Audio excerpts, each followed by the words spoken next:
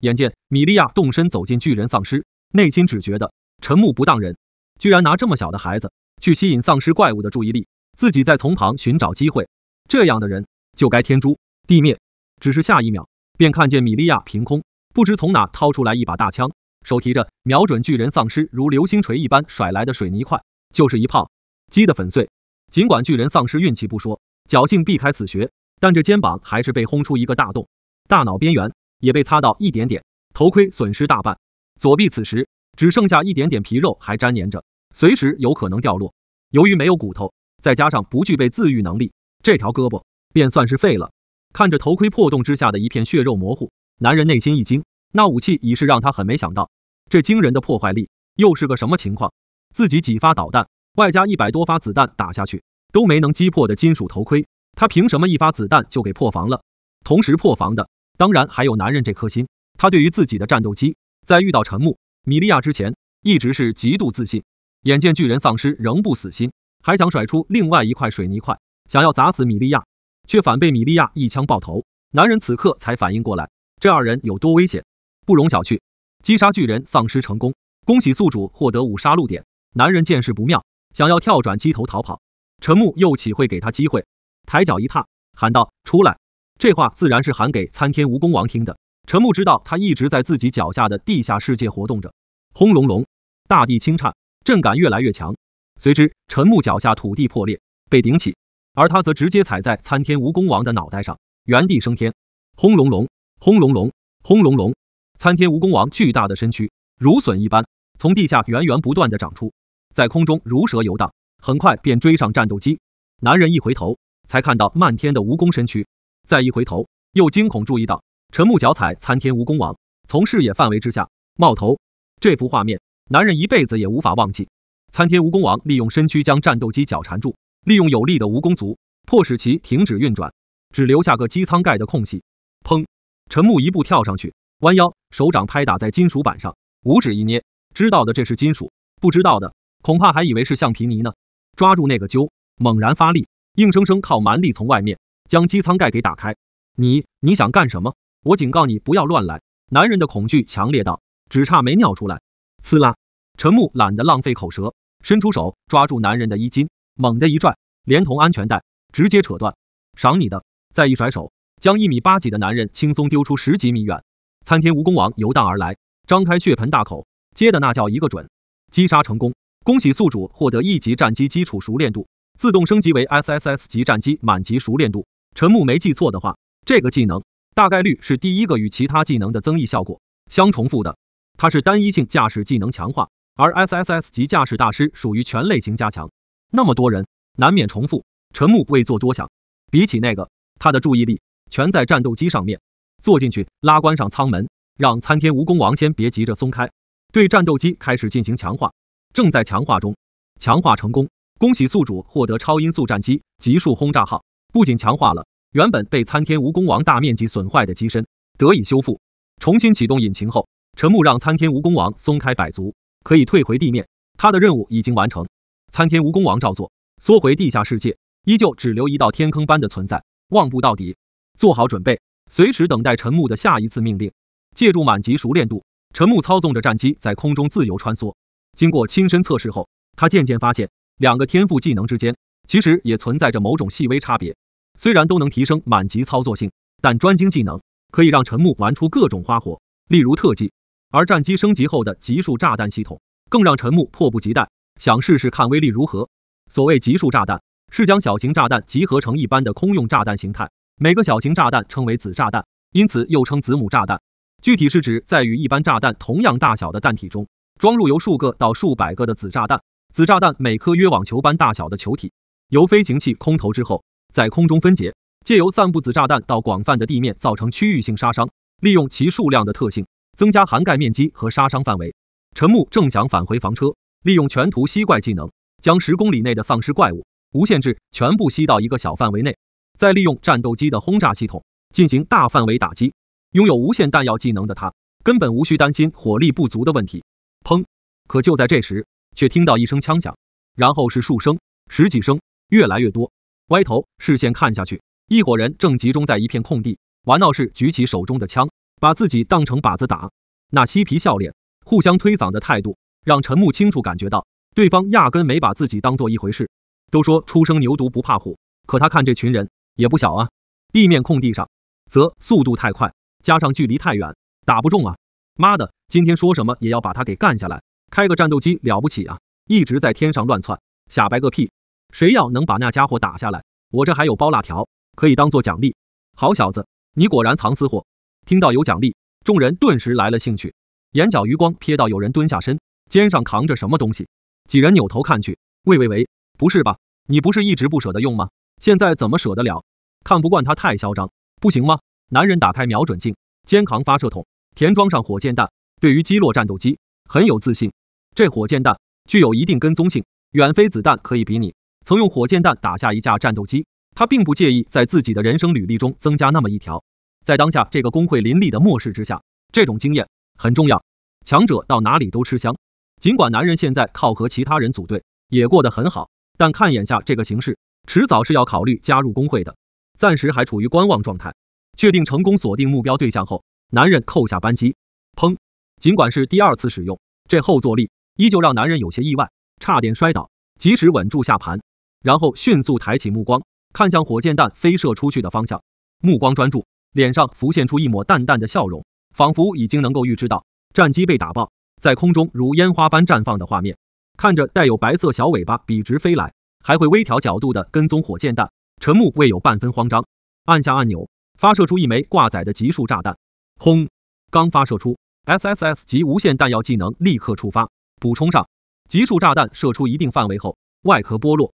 有人还想嘲笑这导弹质量不太好时，定睛一看，猛然发现情况有点不太对劲。外壳剥落后暴露出来的，那分明是一颗颗紧密排列规则的小炸弹。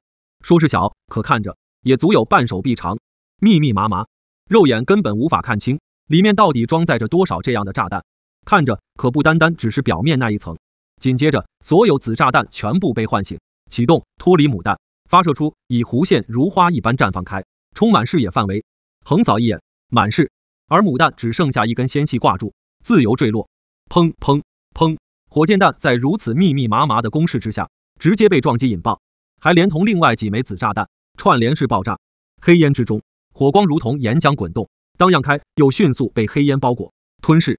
其余数百枚子炸弹完全不受影响，继续齐射而来。快跑！有人反应过来后，连滚带爬的大喊道。尽管知道希望渺茫，可让他们坐以待毙，站着等死，他们也做不到啊。喂，事先可没有人告诉我，战斗机的攻势原来这么猛。废话，谁会知道？以前又没接触过。没人想承认自己飘了。没跑出几步，子炸弹接连落下，轰轰轰！陈木在高空可以更加清楚地看到这画面有多惨烈。浓烟将上千米范围内的高楼全部吞没，高高耸起，好似乌云落地，而那火光便是时而产生的电闪雷鸣。击杀成功，恭喜宿主获得 F 技能镇定，自动升级为 SSS 级完全冷静，在任何时候都可以保持绝对冷静的天赋技能吗？这倒是不错，哪怕遇到强大到无法对抗的敌人，也不至于因为自乱阵脚丢掉性命。击杀成功，恭喜宿主获得一级技能辅助瞄准，自动升级为 SSS 级自动跟踪。这个技能和 SSS 级百发百中并不冲突，百发百中是陈木瞄准锁定的对象，在一直线内不会打歪，并不保证过程中如果对方会快速移动或者直接瞬移后还能成功命中。而自动跟踪这一天赋技能则完美弥补了这一点，哪怕拥有瞬移这样的技能，射出的子弹又或者火球会自动追踪到死，直至命中，哪怕逃到天涯海角。击杀成功，恭喜宿主获得 F 级技能提取，自动升级为 SSS 级无尽提取。这个技能让陈木产生了几分浓厚兴趣。开启战机自动驾驶功能，陈木认认真真查看起来，可以提取一切，从中获得例如属性、技能吗？详细确认过后，在陈木心目当中，这已经不能称之为 SSS 级技能，而是 SSSSS， 甚至更高。这下不止人，哪怕丧尸怪物的尸体，陈木一样可以通过无尽提取获得包含属性、技能在内的各种丰厚奖励。属性点无限叠加，哪怕不靠技能，陈木也能实现肉身成神。杀戮点加上罐头制作，再加上提取奖励，陈木忍不住笑出声。这下丧尸怪物在他眼中的性价比又猛然提升不少，越来越值钱了。而且照这个节奏下去，他们只会越来越值钱。被陈木无限榨干。操作战斗机的瘾，陈木也过足了，决定返程去与米利亚会合。正当他准备操作战斗机掉头时，却忽然注意到，在100米开外，云层之中半遮掩着一道巨大的红色漩涡之门。什么情况？又是隐藏任务吗？居然藏在这种地方。不过这颜色看起来真危险啊！肉眼看着和血池差不多，缓慢回旋时好似鲜血流动，给陈木一种非常危险的感觉，预感很不好。这么一个机会就摆在自己面前，不禁似乎又说不过去。想到自己上百个 SSS 级技能傍身，有何理由惧怕？一咬牙，把心一横，驾驶着战机冲进那红色漩涡之门中。他前脚刚进入，后脚这漩涡之门便凭空消失，好似从未存在过。主人，米利亚这边更是瞬间感觉到自己与陈木之间的心灵连接断了，断得彻彻底底，好似人间蒸发，不复存在。而陈木这边在穿越漩涡之门后，发现也是一片城市景象。不过河门那边的世界不同，这边应该怎么说呢？色调更加给人一种末世降临的既视感。天空中一片诡异的橘红色，着火的房屋、大楼不计其数，浓烟滚滚，让能见度骤降不少。一切的一切，无时无刻不在提醒着陈木，这里和之前到过的地方不同，十分危险。不过危险往往伴随高收益，陈木很期待这个隐藏副本可以给自己带来怎样的惊喜收获。只是下一秒，眼前不停弹出的系统提示让他整个人一怔，背脊寒凉。已进入地狱副本，副本挑战期间，商城禁止使用，世界交易中心已关闭，世界聊天频道已关闭。看到这些，陈木其实勉强还能接受，但随后的一条系统提示却是让他有些冷静不下来。技能已全部禁用，技能全部禁用。为增加难度，禁用商城、世界交易中心这些，陈木还能理解，禁用技能是个什么鬼？这和直接报废掉整个系统没分别。不需要去确认，仅从战斗机忽然变得难以操控这一点，陈木已然肯定系统没在跟自己开玩笑，技能真的被禁止了。好在陈木还记得一些操作方法，赶忙开启切换自动驾驶模式，免得坠机。回头再看，漩涡之门早已消失，无法离开，还无法使用技能。陈木无奈一笑，很难不怀疑这是有人故意想让自己死。尤其是自己前脚才获得战机上天，后脚便发现隐藏的副本入口，这一切衔接的未免太好了些。陈木能猜想到最接近的说法，大概率是幕后策划者发现数据不太对，把自己当成入侵整个游戏的病毒，想要悄无声息的杀灭病毒。尽管自己在世界聊天频道十分露脸，不过在这样的世界死去，又有几个人会在意，会去深究呢？说不好听点，每分每秒都有人在死亡，即使掀起一阵讨论，也是来得快去得快，有太多新鲜事物可以吸引走他们的目光。咧嘴一笑，想杀我可没那么容易。即便被限制无法使用技能，陈木的背包功能却并未受到影响，里面存放的物品可以自由取出。第一时间取出复活水晶项链，戴在脖子上，瞬间多了7条命，加上本命等于8条。尽管面对未知环境，这颗心仍然高高悬着，但好歹是能松一口气。而且好在之前闲得无聊，升级了不少武器装备，放在系统背包中可以派上用场。喂，同样是系统，难道你不打算做点什么吗？这话自然是说给第二系统听的。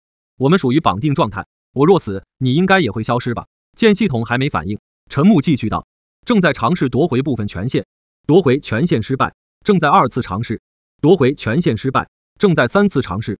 虽说都是失败的提醒，但好歹没闲着。陈木暂时抹去系统面板，让他自己去操作，目光左右看看，寻找着可以迫降的路线。在空中，尤其是在无法使用技能的情况下，太危险。倘若遇到会飞行的怪物，打光几发集束炸弹，数百发子弹还是无法完成击杀的话，那么他只能束手就擒，白白丢掉性命。人说到底终究属于陆地生物，空中并非主场。好在陈木运气不错，发现一片开阔区域，凭借之前的记忆开始操作，搭配智能辅助迫降，没想到还是个体力活。呼哈，第一次体验到劫后余生的陈木气喘吁吁，开启驾驶舱门，解开安全带，爬出跳下，双脚落地的那一刻，安全感油然而生。陈木第一时间选择将4枚搭载在战斗机上的集束炸弹全部收进系统背包，一切可以派上用场的武器，尤其是这种高杀伤性大范围武器，很有必要随身携带，放置在这纯属浪费资源。乌鸦、蜈蚣还有米利亚，随便带进来一个，或许我都能更轻松些。陈木吐槽道，没有着急行动，探索这片未知世界。穿戴起装备，将一个个满弹夹挂上去，包括手雷、闪光弹、高爆这些，转眼已是全副武装。之前在试炼之塔内通过开通关宝箱获得的奖励，此刻成为了陈木的绝对底牌。外附螳螂刃，相当于肩膀外侧多长出2只手，不过这2只手比刀更加锋利，力量、速度更是惊人。冰刀、火刀交叉背在身后，随时可以抬手握住与肩膀平行的刀柄，抽刀应敌。虫翼从体内生长出来的时候，有点痒痒的，和蝉翼有几分相像，半透明，深色纹路似叶脉。再佩戴上2个机械拳套，活动自如，其中隐藏着锋利的铁爪，名为分割之爪。最后取出一条类似机械臂的存在，当接近手臂时，自动打开81中文网，按上去固定，又自动贴合手臂形状合并，与分割之爪互不影响。手带式激光炮佩戴上后，即使属性点强化并未被消除的陈木，也能感受到一丝丝沉重，好在不至于影响到行动力。手持双冲锋，再看看身上这堆装备，陈木不确定道：应该能活下来吧？主要目前为止还未看到地狱副本里的怪物都长什么样，实力如何。突然背后传来硬物与地面摩擦的声音，听起来不像金属。陈木快速转身，扭头看去，终于肯露面了吗？陈木本以为会是绝对的数量碾压，没想到只有1只，但这1只看起来压迫感却是不输上万尸潮，甚至有过之而无不及。身躯至少是陈木的3倍高大，双手臂肌肉粗壮，一块一块，各长各的，看起来就跟强行拼装在一起似的。腹部微微前凸，像啤酒肚，还闪烁着红光，皮肉透明度很低，看不清具体是什么东西在发光。大腿更奇怪，质感看着像棉布，形状又像极灯笼裤，只不过没有那么多褶皱，还能看见腿前2道明显的缝合痕迹。大腿外侧被一双银色的大手抱住，4根手指，小腿与大腿形成强烈对比，细得可怜，膝盖向后90度弯曲，再连接铁锥状的双腿，越往下越尖。陈木甚至能想象得到猎物倒地后，他一脚踩下去，洞穿胸口的血腥画面。尤其是那张脸，还没脖子大，双眼发红，龇牙咧嘴，又长个短猪鼻，说不出的怪异。头顶有根尖角，而在脸庞同样横着长有2根发黄的角，向前朝内弯曲，可以说是非常符合恶魔的形象。腿上、手臂上有大量银器配饰，或者说质感相似，例如护腕与手套，上面还刻画着奇怪的符文。武器则是右手紧握着的一柄要高出身体几头的死神镰刀，这镰刀一共有4把刀刃，刀头有3把，越上面越长，越宽越往下，越小越短，哪怕是最小的那块镰刀，也足以轻松割下一人的脑袋。刀与柄的连接处有着许多红眼骷髅头的浮雕设计，整体为黑色，只有刃面泛着银光，点点血色从中分割，更好区分。第4把镰刀刃则在尾后，且不说这武器那么设计的用意，看起来的确很唬人。若真被他挥中一刀，下场可想而知。陈木可不会单纯认为自己身上穿着的这套纳米级防弹衣能扛得住他那一镰刀，硬接一刀，哪怕防弹衣没事，透过来的力量估计也能轻松断裂肋骨。接着那恶魔高高跃身，陈木视线连忙追随上移，竟跳起7、8米高，这是什么弹跳力？如同一发炮弹朝向自己这边落来。轰！还未落地，已是提前将右手紧抓，横挪紧贴在左肩的4刃镰刀180度重重挥击出，那狂啸的风声就好似空气被赋予生命，硬生生被切割开后的凄厉惨叫。好在陈木反应及时，螳螂臂触地，反方向用力一弹，身躯顿时倒飞出去7、8米远，迅速拉开距离。81GWM， 不给恶魔反应时间，陈木迅速举起手中双枪，扣下扳机不松手，瞄准他那频繁闪烁红光的腹部。哒哒哒哒哒哒哒，陈木没来由的觉得那里会是他的弱点所在，而恶魔之后的行为更加证实这一点，将3把镰刀拉近，犹如盾牌挡在身前，挡住子弹攻势。上胸部分似乎是因为肌肉太过发达，红光无法透出，即使就那么暴露在外面，子弹一样无法造成伤害。啧舌，这就是地狱副本吗？枪械武器的威力居然被削弱到这种份上。知道没有效果，陈木不再执着，松开手往外一丢，双枪脱手后自动回收进系统背包，随即又取下胸前的一杆霰弹枪，在恶魔再次提着镰刀朝自己逼近的刹那，身体猛地往后一倒，螳螂臂垂直插入地面，配合双脚保持躺姿，相当稳定，可以清楚看见那3连几乎贴着自己的面容。挥过，陈木没有迟疑，迅速举枪拉动供弹管，再扣下扳机，砰，子弹出膛，近距离散射在恶魔的胸腹中心，红光所及之处确实造成了伤害，然而只是留下10几个一指截身的伤口，还没保持1秒，便以肉眼可见之势完成愈合。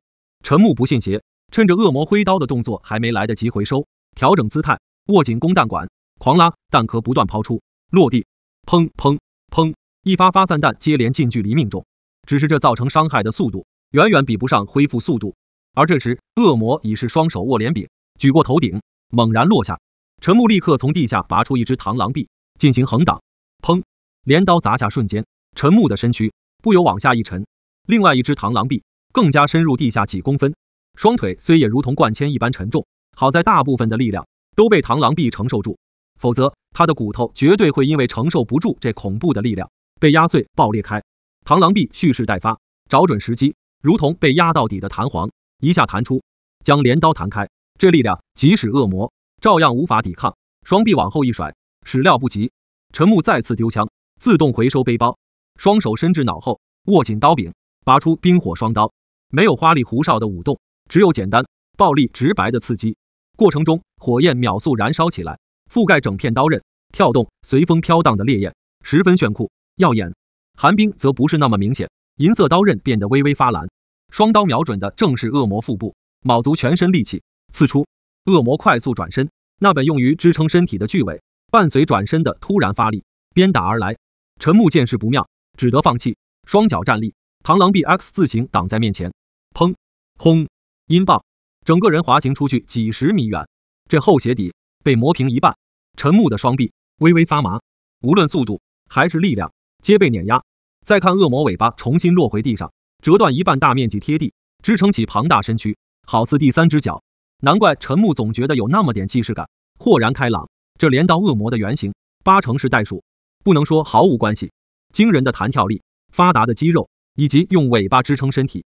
趁着恶魔还没有发起下一次攻击，陈木赶紧换上另外一双鞋，免得这脚底被磨穿，见到骨头。换好一双新鞋，陈木不再决定被动防御，这次他要主动采取攻势，掌控主动权，快步将自身速度发挥到极致。近身，面对恶魔挥出的镰刀，早有预判，以螳螂臂格挡，蓄力弹开。怪物的攻击方式固然强大，却太过模板化，没那么多花活和心眼。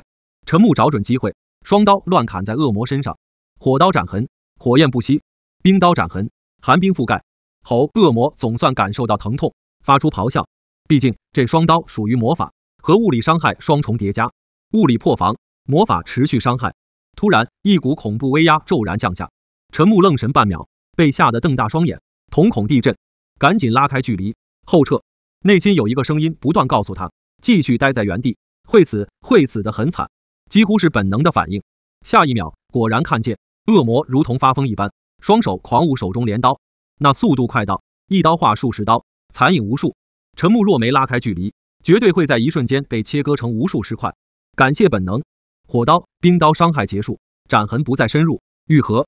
这家伙怎么那么皮糙肉厚？陈木如今剩下的底牌只有手袋式激光炮，看一眼充能已经完毕，没有无限弹药，还真是麻烦。陈木忍不住吐槽。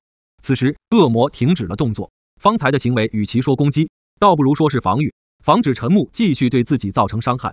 如今伤口愈合，立即展开新一轮攻势，奔袭而来。陈木等的就是他那么做。虫翼展开，振翅一下飞起5-6米高，脚尖与锋芒擦过，只差毫厘。左手抓住右臂，拳头轻握，瞄准恶魔那张始终龇牙咧嘴的狰狞面容，炮口大开，轰，射出一道激光，强行洗脸。吼！咆哮声震耳欲聋。恶魔瞎挥镰刀，同时急速后撤。陈木这边刚充满的能量，转眼消耗殆尽。目光看去，激光炮威力的确不俗，让恶魔整张面容血肉融化，再焦炭化，暴露出骨头，更显狰狞。这样都不死吗？老天真要亡我！就在此时，系统提示音自脑海中响起，虚拟面板弹出，第356次尝试成功，已夺回部分权限。SSS 级技能无尽提取已恢复， SSS 级技能剑阵已恢复。虽说暂时只恢复了2个技能，不过这2个技能足够让陈木看到生的希望，是时候进行反击了。另一边，恶魔被激光炮打到见骨的血肉开始恢复，一丝一丝不断冒出，形同触手叠加在一起，好似有生命一般。整个恢复过程只有2-3秒。经过这一系列的事，他内心对于陈木的愤怒值早已达到顶峰，鼻息粗重，即使陈木隔着那么远，也能听得见声响。双手握住镰柄，毫不犹豫冲杀上来。这次陈木脑海中根本没考虑过要闪避逃跑的事，召唤出一柄蓝剑，竖直悬浮于面前。砰！镰刀恶魔一记重击，陈木站在原地不动如山，蓝剑也只是如小石子落水，波动些许，很快稳定下来。恶魔不信邪，再次高举死神镰刀，全力挥下，蓝剑分裂转动，砰砰砰，每一剑都能吃到恶魔一记重击，然后继续分裂，换下一把，直到30多把剑环绕陈木全身，形成剑阵。蔚蓝光芒在一瞬间转换为威压极强的血红色，剑阵由守转攻。陈木抬手同时，一剑抬起，好似龙抬头，手掌轻轻往前一推，长剑破风射出，一声剑吟。恶魔反应速度很快，一手握进镰刀部分，一手抵住刃面，试图挡下这一击。砰轰！只是这一击的伤害让他着实没想到，方才发生在陈木身上的画面，此刻也降临在了他身上，被那红剑逼得硬生生滑行，退出去几十米，近100米远，双手被往后弹开。红剑轨迹虽被改变，但陈木可不止一把剑，扑哧扑哧扑哧，红剑齐出，丝毫不给那恶魔喘息的机会。胸口、脑袋、腹部、肩膀、头颅、双脚连续贯穿，骨头被破碎。恶魔扑通一声屈膝跪地，双手垂落，无法再握紧那柄死神镰刀，用于支撑身体大部分重量的那条巨尾也在上一秒被陈木单独控剑向上一挑，一剑斩断，飞出7、8米远。用敌人的力量杀死敌人，这种感觉简直不要太爽。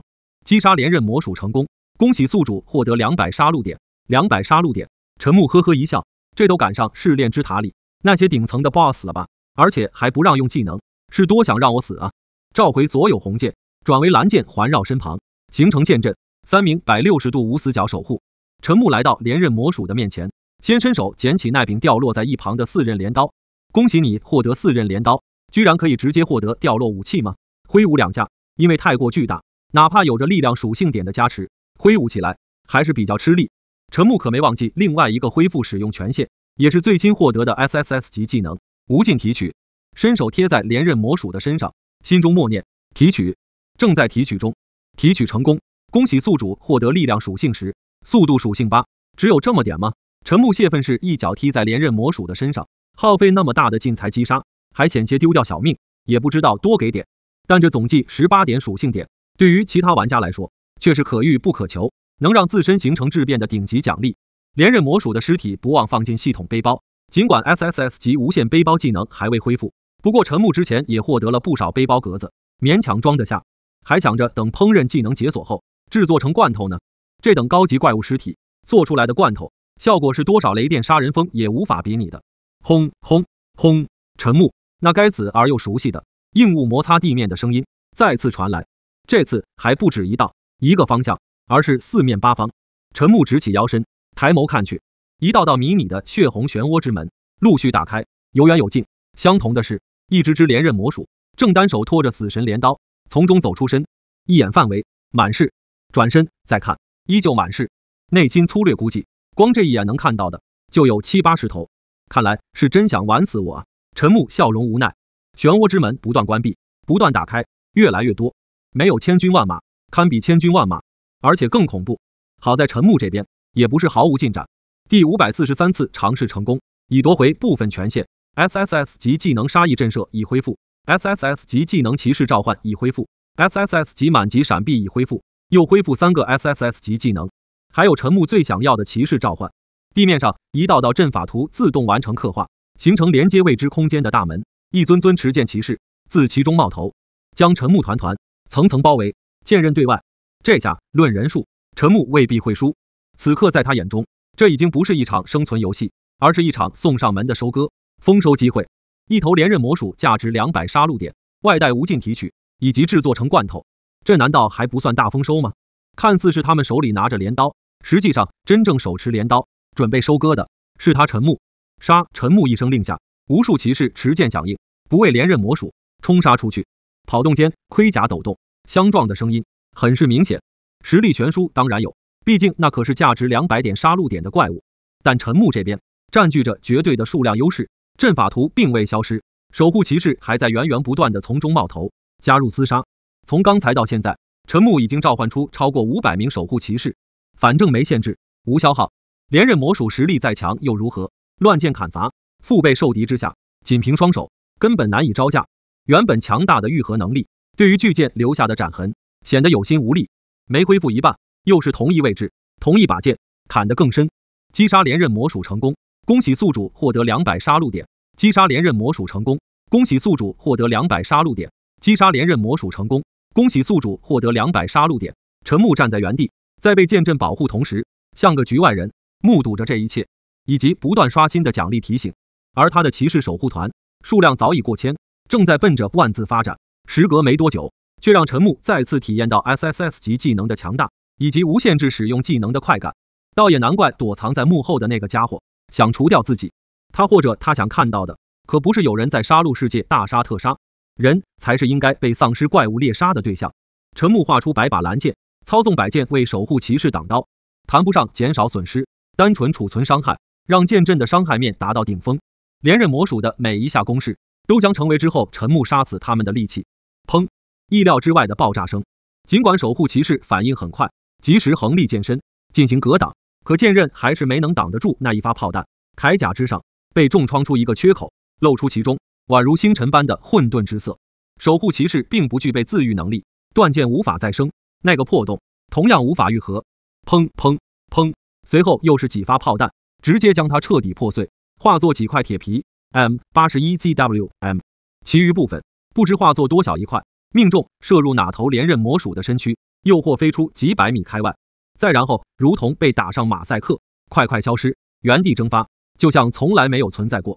陈木目光顺着守护骑士与连刃魔属之间的缝隙看去，沉重的脚步声先一步传入耳中，带着金属质感。那是一尊尊铁巨人，不过和守护骑士不同，他们更偏向现代科技风，每一个都有3米多高，身穿漆黑厚重的盔甲，背上还背着一个铜肩宽不知作用的铁背包，手上握有一把放大改装版的 MP5K 冲锋枪，铁头盔眉心间的血色十字，加上右肩膀护肩上的银色骷髅头，两者结合，说不出的怪异，十分违和。他们的数量渐渐替代正被数千名守护骑士屠杀的连刃魔属。陈木苦中作乐道：“这是见连刃魔属拿我没办法，所以开始第2轮攻势了吗？”从之后的观战过程，陈木总结出这铁巨人的攻击方式分为2种。他们手里看似冲锋枪的武器，与其说枪，倒更像榴弹发射器，威力巨大，范围也大。枪尾还有一根金属管连接着背后的铁背包，只要拉动，固定枪前端最下方的供弹管，便能喷发出覆盖7-8米范围的灼热烈焰。陈木可不会坐以待毙，开始调整守护骑士的召唤类型。打开虚拟面板，左右滑动后确认一种模板，通体银色为主。相比巨剑守护骑士，他们的身躯更流线小巧，活动起来也更加灵敏，可以躲闪榴弹轰炸。一手持剑，一手与其说持盾，倒不如说是直接将整面盾牌挂在了手臂上。盾牌表面是一个老鹰展翅的图案，上宽下尖，不仅可以抵挡攻击，还能抓住握柄，利用削尖的盾牌刺激对手，造成重伤流血效果。头盔没有呼吸设计，纹路形铜鳞甲。最吸引眼球的恐怕还得当属那一缕马尾辨识的红色盔缨，其腰长。这种骑士攻防兼备，双方再次混战在一起。铁巨人本想形成包围圈，以榴弹火力覆盖，杀光所有守护骑士，怎料在一众守护骑士中忽然杀出一群银骑，利用奔跑的力加上手盾，弹飞了他们射出的榴弹，反被榴弹爆炸波及，阵退，自己打自己。后又有双手持盾的盾骑冲杀出，论体型是3种骑士里最庞大的，要高出好几头，所以十分显眼。双手巨盾层层叠加，俨然变成一面密不透风的盾墙。轰轰轰！铁巨人的火焰攻势起不到任何效果，盾骑可不怕烫，而手中的盾牌也经过特殊强化，不惧高温，至少短时间内不会被融化。盾墙逐渐扩大范围，拉近与铁巨人之间的距离。眼见差不多，忽然盾牌一转，犹如一扇扇打开的门。铁巨人始料不及，直接被冲出的守护骑士大剑一剑贯穿胸口头颅。击杀泰坦兵器成功，恭喜宿主获得250杀戮点。击杀泰坦兵器成功，恭喜宿主获得250杀戮点。击杀泰坦兵器成功，恭喜宿主获得250杀戮点。那边丰收的同时，陈木面对满地的连刃魔属也未闲着，发挥出无尽提取技能的作用。提取成功，恭喜宿主获得力量属性加10，恭喜宿主获得防御属性加10。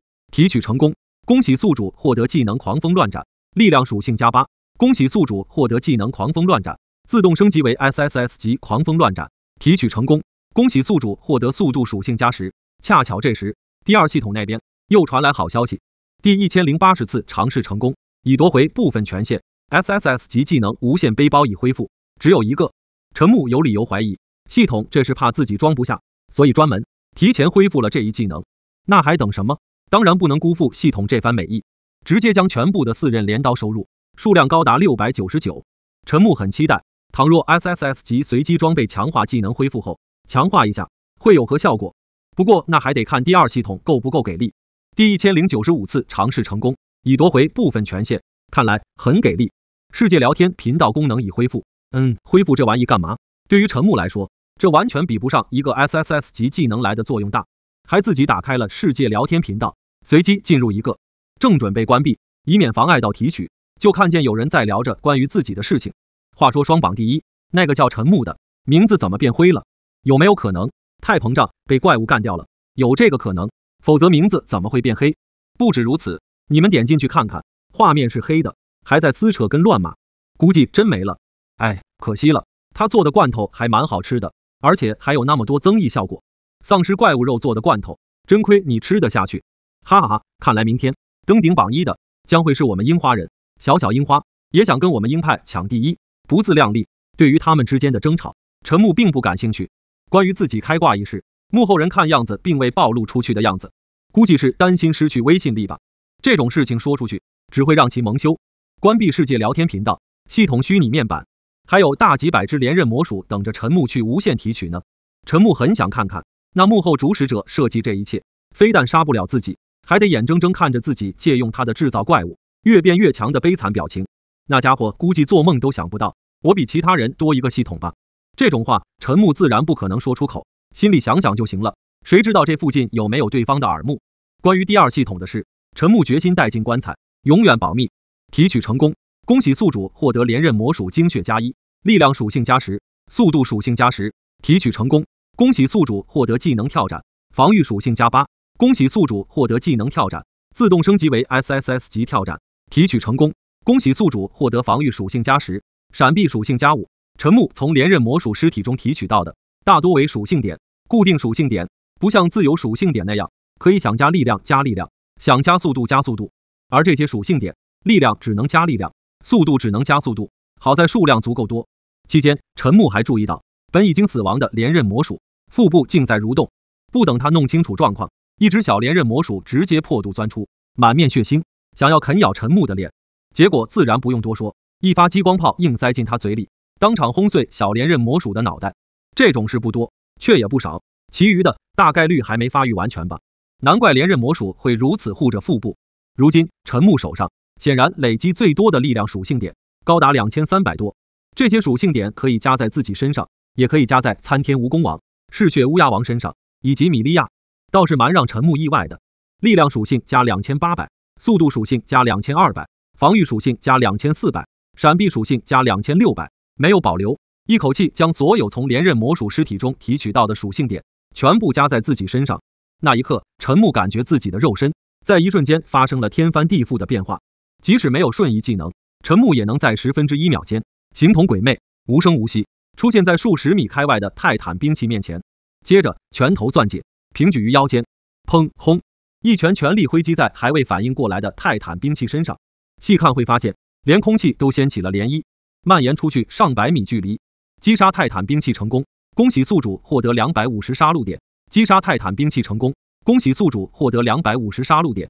击杀泰坦兵器成功，恭喜宿主获得250杀戮点。泰坦兵器更是瞬间变形，倒飞出去，如同一发炮弹，击碎着一个又一个沿途上的泰坦兵器，自己也在这个过程中逐渐瓦解。成渣81中文网低下视线，看着自己的拳头，纵使是陈木也有些不敢相信，这居然是在不使用任何技能的情况下，仅凭自身爆发出来的能量。现在即使没有技能，再被限制，陈木照样可以凭借肉身杀的那些 BOSS 怪物，片甲不留。终于不明白什么叫做不破不立，倒还得感谢那个幕后主使者了。开什么玩笑，陈木要知道他在什么地方，绝对会第一时间杀过去，拧掉他的脑袋。毕竟自己差点死在连刃魔属手上是事实。收回心思，继续提取。提取完连刃魔属的尸体，还有堆积如山的泰坦兵器呢。提取成功，恭喜宿主获得力量属性+15，防御属性+20。提取成功，恭喜宿主获得力量属性加10，防御属性加15，提取成功。恭喜宿主获得泰坦兵器战斗套装加1，防御属性加5。陈木就这样快速游走于战场与生死之间，提取着一只又一只泰坦兵器的尸体，获得大量属性点。只可惜骑士尸体无法提取。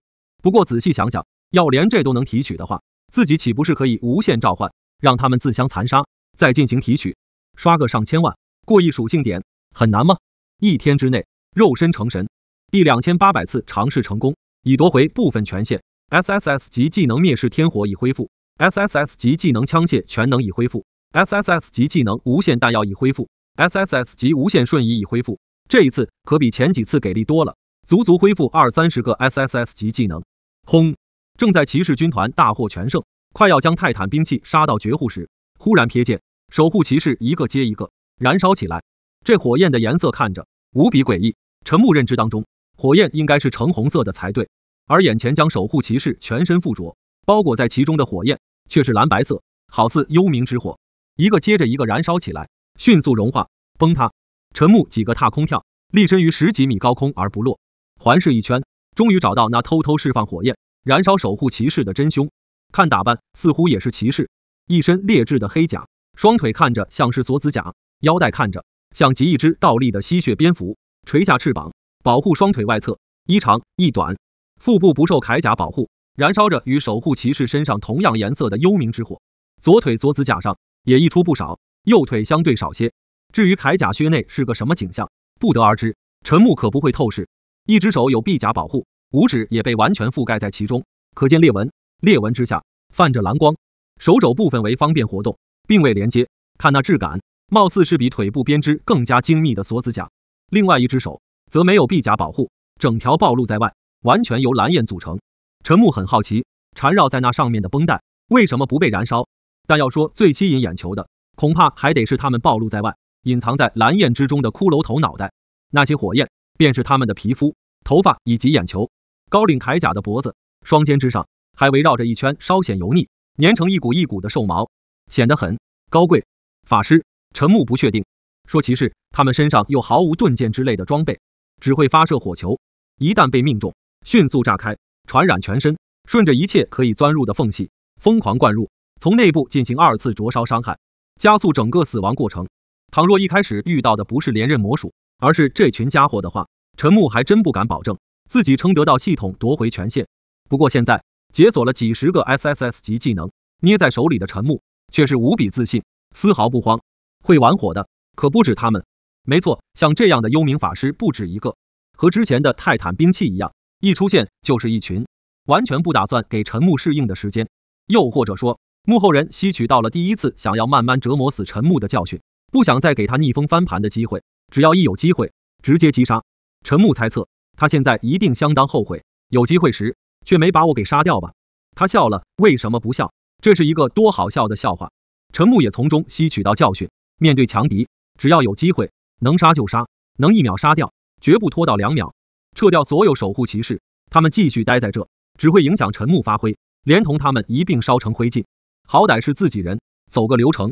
脚底显现阵法，一大片一大片的沉入其中，等待下一次被召唤，为王献上生命。这是深刻在守护骑士灵魂里的唯一内容。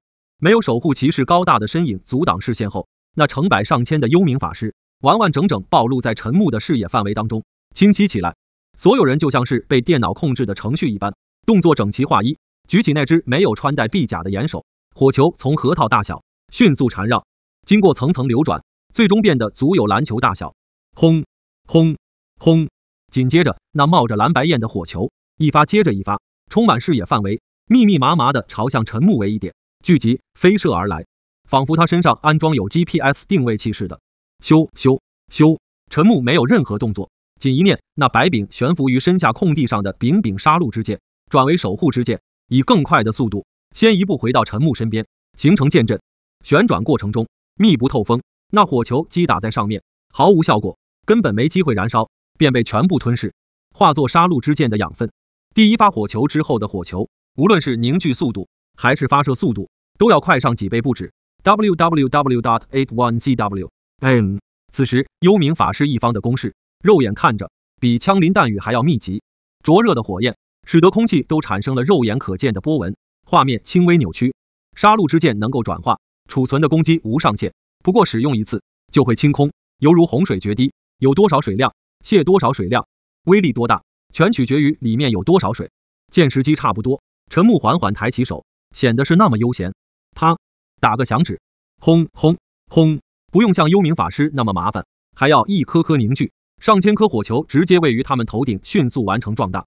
一颗火球的直径目测2-3米，周围的一切完全被火光所笼罩，染上一层浓重的火橘色。举起的手往下迅速一落，轰轰轰，千颗火球冰雹式砸下，爆炸后扩散开的火焰、黑烟相互撞击，又融合，在陈木脚下俨然化作一片火海。而那些幽冥法师的身影变得模糊漆黑，仅仅有点轮廓，还在高温中迅速被蚕食殆尽。击杀幽冥法师成功，恭喜宿主获得300杀戮点。击杀幽冥法师成功，恭喜宿主获得300杀戮点。击杀幽冥法师成功，恭喜宿主获得300杀戮点。系统提示的刷新速度快到肉眼无法看清，这还是以陈木为标准，普通人更加不用说。上千名幽冥法师 ，BOSS 中的 BOSS， 顷刻覆灭，惨遭秒杀。靠！陈木忽然反应过来不对位，抬手扶额，为自己的愚蠢感到无奈。这烧的连点灰都不剩下，我要怎么提取？抬手一挥，火海尽散。想看看还能不能给自己省点提取物件，哪怕一颗牙齿、一点指甲盖也好啊，骨头都没剩下。好在这些幽冥法师死后会原地遗留一缕蓝火，这蓝火相当于他们的灵魂，没有危害，只是那么存在着，双眼可见罢了。尝试触碰，手掌会直接穿过，到达一定时间便会彻底消散。这设定是为我量身打造的吗？陈木笑道。接下来的时间，他快到模糊，往返于那一缕缕蓝火之间进行提取。灵魂可比尸体高级，提取成功，恭喜宿主获得法强加10，洞察力加5。提取成功，恭喜宿主获得幽冥臂甲加1，生命力加10。提取成功，恭喜宿主获得幽冥之火加1，法强加15。无尽提取技能，并未让陈木失望。查看幽冥臂甲与幽冥之火的介绍。幽冥臂甲为幽冥法师的左臂装备，可凝聚蓝焰火球。幽冥之火来自幽冥法师，一次性法术攻击。这幽冥之火没什么作用，随手放了。幽冥臂甲则收入系统背包中，存放起来，属于幽冥之火的强化版本，可以连续释放，只要自身蓝量足够。蓝量在杀戮世界命名为智慧，算属性的一种。越强的技能，所需要的智慧点越多，智慧点可随时间自行恢复，或者靠药剂补充。普通人的智慧量大概只有1:3，陈木过万而已。不过这对他来说都一样，反正技能又不需要消耗，反倒是法强可以为他的攻击增加更多额外伤害。好东西，法强加3200，洞察力加2457，生命力加2850，一点不犹豫，全加了。来吧，继续给我送经验。陈木做好十足的准备，还是说要就这么放我离开？陈木不相信那家伙敢把自己关在这里面一辈子，不需要一辈子，1年时间，照这个节奏发展下去，陈木便能至少比肩神明。到时幕后主使者必死无疑，哪怕什么都没有，想要以此限制陈木，他手里可还捏着上百个 SSS 级技能，总能找到逃出去的方法。轰！危险感知能力触发，陈木立马转身看去，只见一发直径10米的火球已是抵达面前，这一眼范围看不到其他的东西，比太阳更显耀眼，速度快到离谱。要知道危险感知属于预知能力，这才刚预知到，下一秒已是临近。好在有剑阵360度无死角保护，多少攻击力照单全收，可以明显感觉得到，这次的攻击比之前任何一次都要强烈。剑阵虽未偏离半分，震颤却格外明显，持久。陈木快速锁定目标对象，令他感到意外的是，这次居然只派出了一只怪物，身躯也没有想象中的高大，和陈木差不多，加上头顶那匕首状的独角，或许要高出一头。穿着纯金色的胸甲，不过保护范围只有脖颈、锁骨以及肩膀部位而已，胸腹大半暴露在空气当中，肋骨般分开的肉中冒着幽幽蓝光，皮肤上细看可以发现长着一层厚厚的黑毛，绝对不是人。双腿粗壮，脚腕要细上不少，还套裹着黄金脚环，脚趾像吉骆驼的脚趾，只有2根，但并不妨碍稳稳站立。腰甲只有少量金黄部分遮挡身前，其余树下一片片如同强行撕扯开的白布，随微风飘荡。尾巴有小腿粗，1米多长，光溜溜的。最引人注目的还得当属它的脑袋，仿佛十指抱拳，轻握指缝形成了眼睛，嘴巴内部同样亮起蓝色光芒。此时他正张开双臂，想要拥抱什么，食指半握，微微抬头，似在举办着某种神秘仪式。81中文网，身前漂浮着一本被2条锁链交叉禁锢着的古书，黑皮蓝页，着火似的自动翻阅着。接着，陈木竟是看见地面上打开一道又一道幽蓝色的漩涡之门，一头头熟悉的怪物从中浮现出来。没错，熟悉，很熟悉，毕竟刚刚才全部死在他手上，有连刃魔术、泰坦兵器、幽冥法师，甚至是守护骑士。陈木瞬间反应过来，可以召唤逝者灵魂为自己作战的亡灵召唤师吗？没吃过猪肉，难道还没见过猪跑吗？亡灵召唤师这种职业在游戏设定中并不算新鲜，如果能提取到他的技能，那丧尸怪物的价值又将翻倍不少。可惜的是，陈木扫了一大圈，出现的只有一个亡灵召唤师。无尽提取尽管可以提取到怪物的技能，但并不能像击杀人类玩家那样100%获得。获得什么，全看运气。陈木不确定自己的运气是否达标。SSS 级幸运提升的天赋技能还处于未解锁状态。走一步看一步吧。陈木冷静下来，看着被召唤出来的数千只亡灵。第3540次尝试成功，已夺回部分权限。SSS 级技能无限连击已恢复。SSS 级技能斩杀已恢复。SSS 级技能雷电法王已恢复。似乎是因为强行夺回权限，打破了第一系统对于 SSS 级技能的部分限制条件。陈木清楚注意到，无限连击原本限制的100次最高连击伤害被取消了，变为无限制。也就是说，一次攻击可以是1000次连击，也可以是1万次、1亿次、100亿次。果然，宋的系统哪里有自己觉醒的系统来得强？突然，天空中乌云密布，道道金雷闪烁，电光纤频频闪白一眼所见范围，随后是雷声大作，震得人心神发颤。而陈木则原地消失，或者说化作那雷云之中一尊100丈雷神，通体雷电流动，不见半分血肉，面目凶神恶煞，谁来了都得望而生畏。轰隆隆，轰隆隆，轰隆隆，一双雷电巨手压下，食指间降下盆粗的惊雷，又在空中分裂开，形同树枝，电纹照亮整片天空，随即密密麻麻雷击在那些亡灵战士身上，打得他们魂飞魄散，如同白纸燃烧，顷刻化作灰烬，连攻击的机会也没有。这亡灵战士被击碎后，便无法再进行2次召唤。即使亡灵召唤师还在不停的召唤，但这速度远远比不上之前，越来越慢，越来越少。陈木食指间降下的雷霆之力却是半分不减。他发现那亡灵召唤师还挺机智，不停命令亡灵战士为其抵挡雷电。只是这原本数千规模的亡灵战士，在陈木的雷电之威下，勉强过百。轰隆！陈木一掌压下，更是全军覆没，只剩下亡灵召唤师与他那本无用之书。没有亡灵，要他如何召唤？陈木大手一挥，掐握住亡灵召唤师，举起到面前。亡灵召唤师还不死心，食指脑袋打开，吐出一道蓝色光柱。陈木眼一眨，咔嚓，白眸放电，一道雷击直接将他的攻势化解。第3800次尝试成功，已夺回部分权限。SSS 级技能百发百中已恢复。SSS 级技能天使圣骑士已恢复。SSS 级技能1秒100刀已恢复。SSS 级技能幸运提升已恢复。幸运提升，陈木反复确认自己没有看错，笑道：“还真是想什么来什么啊！”五指一捏紧，无数细小的雷电，细到纳米级别，渗透进亡灵召唤师全身，将他瞬间击杀。击杀亡灵召唤师成功，恭喜宿主获得500杀戮点。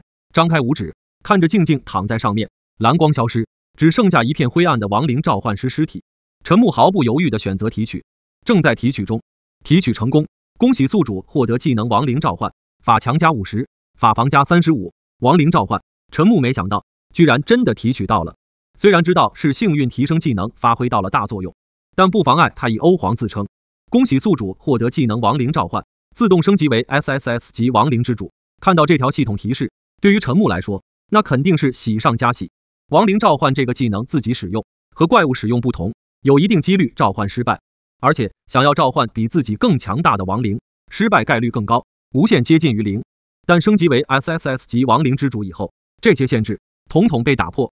召唤数量无限制，召唤对象等级无限制，召唤无消耗，只要杀死对方，无论是自己杀死还是别人杀死的，都可以进行召唤，让他们为自己所用，拜自己为王。看着手上亡灵召唤师的尸体，陈木得意一笑，决定拿它作为试验品，成为第一个被自己召唤的亡灵。正在召唤中，召唤成功，恭喜宿主获得亡灵召唤师。一道黑影幽魂自亡灵召唤师体内爬出，站起，接着行单膝跪拜之礼，手臂横于胸前，声音铿锵有力，拜见吴王。被召唤成亡灵君后，亡灵召唤师还得以保留100个召唤对象。如果不是陈木之前杀得太凶，他可以召唤的亡灵军会更多一些。眼见亡灵召唤师在自己的授意之下站起身，然后目露出凶光，一副龇牙咧嘴的模样，不知道的恐怕还以为召唤物失控了。然而实际上，亡灵召唤师所敌意的并非自己，而是自己身后的。转身看去，那扇突然出现的红色漩涡之门，陈木起初还以为是那家伙玩不下去，打算放自己离开。不过随后从中冒出的东西，让陈木瞬间打消掉这个想法。那是一颗没有血肉的龙头，没错，没有一点血肉，骨头身躯正一点点从中暴露出来。和一般的骨头还不同，这质感又有点类似于金属。待古龙从漩涡之门中飞出后，漩涡之门迅速关闭。轰轰轰！挥舞巨翅，狂风迎面袭来。看着他那3根长骨，搭配几块满是破洞的薄膜翅膀，居然能支撑得起如此庞大、数十米高的身躯。陈木也没有傻到去追求其中的合理性，毕竟这本就是一个超越常理的世界，会有这种东西并不奇怪。古龙落身在陈木面前，不远处的一栋6层楼顶上，一双骨爪死死抓住，抓碎楼墙，抬起龙首，对准陈木发出龙啸，感受到威胁。实不相瞒，陈木此时此刻满脑子想着的都是，倘若把这家伙杀死后，召唤成亡灵军当坐骑，会不会很拉风？危机感应，陈木见势不妙，立即举起手臂，抬手握紧五指，瞬间一道数十米的金雷长枪立马浮现出来，成型。轰隆隆，带着雷霆万钧之力朝向古龙投射下去。古龙嘴中也是喷出了黑色的光柱，这光柱与金雷长枪相撞，竟不相上下。陈木能感觉得到，那龙息中带有强烈的死亡气息，一旦触碰到，绝对会灰飞烟灭。见势，陈木这一次举起了双手，2柄金雷长枪形成后，如同天罚降下，3枪合一，雷光碾压死亡气息，直射贯穿整条古龙。古龙顷刻间，散架化作一堆皑皑白骨，堆积成小山，比那楼房还要高出不少。并非对手太弱，而是这 SSS 级，而且是无限制的 SSS 级技能太过强大。击杀古龙成功，恭喜宿主获得500杀戮点。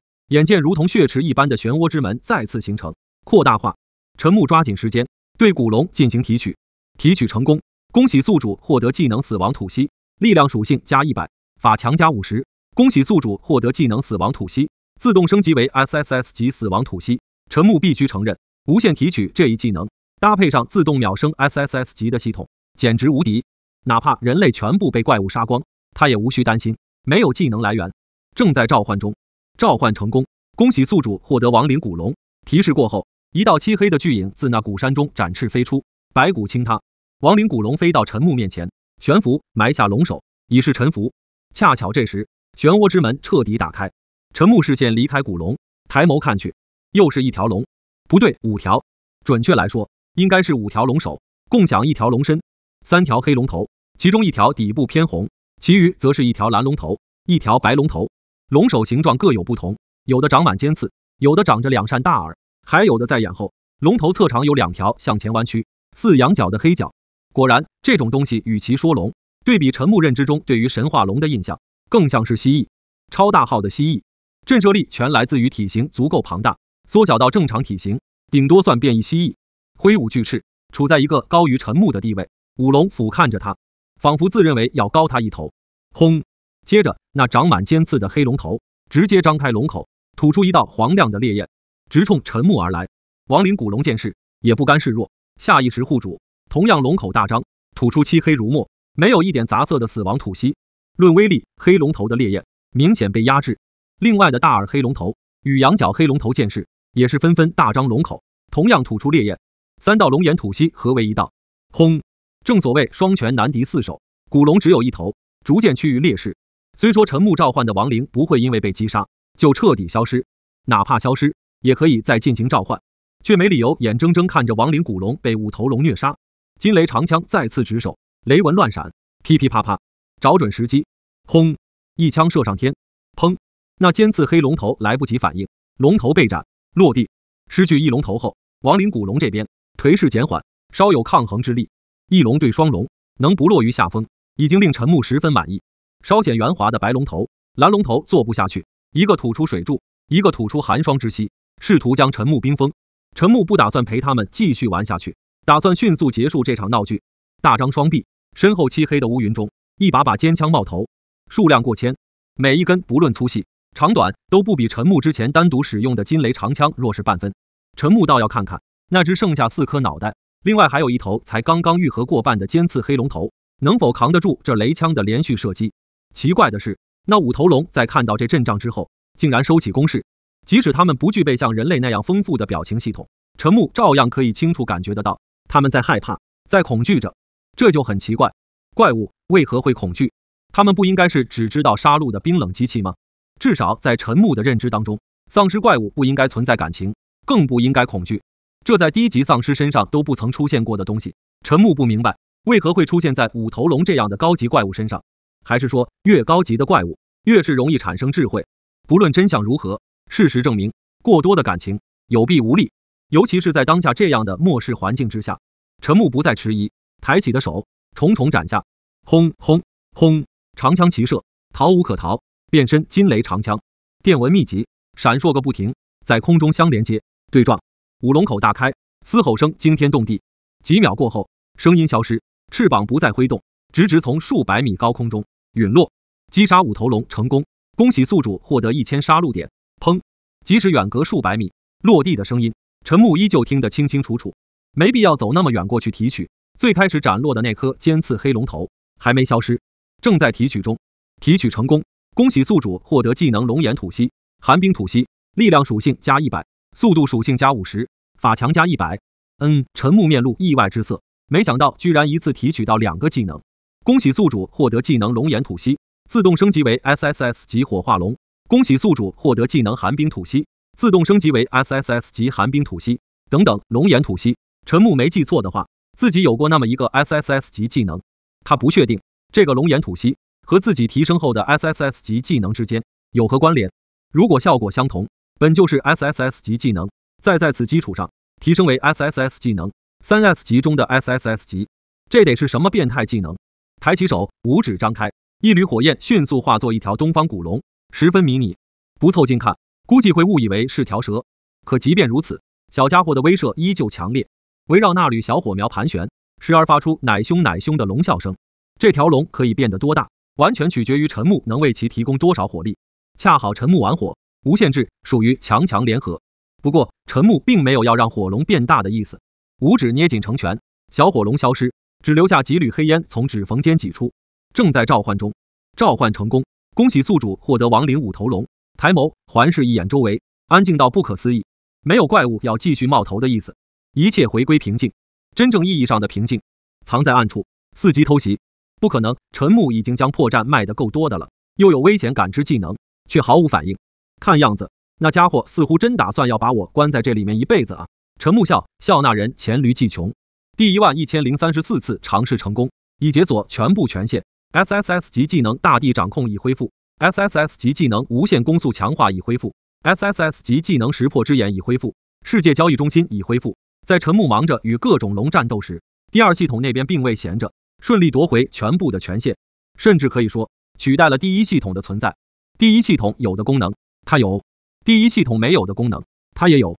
而且有了这一次的教训，下次想再像这样通过关闭技能使用权限增强敌人实力来杀死陈木的圈套，将彻底不可行。第2系统可比陈木想象中要智能得多，可不仅仅只是让获得的全部技能秒速升级为 SSS 级那么简单。再等几分钟，见还没有任何反应，陈木吐出一口始终悬在嗓子眼的那口气，整理整理心态，开口道：好了，是时候该离开了。他可不想在这么个鬼地方待上一辈子。魔童叠加识破之眼，分析着整个世界的构造，寻找着必然存在的突破口。1分钟、10分钟、20分钟过去，找到了。陈木惊喜发现，在某块天空区域，其实隐藏着一扇门，肉眼很难区别，可能性无限为零。陈木回收全身所有装备，只剩下虫翼、振翅，朝那扇门飞去。那位创世神并没有要阻拦他的意思，轻松穿过。在一片刺眼的白芒过后，陈木耳边先传来战斗的声音，随即双眼不再受那强光影响，得以看清楚眼前的状况。这是试炼之塔。奇怪，我不是被限制进入了吗？难道第2天已经到了？打开虚拟面板，查询过后得知，这里居然是试炼之塔的第2层。视线聚焦看去，才发现和自己之前对战的2层首关 BOSS 完全不一样，2个模子。而且此时距离第2天到来还剩下2-3个小时。陈木连刷10层的限制，并未解除。他猜测，看来应该是那片空间的出口与试炼之塔相连，属于单向航程。陈木转身看去，门已经彻底消失，寻不见痕迹。触摸是实心墙壁。等等，那家伙是谁？我们有带那么个人进来吗？不认识。他怎么会出现在这里？谁能替我解释一下？此时，另外几名正在与守关 BOSS 激战的人类玩家也注意到了阴影中陈木的存在，疑惑全部写在脸上。还有人因此分心，被怪物以蓝色光爪一分为四。小智几人哪里还有心思去管陈木，继续与那怪物奋战。做老大的还不忘劝说陈木一句，如果不想死在这里的话，就赶紧行动起来，大家一起联手通关。他现在可顾不上去询问陈木的来历，杀掉眼前这个没有脑袋、树皮人身、手臂、肩胸蓝色火焰猛烈、光芒扎眼的怪物。尽管陈木是无意间闯进来的，但他想离开，和其他人一样，也必须先杀死那只怪物才行。没办法，只能抬起手臂，五指张开，一团火球迅速膨胀到苹果大小。只是个 F 级火系法师吗？队伍中有人注意到陈木施展技能的画面，冷笑道：“优越感强烈。”可接下来却察觉到事情很不对劲，那火球竟射出几米直径的火柱。几人被吓得一屁股跌坐在地上，双手支撑往后倒的身体，一脸冷汗，目瞪口呆地看着被那火焰柱完全吞没其中，挣扎无果，快速化作灰烬的守关 BOSS， 心中皆是不禁冒出一个疑问：这家伙到底是个什么怪物？击杀无头狩猎者成功，恭喜宿主获得通关礼包+1，杀戮点+100。眼见系统提示弹出，陈木收起攻势，掐灭火焰。眼见他朝自己这边走来，剩下几人吓得不轻，每走一步，接触地面发出的声音，在他们听来，都仿佛有人在自己耳边敲响丧钟，格外恐惧，惊心动魄。然而，陈木瞄准的对象其实是无头狩猎者，正在提取中，提取成功，恭喜宿主获得力量属性+5，速度属性+8。没有提取到技能，这让他多少有点失望。好在还可以收获一个守关 BOSS， 为壮大自己的亡灵大军添砖加瓦。等等，明明怪物已经死了，为什么我没有获得奖励？是不是你们做了什么手脚？方才嘲笑过陈木只是 F 级火系法师的青年，等待许久，还没见到奖励提示弹出，质问着所有人。大家只是临时组队，攻略试炼之塔而已，谈不上有多信任，互相利用罢了。你那话是什么意思？我也没获得奖励好吗？女人并不喜欢被人怀疑，大声反驳。行了，这时作为队长的中年男子及时站出来，开口道：怪物是他杀的，他和我们不是组队关系，奖励自然归他一人所有。什么？听到这话，青年表现得很不乐意。那我之前浪费那么多技能、药剂和子弹是图什么？看了看背对自己的陈木，青年又扭头，低下视线，看了看手里握着的手枪，仿佛下定决心一般，举起对准陈木的脑袋，决定搏一把。心想这家伙那么厉害，背包里的好东西一定不少，倘若还能获得他的技能，那自己可真就发达了。等等，你想做什么？中年男子注意到青年的小动作，面色慌张，赶忙劝阻。他可不是对陈木抱有特殊好感，而是担心青年的行为会给整个队伍招来杀身之祸。这种能一招秒杀守关 BOSS 的怪物，中年男子真不知道青年到底是哪里来的勇气，敢从背后放冷枪。给我闭嘴！话音落下同时，青年双手握枪，以降低恐惧带来的手抖现象，免得一枪打不准。他很清楚一枪毙命陈木的重要性。很好，那家伙还没反应过来，露出一抹狞笑。去死吧！砰！扣下扳机，一声枪响，火光激荡，子弹高速旋转射出。然而预想中，陈木被爆头的画面却并未发生。青年笑容凝固，一片铁青，只因看见陈木背后似乎有着一道自己看不见的墙壁，而那道墙壁将子弹挡了下来，子弹漂浮在半空中，不进不退。这怎么可能？青年话音颤抖，这表情跟见了鬼一样。正在召唤中，召唤成功，恭喜宿主获得无头狩猎者。漆黑的身影加上变白的火焰自那 BOSS 尸体中爬出，站起。这下青年脸上的表情真跟见了鬼没区别啊！怎么回事？不是已经杀死了吗？为什么又活过来了？青年惊恐万分，坐在地上无力起身，用手配合双脚蹬动，快速往后退着。只是很快，后背便抵到了墙壁。杀了他！陈木声音虽轻，可在这样极度安静的氛围之下，却是让人听得清清楚楚。那家伙在干什么？他在命令怪物按照他的想法做事吗？怎么可能？青年不相信，觉得陈木是在胡言乱语。可接下来的一幕却让他目瞪口呆。本该死去，换了个颜色重生的 BOSS， 竟唰的一下出现在自己面前，1米多长，如灯柱般亮起浑浊白光的利爪高高举起，再猛地以自己为中心挥下，那一刻力痛贯穿全身，眨眼间青年便彻底失去生气，垂下脑袋。击杀成功，恭喜宿主获得1级技能替换，自动升级为 SSS 级移形幻影。原本的技能可以安插一个没有任何攻击性的傀儡娃娃，随时与它替换位置，让傀儡娃娃替自己承受伤害。升级为 SSS 级之后，傀儡娃娃设置数量不受上限，可替换位置的对象包含丧尸怪物亦或人类，和瞬移技能有异曲同工之妙。不过操作得当，会是个不错的反杀技能。关掉系统虚拟面板，回头再看，另外几人早已退出试炼之塔。青年本来也可以这么做，却误以为首关 BOSS 再生，退出限制并未解除，再加上恐惧影响了判断，终究白白葬送掉自己的性命。果然不行吗？陈木本以为可以卡个 bug 继续挑战试炼之塔的，却被提示今日已达最高挑战次数，没办法，只能选择退出，回到现实。目光抬起，瞬移至1眼范围内可见的最高点，魔瞳变黑为白，更加方便观察周围的环境。找到了，距离陈木停靠房车的地方还蛮近，瞬移结合踏空跳，陈木在空中以音速移动着，片刻便抵达广场上方，落地与米利亚会合。太好了，主人您没事。米利亚以如释重负的口吻说道。之前与陈木之间断开连接后，他一直以为陈木死了。陈木抬起手抚摸着米利亚的脑袋，这个高度还蛮顺手的，放心，只是发生了一点意料之外的情况，我是不会死的。米利亚点点头，并不反感被陈木摸头。当然，如果换做别人的话，他100%会一枪崩碎那人的脑袋。毫不犹豫，上车吧。陈木收回手。回到房车上，经过一天下来的奋战，陈木身上鲜血混杂尘土的味道远比汗味浓烈。衣服脱掉后，直接焚烧成肉眼难见的灰烬，然后进入浴室，开始清洗身体。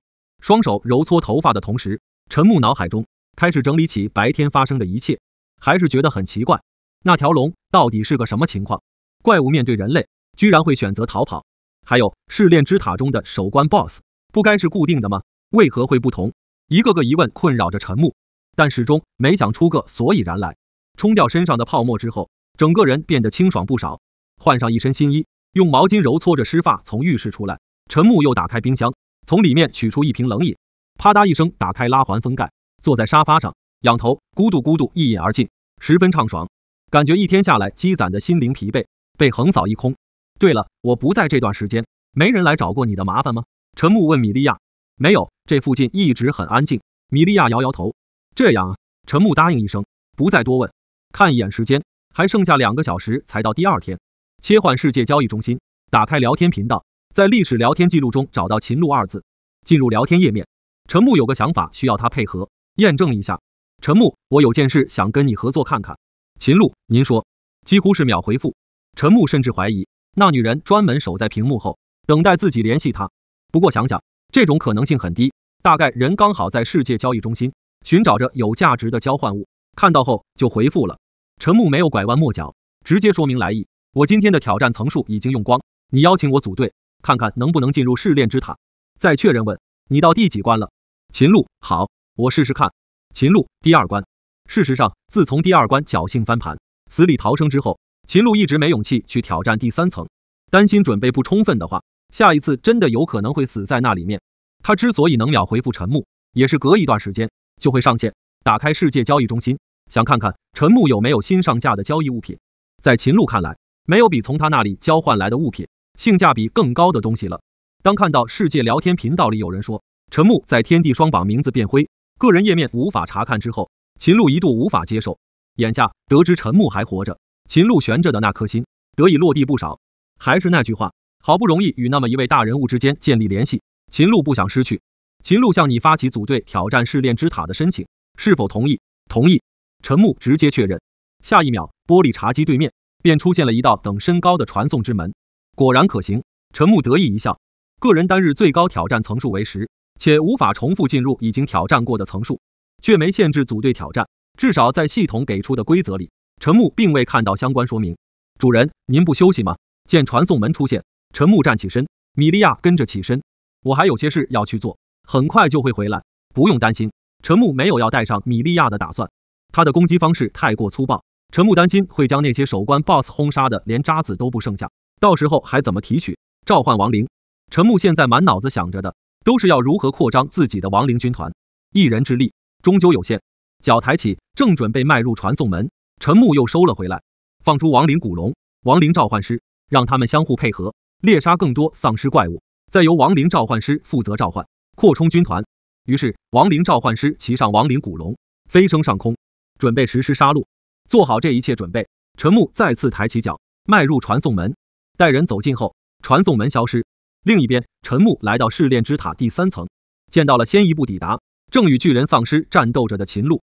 一头短发显得很粗糙，长短不一，似乎是自己修剪的。这目的嘛，自然是为了战斗时更方便，用脚趾头都能想得到。双手持枪，在陈木面前上演着什么叫做顶级拉扯，每次总能找到机会，不浪费每一颗子弹，发挥出最大效果。吼！最后趁着巨人丧尸高举手臂，双手抱拳，想要锤砸下来的瞬间，瞄准其右眼，毫不犹豫的果断扣下扳机。砰！子弹射入巨人丧尸的右眼，鲜血飙射出来，巨人丧尸痛苦咆哮，步步倒退，旋即右眼中更是喷出火焰来。巨人丧尸的底牌显然不是，那是自带附加的燃烧效果。轰轰轰！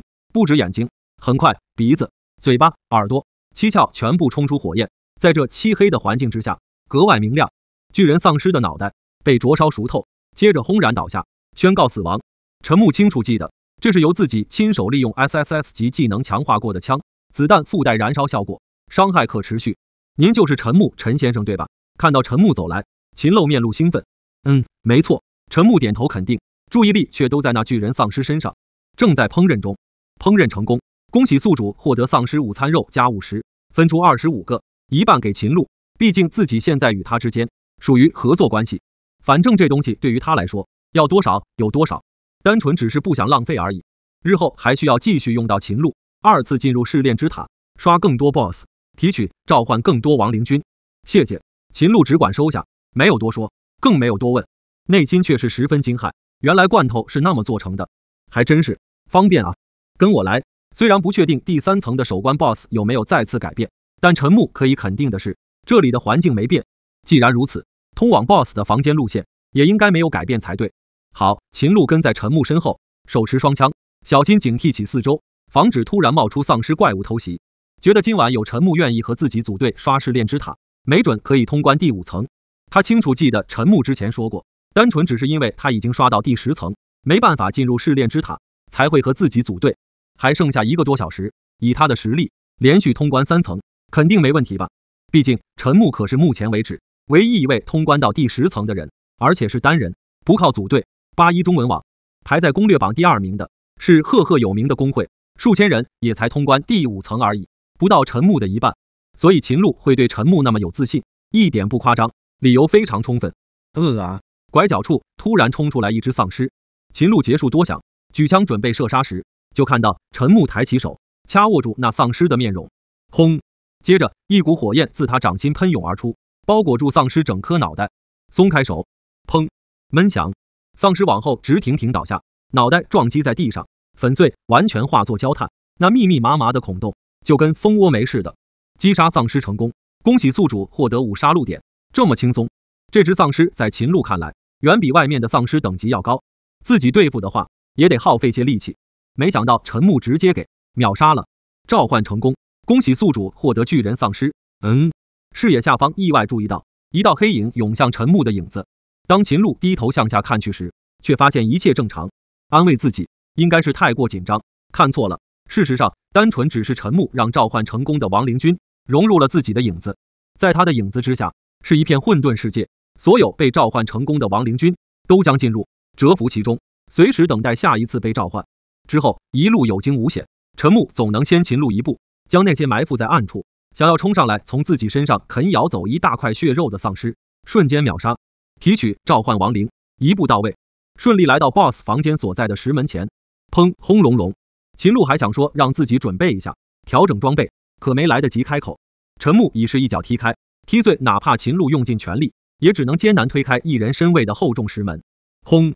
旋即火光接连亮起，迅速沿直线传播开，不是火把，而是守关 BOSS， 一条10几名长，名为岩浆地蜥的怪物。又不一样，一次可以说巧合，2次陈木可不认为会是巧合。看着那条头顶、背上还有尾巴燃烧着猛火的巨蜥，以及它那块块分明凸起的坚硬鳞片，81中文网秦鹿不确定，哪怕是自己最强的武器，能否对其进行破防。岩浆地蜥张开嘴，没有像是其他怪物那样尖锐的牙齿藏在厚厚的肉壁当中，并不明显。还有一条粉嫩的巨舌，紧紧压下，免得妨碍到火球发射，影响完整性与轨迹。轰！一发岩浆色，呈现缓慢流动状态的火球，直直朝向陈木这边射来。小心！秦鹿见势不妙，赶紧提醒。陈木随意一抬手，将那距离自己咫尺的高温火球，利用空气压缩技能打飞回去。轰！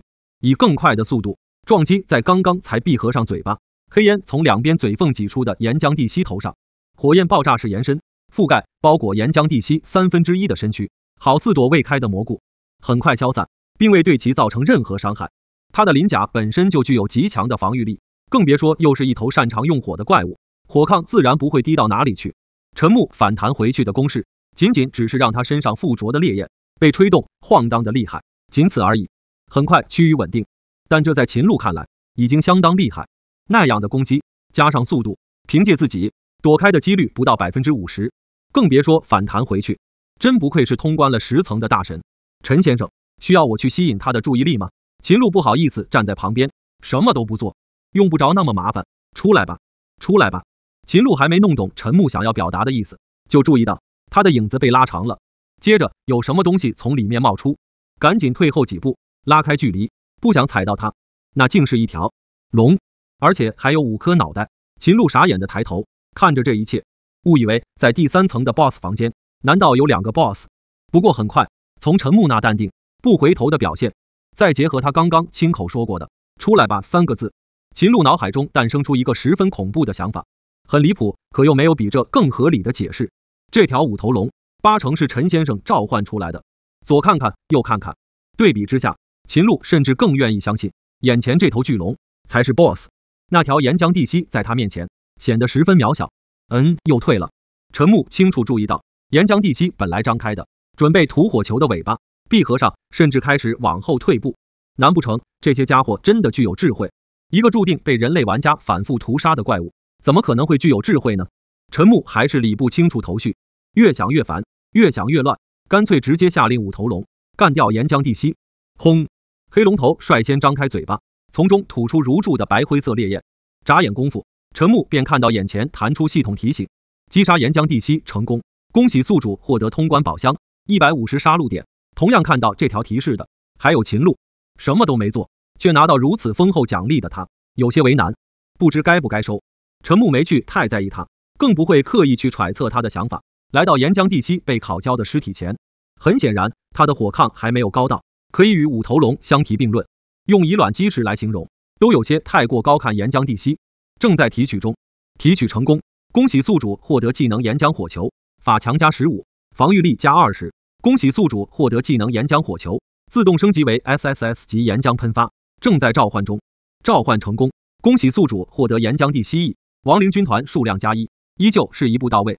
岩浆地蜥自尸体中爬出，换了一种颜色，身体主色调依旧为漆黑，火红的眸子与火焰被替换为混沌白，看着与身旁的5头龙却有几分类似。这是他的技能吗？因为太过慌张，秦鹿已经记不清楚。这一路走来，他看到陈木用出过多少种技能。在遇到陈木之前，秦鹿一直以为一个人只能拥有一种技能。陈木无疑不是打破，并且刷新了他的认知，以最为暴力、震撼的方式，只要击杀就能召唤对方为自己所用的技能。秦鹿无法想象，假以10日后，陈木会强大到何种地步，他的军团又会强大到何等夸张。这个技能只能用变态来形容。走吧，去下一层。好的，是。秦鹿慌忙答应，跟上陈木的脚步，进入传送之门。在走向第4层 BOSS 房间的路上，陈木主动开口问：你觉得怪物会恐惧和害怕我们吗？应该不会吧，在他们眼里，我们不是和可以随意虐杀的蝼蚁没区别吗？话音刚落，秦鹿就后悔了，赶紧抬起手挡在面前，摇头摆手道：当然，如果是您的话，我想他们一定会害怕的。求生欲强烈。为什么？陈木一本正经地问。你凭什么这么认为？轰！说着，甚至不需要用眼睛去看，一挥手，轻松将一头3米多高的巨熊切割成2半，延伸出去，看不见的刀还在墙壁上留下了一道深不见底的斩痕。击杀10人巨熊成功，恭喜宿主获得5杀戮点，正在提取中，正在召唤中。全程目睹这一幕的秦鹿不明白他这么问的用意，只能硬着头皮回答：“当然是因为您足够强大。”足够强大吗？听完秦鹿这番话，陈木若有所思，目前只能暂时相信这种说法了。至于为何低级丧尸不知道恐惧，越高级怪物越会恐惧，也只能用诞生灵智来进行解释。击杀3头狼成功，恭喜你获得通关宝箱200杀戮点；击杀哥布林统帅成功，恭喜你获得通关宝箱210杀戮点；击杀寒冰狮王成功，恭喜你获得通关宝箱230杀戮点。正在提取中，正在召唤中。转眼，陈木、秦鹿二人便来到第10层。此时距离凌晨12点还剩下10几分钟的时间。秦鹿脸上写满震惊，显然还未从之前的一幕幕震撼当中回过神来。陈木甚至根本没有出手，只靠召唤5头龙，一次次强行路杀。在秦鹿看来，强大到可以用变态、无敌来形容的守关 BOSS， 打得对方毫无还手之力。即使见过陈木出手，但都是一招秒杀，对象又全是一些摆不上台面的丧尸小怪。至少相对于守关 BOSS 来说，的确是这样没错，完全体现不出陈木的实力究竟有多强。秦鹿对此十分好奇，聚精会神地看着他，以至于完全没顾得上观察前路。等到陈木想提醒他时，已经晚了，一头直接撞在第10层 BOSS 房间的石门上，看着没什么大碍，额头擦破一点皮而已。专注点，这层的气息和之前不同，当心丢掉性命。陈木提醒道：“我明白了。”其实不用陈木提醒，看着眼前巨大的石门，尽管紧闭着，没有一毫缝隙，但秦鹿依旧能清楚感觉得到从中渗透出来的危险气息，浓郁到仿佛有一只无形、看不见、摸不着的手掐握住自己的脖子，力道把控的刚刚好，只是觉得呼吸困难，并不足以致命。和之前到过的所有 BOSS 房间都不同，至少在进入之前，绝对不会产生如此强烈的危机感，好似全身每一寸细胞、理智都在提醒着秦鹿不要进去，赶紧离开。如果不想死的话，轰隆隆。那秦鹿见陈木如同推开自家房门那样轻松地推开石门，到嘴边的话又咽了回去，只能把心一横，将在第5关时就收进系统背包里的枪械武器再次拿出，装备全身。倘若里面真是强大到连陈木也无法招架的对手，自己至少得贡献一份力才行，不能毫无作为的死去。下定决心后，全选通关宝箱，确认打开。担心现在不用的话，等会没有机会使用。从他脸上的表情，虽看不见虚拟面板与内容，陈木却不难看出他开出了不错的奖励，明显自信不少。轰砰！陈木失去耐心，右手臂全力一推，把厚重的石门重重推出去，砸在墙上，声响巨大，墙面崩碎，碎石掉落下来不少。和之前的火把式灯光不同，第10层房间的光源来自于那些从墙面生长出来的宝石，值不值钱，那陈木就不知道了。零零散散，毫无规则地生长在墙上，而头顶正上方是比任何吊顶灯都要奢侈、华丽几百倍的宝石群，粗略估计至少有几万根，长短大小不一，紧紧堆积在一起，柱状。这些是宝石吗？秦鹿在之前的世界从事着和宝石相关的职业，毫不夸张地说，这些宝石比蓝星上的所有宝石质感都要好，透明度接近玻璃。不过现在肯定不会有人愿意花大价钱买这种东西，远不如一个面包、一瓶水来的价值高。等等，我再在意些什么？秦鹿猛地摇晃脑袋，砰！又被背后传来的石门关闭声吓得娇躯一颤，强行镇定下来后，一边观察四周，一边开口：“奇怪，怎么没有看到 BOSS？” 话音刚落，不等陈木回应，3道传送门便在面前，30-40米距离开启，颜色还不同。黑色传送门中流转同时闪烁着血红色的雷纹，灰白色传送门中流转同时闪烁着蓝色的雷纹，暗紫色传送门中流转同时闪烁着妖艳的紫色雷纹。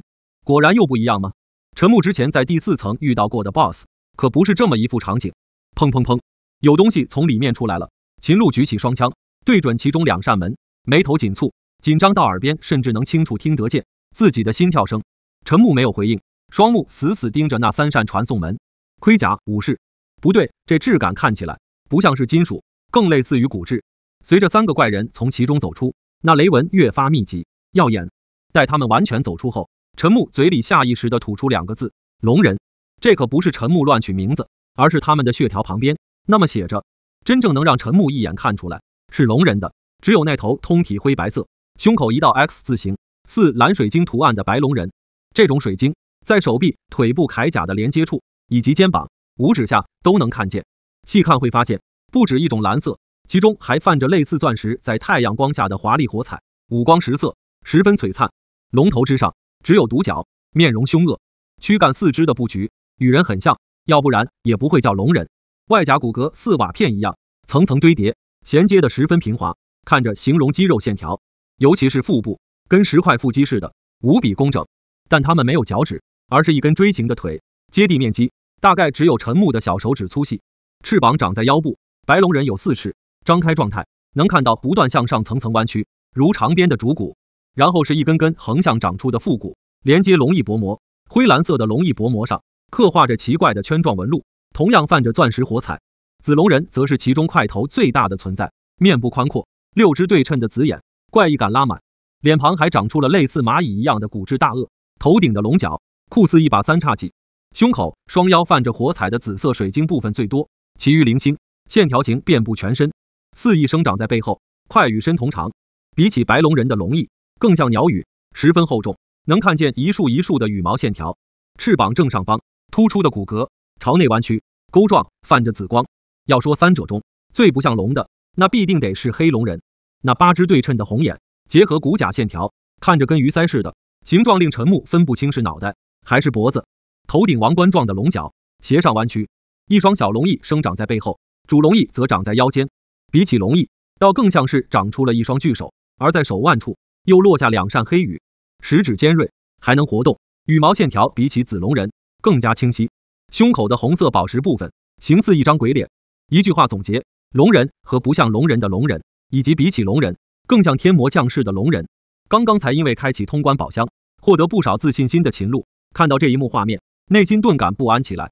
这3尊怪物怎么看与之前的9层都不像是一个维度的生物，压迫感拉满。别说3尊，其中随便单拎一个出来，都足以碾压之前9层的任意 BOSS。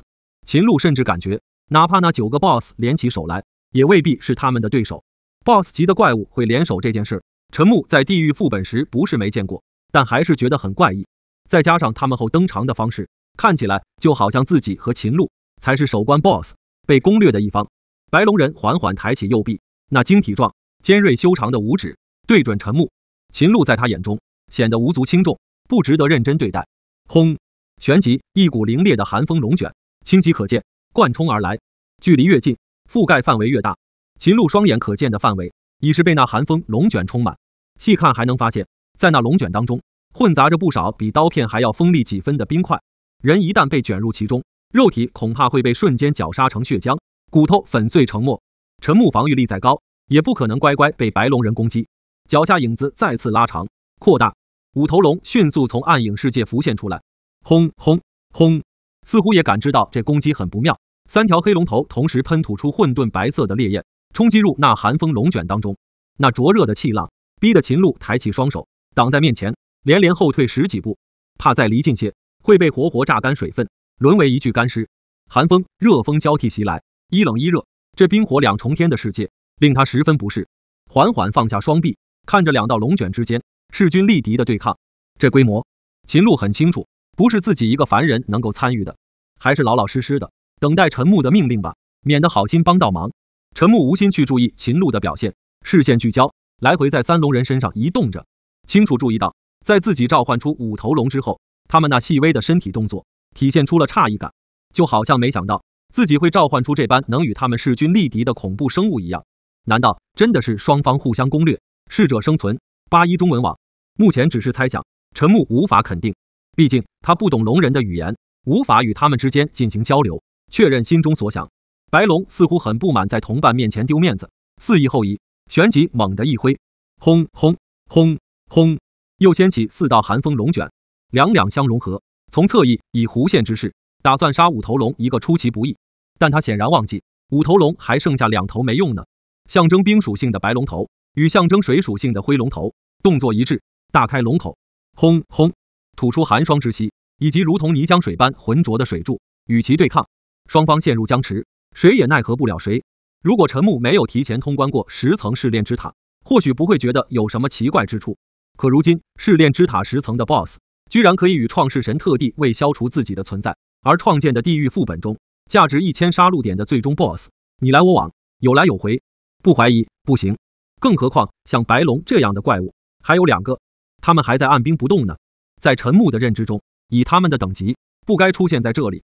试炼之塔10层便是这个难度，人类还有机会通关。见到塔顶的景象吗？倒像是知道自己会来，所以临时增加了难度。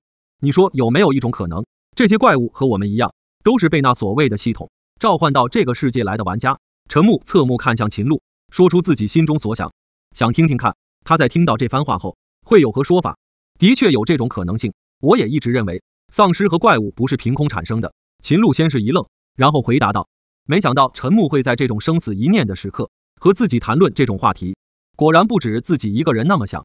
可惜如果给我来个语言方面的 SSS 级技能就好了，不过这种事也不是他想就能马上实现，这种连5头龙单独对付一个都无法占据上风5-5开的怪物，陈木并不打算将其余藏在影子里的亡灵军释放出来，还得靠自己。恐惧？开什么玩笑？陈木现在只有兴奋，期待着杀死那3个龙人之后，将他们提取召唤加入亡灵大军，为自己效力。自己有8条命，而他们在斩杀技能之下，每龙直接减少半条命。火刀值手，陈木刚好想试验看看被解除最高限制的连击技能会是何等恐怖。轰！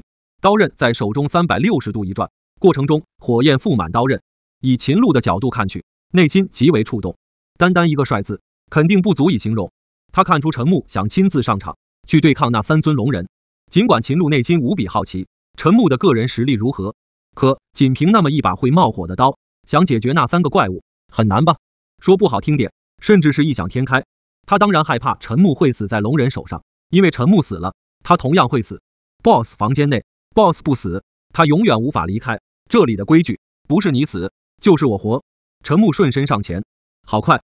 秦鹿赶紧扭头看向龙人一方，才发现陈木已是高高跃起身，双手持刀，一刀斩向红龙，被其以手臂挡下。砰！那声音听起来就好像斩在钢铁上一样。果然没用吗？正在秦鹿这么想着的下一秒，砰砰砰！第2道、第3道、第4道斩击声不断传出，密集到快到尖锐，感觉集中在1秒之内。1秒100刀技能触发成功，哗！手臂寸寸断裂，被斩断、斩飞，鲜红的血液暴涌而出。连击技能已触发，次数 x9999，悲鸣咆哮。秦鹿整个人怔在原地，只因清楚看见那红龙被斩断手臂的瞬间，身躯扩散，连接布满裂纹，从中绽放出夺目红光，好似要爆炸一般。砰！接着竟真的爆炸，声音清脆，似瓷片开裂，化作无数散碎的尘埃，又如散发着细微光亮的星辰。轰！火刀的火焰威力有多强，全看陈木用出多少力。这1秒100刀，再加上近万次连击效果，岩柱冲天，直指洞顶，火焰炸开，铺满大片，如水潭倒流。明亮的火光使得陈木的侧脸在秦鹿眼中变得无比清晰，原本仅靠宝石光芒还有些昏暗的 BOSS 房间顿时明亮数十倍。秒杀！秦鹿从愣神中反应过来，他知道陈木很强，但这未免也太变态了些吧。如此强大的 BOSS 直接一刀秒杀，而且看起来还是一副游刃有余的模样。秦鹿无法想象，倘若陈木认真起来，会是何其惨烈的一幕。本以为陈木出手以后，自己会对他有所了解，没想到反而越发富有神秘色彩。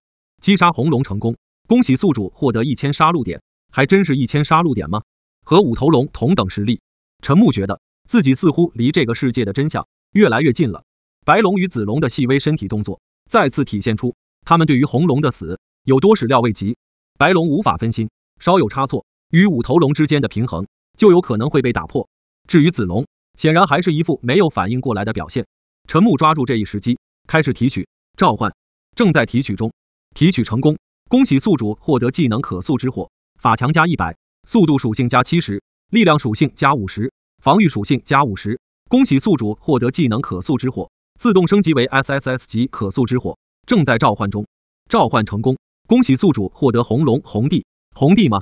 这名字听起来可比红龙人有逼格多了。陈木这边正自言自语呢，下一秒便听到秦鹿的大喊声：“小心！”秦鹿一脸担忧，视线来回在陈木与子龙身上移动，眼见子龙手持双刃巨斧，狠狠砸下，距离陈木不过咫尺。秦鹿脑海中觉得一切要宣告结束了，这么近距离，几乎不可能躲得开吧。秦鹿并不认为是陈木轻敌了，而是那一刀消耗了他太多的气力。龙人一方本就以多欺少，还承认不被搞偷袭，实在卑鄙。秦鹿替陈木感到不值，唾弃子龙的行为。但是下一秒，砰！声音先传来，随后看到巨斧砸地，陈木不知所踪，原地消失，翻卷起不少烟雾，将宽阔的斧刃笼罩其中。难道是被砸成肉泥？秦露面露恐惧、绝望之色。放心，我还活得好好的。陈木的声音从耳边传出：“陈先生，您没死。”秦露一脸惊喜，这种慢如乌龟的攻击，怎么可能伤得到我？陈木还真不是在吹牛。SSS 级危险感知能力和 SSS 级慢视觉以及 SSS 级无限瞬移技能相叠加，哪怕多让子龙1秒时间，他也不可能伤得到陈木半根汗毛。81GWM 慢如乌龟，秦露不知该如何吐槽，同样无法吐槽，因为这的确是事实没错。那种距离，在秦露看来，任何人都无法躲开。本该是这样没错，陈木却属于例外，他不能用人类的标准来判断。低下视线，又注意到陈木的影子被拉长、扩大，待红帝从中缓缓露头，不止秦露被吓了一跳，紫龙与白龙也不例外。红帝单膝下跪，右手紧贴左胸膛，2对2，现在公平了。陈木无视他的行为，目光全在子弟身上，露出一抹笑容，旋即又对红帝下达命令：“那家伙，你负责处理掉。”红帝没有说话，用行动进行回应，几步上前，抬起尖锐的龙爪，掌心向下，一股白岩如同泉水一般无声流下，很快汇聚成一大片潭水。从那潭水之中涌现出一条与古龙差不多庞大、全身白岩、明明无锋却撕扯得厉害的巨龙。简而言之，画风潦草。一声龙啸，巨龙展翅，直冲向还未反应过来的子弟。轰！龙爪紧抓其双翼，凑近龙头，几乎面对面，迅速张开龙口，吐出烈焰，替子弟洗脸。火焰冲出，包裹住他大半身躯。龙爪再朝相反方向猛地一发力，硬生生撕扯掉子弟的双翼。子弟发出混沌、空洞的痛叫声，连连后退几步，猛挥出手中巨斧抵挡龙炎，却显得有些心有余而力不足。下一刻，干脆化身龙形，体型在一瞬间碾压红帝召唤出来的炎龙，足足大了1倍不止。轰轰！双龙口大开到极限，两道岩柱相撞，混沌白与紫色相混合，充满诡异色彩。见子弟化身龙形，红帝这边不甘示弱，同样化龙飞天，龙啸惊天动地。趁着子弟与炎龙对抗之际，一口咬在子弟的龙颈之上，龙牙将火毒注入其中。子弟猛甩龙头，痛苦万分。正当他想要以牙还牙之时，炎龙却又猛扑上来，一口咬在子弟的龙颈之上。子弟挥舞双翼，想要逃跑，拉远距离，但只剩下双翼的他，明显支撑不起如此庞大的身躯。断翼部分因为燃烧着红帝的火毒，抑制了自愈速度，勉强四足离地几米高。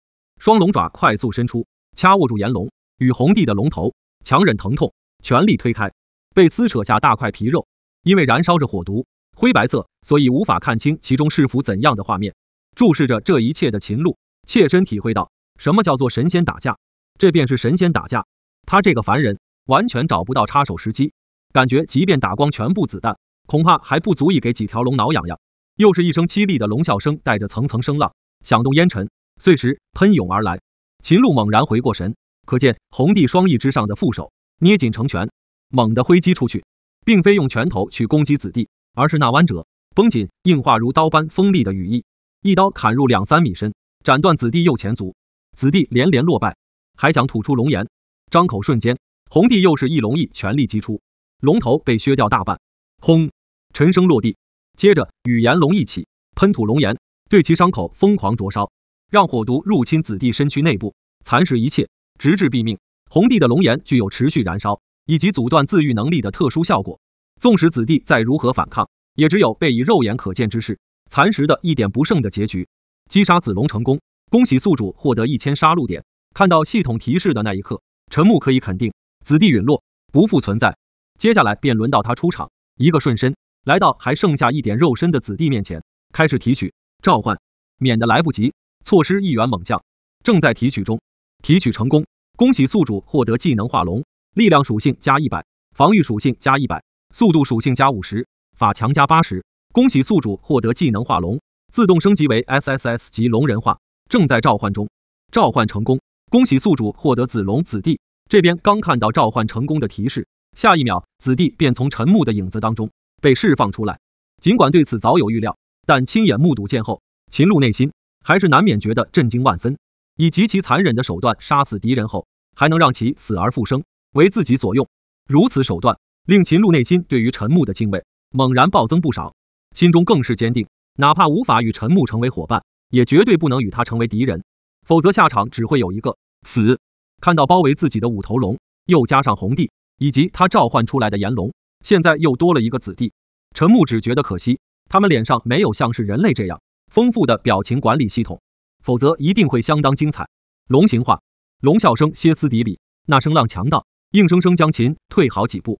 风浪中还夹杂着不少碎冰，稍不注意就会被切割开衣服，身上多出几道伤痕，血珠溢出，赶紧抬起双手挡在面前，手臂上多点伤痕，总比脸上要好些。砰！可后背重重撞击在石门上，表情难看。如果说之前龙与龙之间的缠斗让秦鹿明白什么叫做神仙打架，那么此时此刻又让他清楚认知到何为神仙打架，凡人遭殃。艰难地睁开眼，打开系统虚拟面板背包功能，找到防爆盾牌，赶紧取出，双手抓住挡在面前。砰砰砰！听着那锋利的碎冰颗颗击打在盾牌上，秦鹿身躯止不住的颤抖，完全帮不上任何忙。保持现状已是需要竭尽全力。再通过防爆盾的观察口看一眼陈木，那不动如山丝毫不受影响的沉稳模样令秦鹿深感向往崇拜。在他脑海当中，强者一词说是为陈木量身打造，也一点不夸张。让他闭嘴！陈木对三龙下令，子弟同样龙形化，4条巨龙迎风而上，那混杂着尖锐碎冰的冷冽寒风对他们可没用，甚至无法破甲。龙鳞甲的硬度可不是开玩笑的。五头龙率先冲至白帝面前，以猛火，以寒霜，以高压水柱冲刷。红帝则依旧采取对付子弟的手段，与炎龙相配合，咬住白帝的脖子，注入火毒。轰隆！子弟飞升空中，庞大如山的身躯重重砸在白帝身上，进行压制。M81ZWM， 再以龙口咬住龙翼，全力一甩龙头，连根撕扯断，疼得白帝吼声撕心裂肺，哪怕听不懂，也不难理解。龙血挥洒空中，泼墨一般。秦鹿还注意到自己暴露在寒风中的双臂和盾牌观察窗口都蒙上了一层层雪白的银霜，在缓慢冰封着。每伴随一扇龙翼被子弟强行撕扯下来，白帝的怒笑声越强烈，这寒冰扩散的速度、厚度均会有所增加。即使隔着厚厚的衣服，照样抵挡不住那冰冷刺骨的感觉。很快，4扇龙翼全部被子弟拔掉，在4条巨龙的围攻之下，白帝已是奄奄一息，倒在血泊当中。陈木向前几步，来到白帝龙头前，闭紧的龙嘴缝隙间正在不断往外溢血。陈木高举起手中火刀，打算亲手送白帝上路。忽然停手，陈木隐约听见白帝在说些什么，然而完全听不懂。求饶吗？陈木不确定，让子弟与红帝翻译，二者毫无反应，又或者他们根本不会说人话。陈木放弃了，不想在这件事上浪费功夫。危机感应，扑哧！察觉到白帝想要垂死挣扎，火焰缠绕刀身，穿入龙首，一拧刀身，轰！火焰贯穿白帝龙头，击杀白龙成功。恭喜宿主获得1000杀戮点，三龙人最后的希望。白帝彻底宣告死亡，正在提取中，提取成功。恭喜宿主获得技能寒风领域，法强加150，法防加100，力量属性加50，速度属性加50。恭喜宿主获得技能寒风领域，自动升级为 SSS 级寒风领域，正在召唤中，召唤成功。恭喜宿主获得白龙白帝。到此，三龙人全部臣服于陈木，骑士跪在面前，缓缓沉深入暗影世界当中。击杀成功，恭喜宿主获得通关礼包。看到眼前的系统提示，秦鹿才知道事情已经宣告结束。松手完全被冰封，立在原地的盾牌站起身，咔嚓咔嚓，身上厚厚的寒冰立刻裂开，大块大块剥落。赢了！尽管事实摆在面前，秦鹿还是觉得难以置信，比他想象中要轻松不少，一度以为会丧命于此。陈木看一眼时间，距离凌晨12点还剩下3分钟，将巨龙尸体一件制作成罐头后，全部收入囊中。再见！陈木转身看了一眼秦鹿，选择退出试炼之塔。秦鹿也在随后确认退出试炼之塔。回到家中，倒在床上，整个人还是木的，没有从之前的战斗中缓过神。他为什么这么强？那一幕幕画面犹如电影，在秦鹿脑海中放映着，越想越是觉得心情澎湃，难以控制，抱着枕头翻来覆去。而陈木此时也回到了房车中，瘫软在沙发上，享受米莉亚的腿部按摩。说实话，真没想到他还会这个，属实多才多艺，小表情很卖力，手法十分专业娴熟。12点钟声敲响，天榜地榜即将公布，是否查看？陈木随手选了是，旁边还贴心的附上小聊天窗口，点击可放大，进入交流。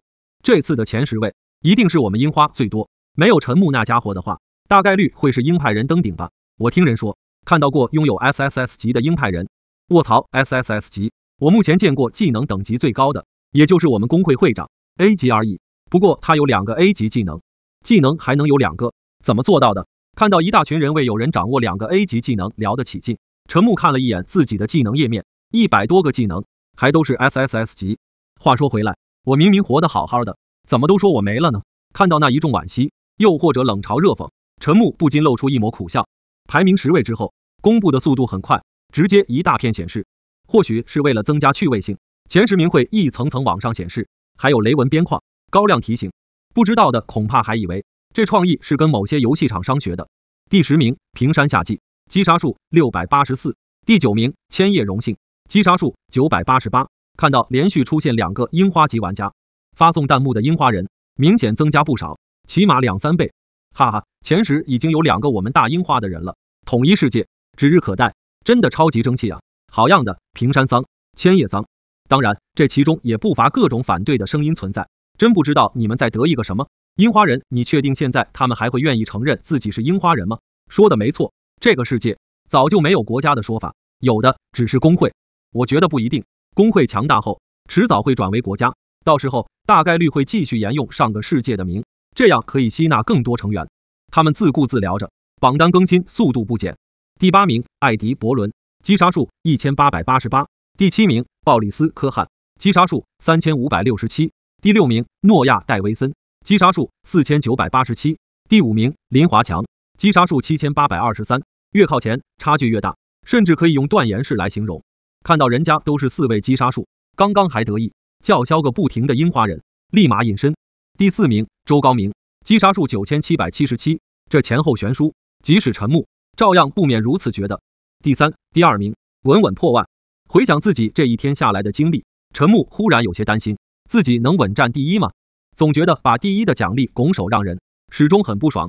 第3名麦金泰尔奥尔登，击杀数12888。第2名盖伊波顿，击杀数14888。看到这2人的名字，陈木淡定不少。接下来只有2种可能，要么自己的第1，要么那位创世神故意将自己除名，拒绝提供奖励，免得隐患越来越大。毕竟陈木的击杀量肯定是高于那2个樱花人的，没理由不上榜。对比之下，部分樱花人可没那么淡定。什么情况？我们樱花强者林立，怎么才2个上榜，击杀量还都没达到4位数？一位叫做麦罗的小国玩家毫不留情地回怼道：因为他们的强大全靠你一想。高村下生，一想闭嘴吧你，没见识的东西，为什么第1不能是我们？系统并不想让他得意太久。第1名公布，第1名陈木，击杀数97488。多少？9万多，快10万，我没看错吧？等等，不是都说他死了吗？为什么还能上榜？有没有一种可能，他没死？别说围观群众深感吃惊，陈木自己同样很意外，他可不记得自己今天有击杀那么多怪物，还是说系统将怪物之间的等级差算了进去？又或者自言自语间，陈木回想起自己之前放出去嗜血乌鸦王、参天蜈蚣王以及古龙、亡灵召唤师，那些家伙这么给力，陈木内心比较希望大部分击杀数量来自于古龙和亡灵召唤师，数以万计的亡灵，这绝对可以称之为大军了。哪怕是尸潮爆发，对冲之下，丧尸们将毫无胜算。亡灵可以无限复活，而丧尸一旦死亡，也会被召唤，成为亡灵大军中的一员。哪怕是高级些的怪物，靠人海战术耗也能把他给耗死。回过神，领取地榜奖励，地榜奖励领取成功，恭喜宿主获得改造卡+1。天榜此时公布到了第5位。看弹幕，放弃挣扎的人不少。不用想，第1肯定又是那个叫陈木的，他怎么可以那么强？咱们几百的时候，他杀几千；咱们几千的时候，他杀1万；咱们1万了，他杀10万。你问我，我去问谁？绝壁开挂了啊！他怎么不创建工会啊？好想加入。你那么强，还会让人拖你后腿吗？跟寄生虫有什么区别？事实正如他们所料想的一样，第1名没有半点意外，被陈木稳稳拿下。再领取走天榜奖励，天榜奖励领取成功，恭喜宿主获得召唤卡+1 2张卡。陈木有理由怀疑官方在故意打压自己。查看一眼，改造卡主要可以用来改造摩托、汽车之类的交通用具，相当于强化。召唤卡和之前的水巨人召唤卡差不多，可以召唤丧尸怪物出来替自己作战。不过召唤卡没有指向性，类型、强弱、等级全部随机，主要看脸。取出2张可实体化的卡，这就不能怪陈木卡 bug 了。正在强化中，强化成功，恭喜宿主获得每日改造卡，一次性道具，直接强化成每天都可以使用。确认自己没理解错以后，陈木满意一笑。接着是召唤卡，如果也是每日，那就有意思了，一天一种召唤怪。正在强化中，强化成功，恭喜宿主获得3头狼犬召唤卡，随机变固定类型吗？对比之下，陈木更满意每日改造卡的升级强化。这召唤卡确实能召唤出强力、忠诚的怪物，却是有时效的，比水巨人长1个月，且死亡后不可复活。但好在陈木有办法让它变成永久，还能无限复活。走下房车，召唤卡直手，食指中指夹住，直接瞄准一块空地，飞射出去。召唤卡飞出10米后，忽然被定格住，旋即裂开，在之后又裂开一道巨大的漩涡之门，亦或空间裂缝，形状不规则，大到陈木需要抬高不少视线才能尽收眼底。他这才意识到自己果然还是太过低估随机装备强化这个技能了。原本以为会是个无足轻重的小怪，可当3颗榔头从那漩涡之门中露出，砰，以及举爪迈出落地那一刹，脚下传达上来的强烈震感，陈木很干脆地承认自己错了。这3头狼犬在体型上几乎庞大到可以与红帝、白帝他们龙形化后相提并论，没有太多的特殊技能，优点就是大、皮实、耐操，而且咬合力恐怖。3颗榔头合力之下，能轻松撕碎很多东西。陈木召唤出5头龙，毫不留情，在漩涡之门关上，确认3头狼犬不会逃跑之后，5龙头齐齐出口，大块将3头狼犬撕扯得越来越小，血肉骨头暴露得越来越多，大片骨架显露在视野范围当中。3头狼犬并未反抗，忠诚是刻在基因里的，即便作为陈木的主人想杀它，他也会心甘情愿地接受死亡。关于这一点，不得不承认，陈木觉得创世神还挺厚道的，万一给自己身边整个刺客在关键时刻背后捅刀，光是想想都觉得背脊一寒。但前提是那家伙的刀能比陈木的反应速度更快，至少目前还未遇到过。因为3头狼犬属于己方召唤兽，被杀死后并未出现系统奖励提示，不在触发条件中。好在陈木并不指望这个，正在提取中，提取成功，恭喜宿主获得力量属性加100，防御属性加100，速度属性加80，可惜没有拿到技能。正在召唤中，召唤成功，恭喜宿主获得3头狼犬。面前地上打开通往暗影世界的大门，5头龙沉入其中，同时亡灵化的3头狼犬自那其中冒头，威慑力瞬间拉满，远比那腐败惨白的身躯看着更具视觉震撼。头顶身上的皮毛多了一种烈焰燃烧的效果，微微飘荡。实验很成功，陈木非常满意。察觉到车上米利亚看来的目光，陈木扭头看去，米利亚又迅速扭头避开视线。上车后又见他一副正襟危坐的模样，陈木怎会不知道他在想些什么，安慰道：放轻松，我不会杀死你的，至少目前不会。多谢主人。这笑容看着多少有点勉强，可以的话，米利亚希望后面那句话能够删除。但倘若陈木真的想要杀死自己，让自己以亡灵形态活下去，米利亚也不会有半句怨言，一切谨遵主令。坐回沙发上，打开系统背包，找到每日改造卡。界面很简单，3个方框空格，第一个空格与第二个空格之间是加号，第二个空格与第3个空格之间是等号。第一个空格添加改造对象，第二个空格添加融合资源，选中房车。至于要放入什么资源进行改造，陈木看了一圈，从连刃魔术那捡来的死神镰刀还蛮多的，不知道可不可行。陈木打算试一试，反正每天都有一次机会，只能添加一把。是否融合改造？确认。正在融合改造中，融合改造成功，这就成功了。环视一圈，至少内部没看出有任何改变。系统展示页面给出的虚拟3D 图同样看不出变化，变化在哪？陈木直接问系统。宿主可前往提示区域。提示。陈木注意到驾驶位的方向出现了7米的提示，动身走去。被高亮标注出来后十分清晰。操作台上确实多了个按钮，按钮上有镰刀图案。陈木坐上驾驶位，按下那枚按钮，锋利的破风声。左眼余光注意到在车底有什么东西在反射月光，再按下。这一次陈木看得很清楚，原来车底盘前后4个角隐藏了4把死神镰刀，只要按下按键就会立马挥出，速度极快，力道同样不俗，堪称断脚粉碎神器。按钮有2种选项，连续挥击与单次挥击。照这样下去，陈木无法想象有个10天半个月，这辆房车会被自己改造的何等夸张。他背包里可用来改造的强力资源多到数不清，越想越是止不住的兴奋。系好安全带，启动车子。这房车如今多了个攻击技能，光跟空气斗智斗勇，那可太没意思了。陈木迫切想要找点丧尸怪物试试水，最好是尸潮。使用全图吸怪技能，范围选中半径1公里范围，10公里的话，担心这车心有余力不足，正在吸怪。吸怪成功，系统刚提示完，普通丧尸、巨人丧尸、食脑者、各种变异兽、丧尸犬、丧尸狼，全部凭空出现在视野范围内，腾空如倒飞的垃圾袋，再直直落下。这丧尸粗略估计得有近1000只，累积成小山丘，从上面不断滚落爬下。呜呜呜！无论丧尸还是异兽，无一例外，在听到房车的引擎声后，再加上夜晚的狂化效果，一片接着一片，狂吼着、怒笑着，奔涌而来，大有洪水决堤之势。争先恐后，恐怕晚一步，陈木的血肉会被其他丧尸怪物吃干抹净。主人，需要我去对付他们吗？米利亚站起身，主动请命。用不着，没必要为这种货色浪费力气。陈木摇摇头。是，米利亚并未强求，坐回到沙发上，看着蜂拥而至，拉近到3-4米范围，砰砰砰，更有不少，速度奇快，直接撞在车头、车尾，声响不断，完全不知疼痛。陈木等的就是他们主动来送死。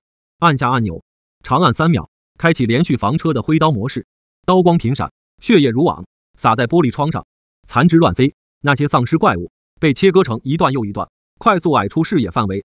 一把死神镰刀的挥击范围，陈木粗略估计在7-8米左右。嗡嗡嗡嗡嗡嗡嗡嗡嗡，连续挥击时，速度一快，产生的残影就好像绞肉机的刀片。陈木一脚油门踩到底，开始了真正的收割。4把镰刀同时挥击，这既视感看着就仿佛是加大号的割草机一样。丧尸越是奋力地往前冲，距离自己的死期越近。房车驶过沿途，只剩下一堆无法辨认、胡乱堆积在一起的尸块，浸泡在浓稠的血浆当中。下水道入口早已被堵死，他们设计之初可不是为了排这种东西。空中弥漫着浓烈的血腥味道，每呼吸一口都会暴力地打开鼻腔，强行钻入进去。这味道绝对不是普通人所能够承受的，闻到一点，8成会呕吐不止，活活把自己整虚脱。哪怕陈木也不得不承认，丧尸怪物的血液比他以往在和平时代下闻到过的任何味道都要腥臭，自带发酵与腐烂的气息。好在陈木的承受能力不错，再加上房车内部自带的空气净化过滤系统不受任何影响。此时他面前的巨大车窗上早已是蒙上一层厚厚的血浆，偶尔还能看到眼球、内脏之类的碎块。尽管雨刮器在不停的扫，能见度依然很低，砰轰隆隆，时不时就会撞在大楼上，但对于房车来说不足以造成半点损伤。房车本身质量就不错，更何况还经过 SSS 级技能的强化，哪怕连刃魔属全力一击，照样能挡得住至少2次，3次的话估计比较勉强，第2次攻击几乎就可以完全穿透。陈木不想再感受撞车时座椅传来的强烈推背感，干脆打开侧车窗，脑袋探出去，压缩空气围墙，挡下所有飞溅而来的鲜血。就那么在尸潮怪物群中来回飞驰，割草般大肆屠戮，这让那些躲藏在附近大楼内的求生者看了欲言又止，说不出话来。原本还以为那么多丧尸怪物突然出现在这，陈木必死无疑。等白天后再抢先一步去搜刮资源，运气好应该可以撑很长一段时间。毕竟当下他们还没见过几个人能开上这种豪华房车，但事实却证明他们完全想多了。那家伙根本是个疯子，他们一致那么认为。一时之间竟有些分不清楚，到底是丧尸怪物太弱，还是陈木太强。总之没有人打算要去掺和这件事儿，深知自己不配。尽管连刃运转再加上切割与丧尸怪物的吼叫声音很吵，却无人胆敢抱怨，生怕一不小心就会变成集火对象。实在心烦了，小声嘟囔2句，基本可以忽略不计的那种。击杀丧尸成功，恭喜宿主获得2杀戮点。击杀丧尸成功，恭喜宿主获得2杀戮点。击杀巨人丧尸成功，恭喜宿主获得10杀戮点。击杀食人狼成功，恭喜宿主获得5杀戮点。丧尸怪物的数量多到即使陈木以如此迅猛的方式进行收割，依旧花费了10多分钟才全部解决。此时的广场早已没有下脚的地方，而房车也被硬生生换了一种颜色，猩红到可怕。陈木按下按钮，停止挥动死神镰刀，看着那一地狼藉，有些不确定，变成这样还能加工罐头吗？不管了，试试看吧。老规矩，先提取，再召唤，最后才是加工罐头。正在提取中，提取成功，恭喜宿主获得力量属性+1，提取成功。恭喜宿主获得速度属性+5，防御属性+3，提取成功。恭喜宿主获得敏捷+5，因为数量足够多，陈木足光力量属性便拿到4000多点，速度、防御、闪避之类就没有低于4位数的。要知道10点全属性的强化，便能让一个人完全超越旧人类，成为旧人类中的超人存在。无论力量、速度、反应力，无人可敌。然而陈木手上却握有上万点属性，还不止一种。他终于安静下来了，我们可以睡个好觉了。围观群众如释重负，把手从紧捂着的耳朵上挪开。等等，你们快看，那些是什么？灵魂吗？正在召唤中，召唤成功。恭喜宿主获得丧尸亡灵，召唤成功。恭喜宿主获得亡灵巨人，召唤成功。恭喜宿主获得亡灵狼。数十人瞠目结舌，看着本该死去的丧尸怪物，正一个接一个从那片血海之中挺直腰身，响应陈木的召唤，杀多少召唤多少，一个不漏。所有丧尸怪物齐齐面向陈木，以他为中心进行朝拜。他们为什么要那么做？原来不是丧尸怪物2次复活继续攻击吗？他们似乎是在对他进行跪拜。怎么可能？那种怪物怎么可能臣服人类啊？根本无法交流好吗？全是杀戮机器，毫无感情。有没有可能这是他的技能？是技能的话，这未免太过变态了些。难道是 SSS 级？热议不止。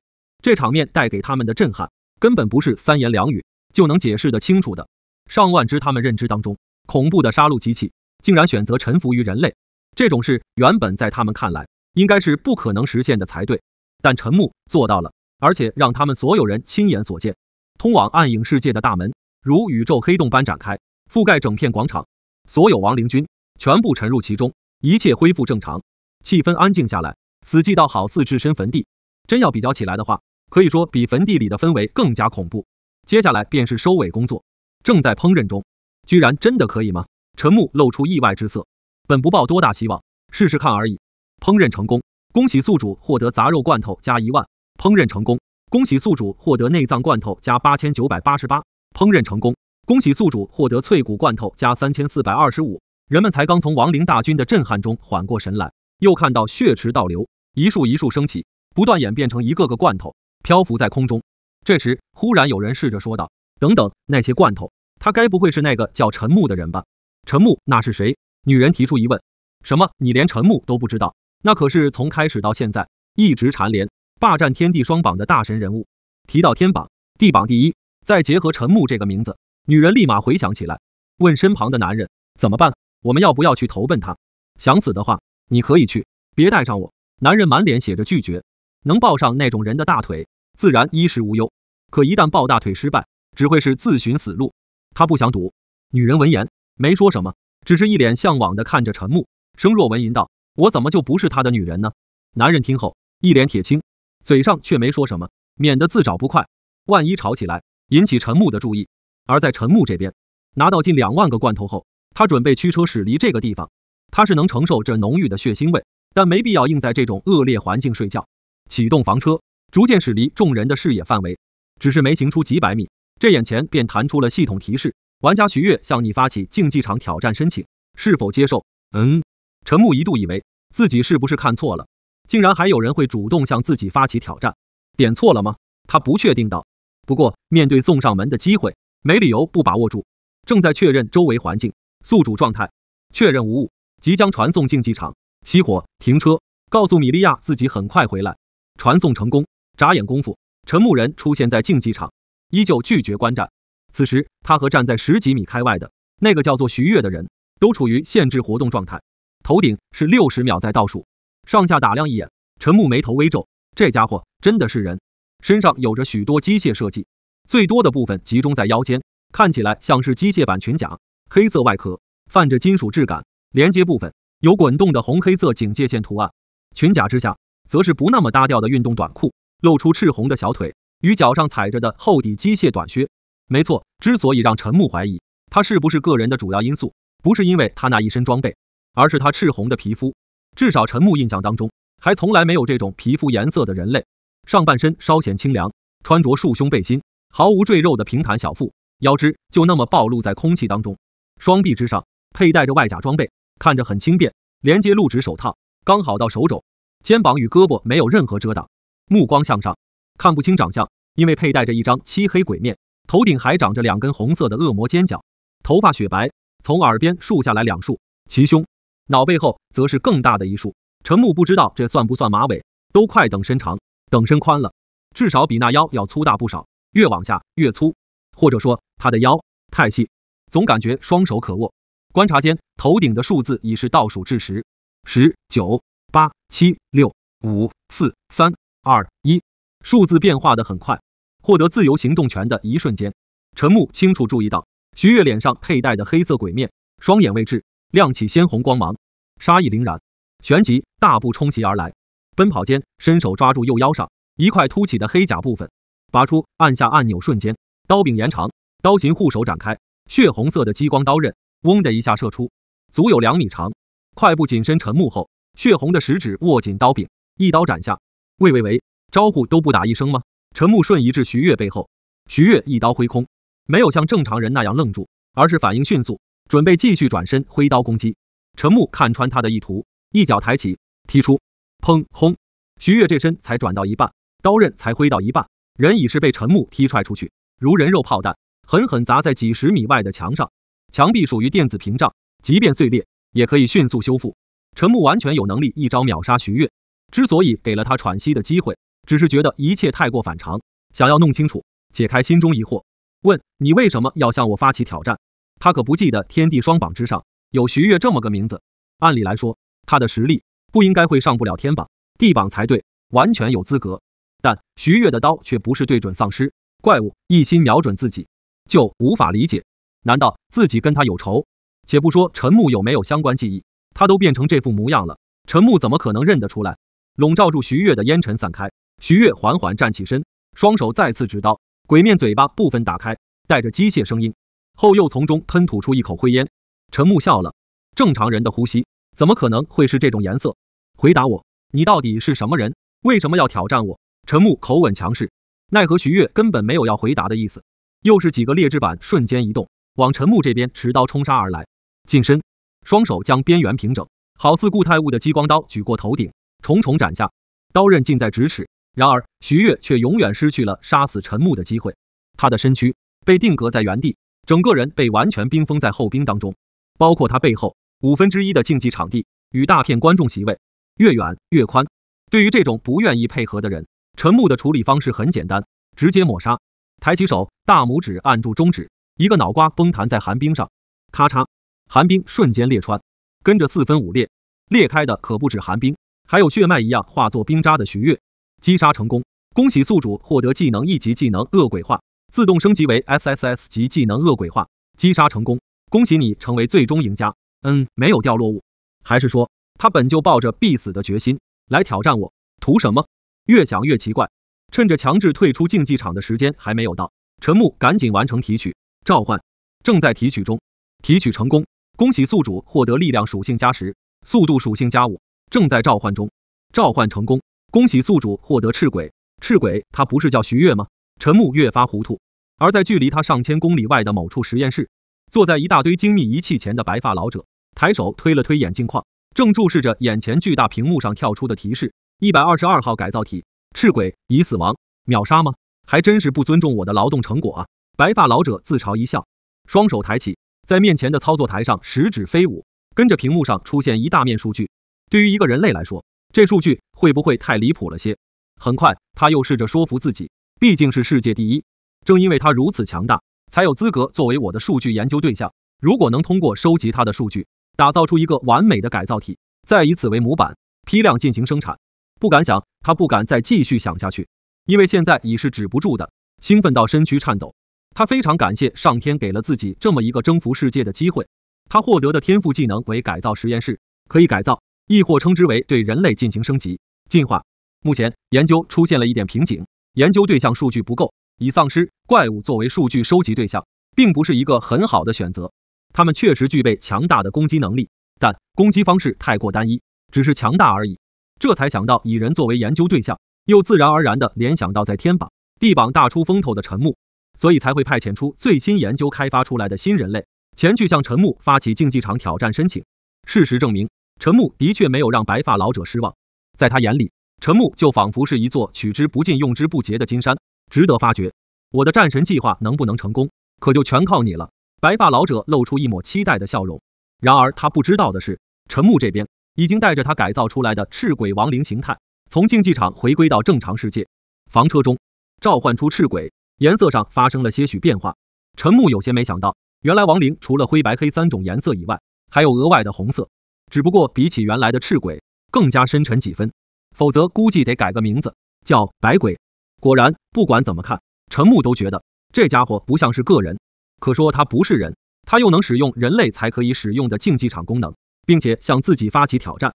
陈木本以为外表上的改变来源于他的技能效果，可实际操作一番，使用恶鬼化后会发现相同之处有，却不完全相同。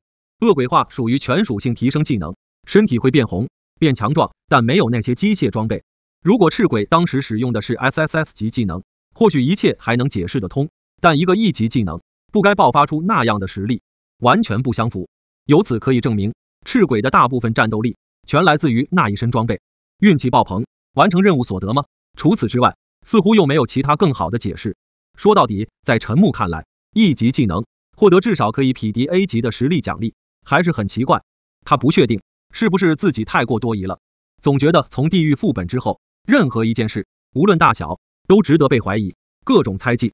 那家伙还真是个混蛋。陈木抬手扶额，对于创世神的怨念只增不减，抬手一挥，赤鬼沉入暗影世界，好似从未出现过。正当陈木犹豫着接下来该休息还是做些什么的时候，这刚起身到一半，眼前又再次弹出熟悉的提示窗口：玩家胡列特向你发起竞技场挑战申请，是否接受？又来。陈木眉头紧皱，这一切实在太过反常，但他还是选择了同意。必须得弄清楚到底是谁在背后搞鬼，这绝对不是简单的巧合2字可以解释的。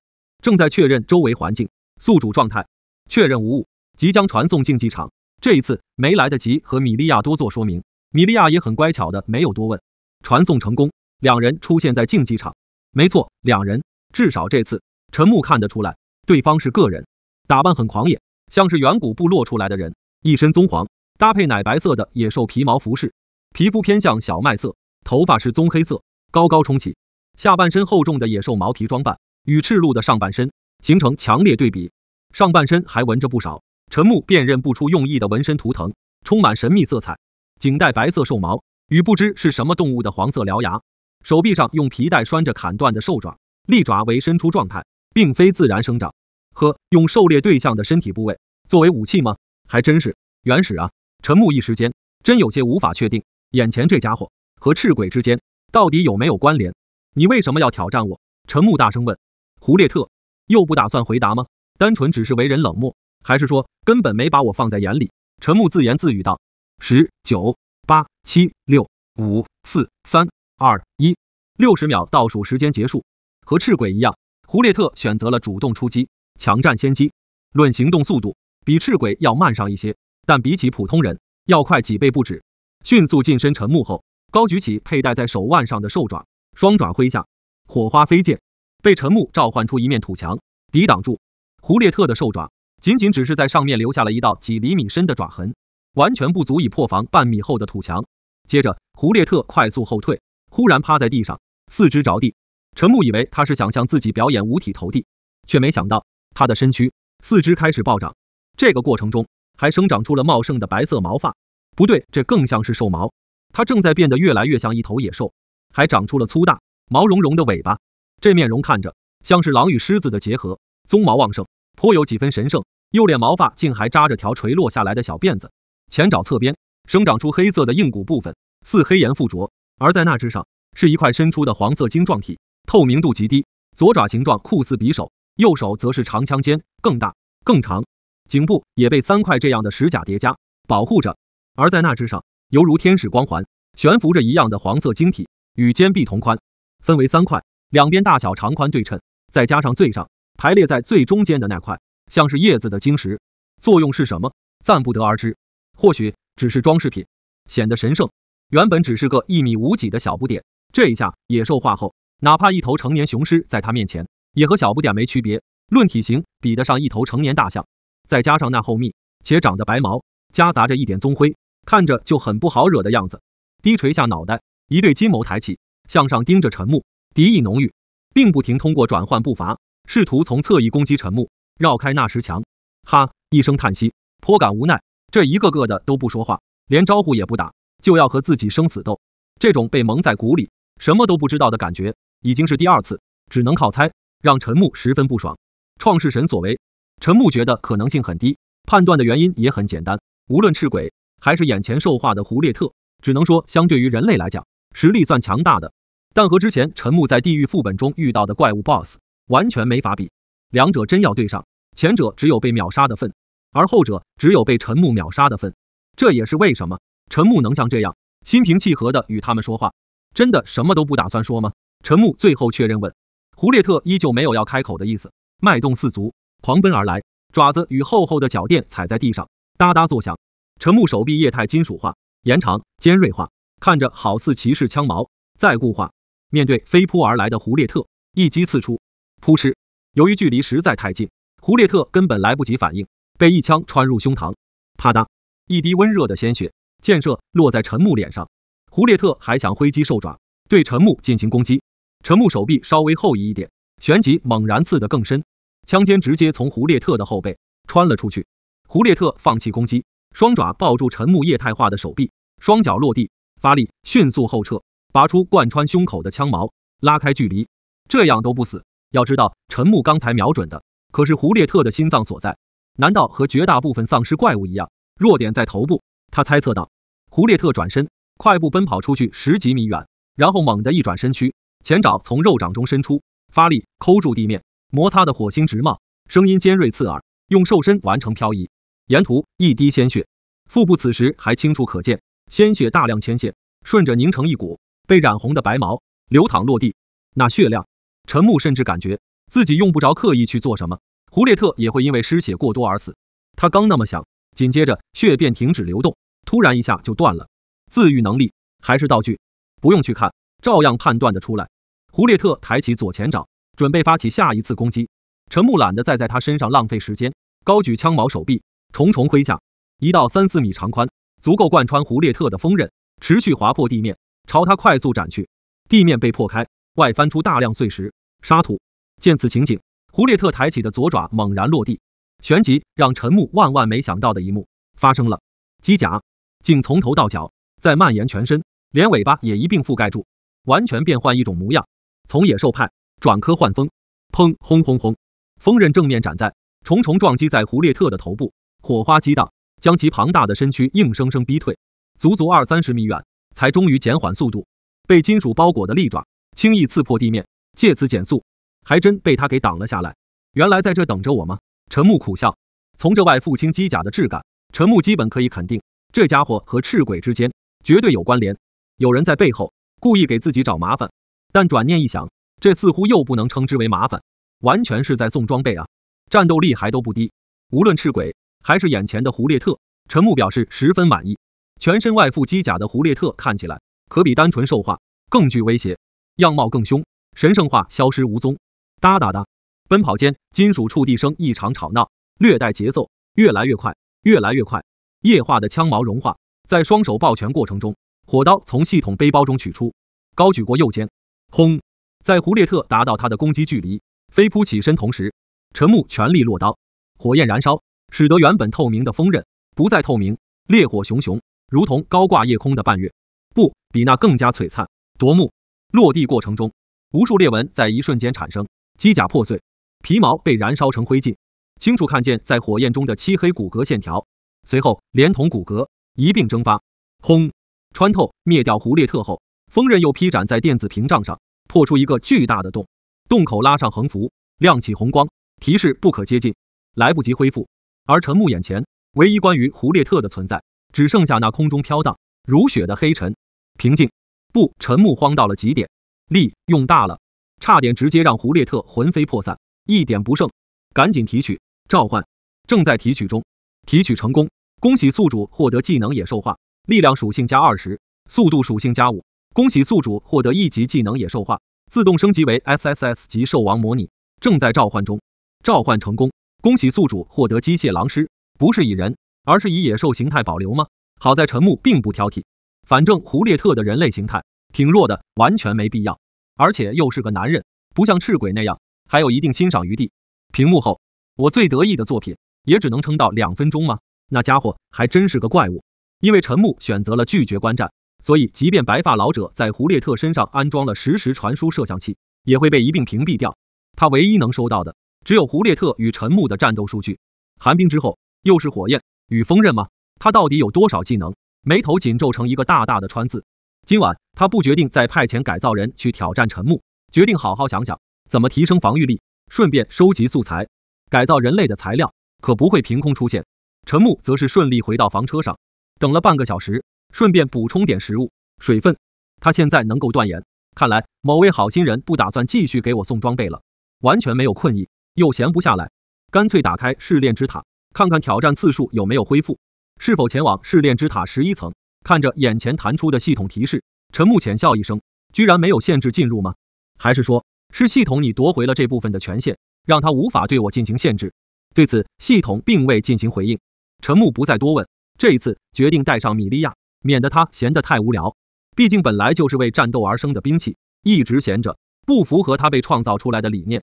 当得知这次行动自己也能参与后，米利亚根本藏不住内心的喜悦，并向陈木掷地有声的保证，米利亚一定不会让主人失望的。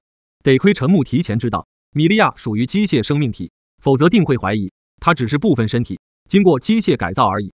不得不说，这个性管理系统还真是强大，完全不输真人。至于机械生命体和人有没有关联，答案是没有。为何如此肯定？因为早在这之前，陈木便利用魔瞳完全透视过米利亚的全身，确实是由各种材料组装而成。就连这看着与真人，甚至比真人更加白皙、软嫩的皮肤，也和人没有任何关系，属于合成材料，一种以人类科技无法分析的黑科技材料。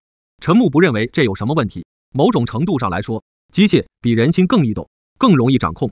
传送门在面前打开，陈木大步走进其中，想看看这一次创世神又会给自己安排怎样的难题，或者说送上怎样的大礼。为方便将米利亚带入试炼之塔，陈木选择先一步将其当作物品存放进系统背包。待进入试炼之塔后，陈木这才又打开系统背包，找到米利亚，从中放出，同时注意着周围的环境。与之前迷宫、山洞不同，这里完全变换了一种画风，俨然是一片港口城市，不过远景很模糊，类似游戏贴图。砰！陈木取出一把枪，开枪射击后，立马出现警戒电子屏障，不允许通过，被限制了活动区域。环顾四周，是一眼望不到头，堆积如山的大集装箱，各种颜色，红白橙蓝，应有尽有。陈木对其中装着什么并不感兴趣，唯一让陈木感兴趣的只有面前这片正翻腾的越来越汹涌的深海。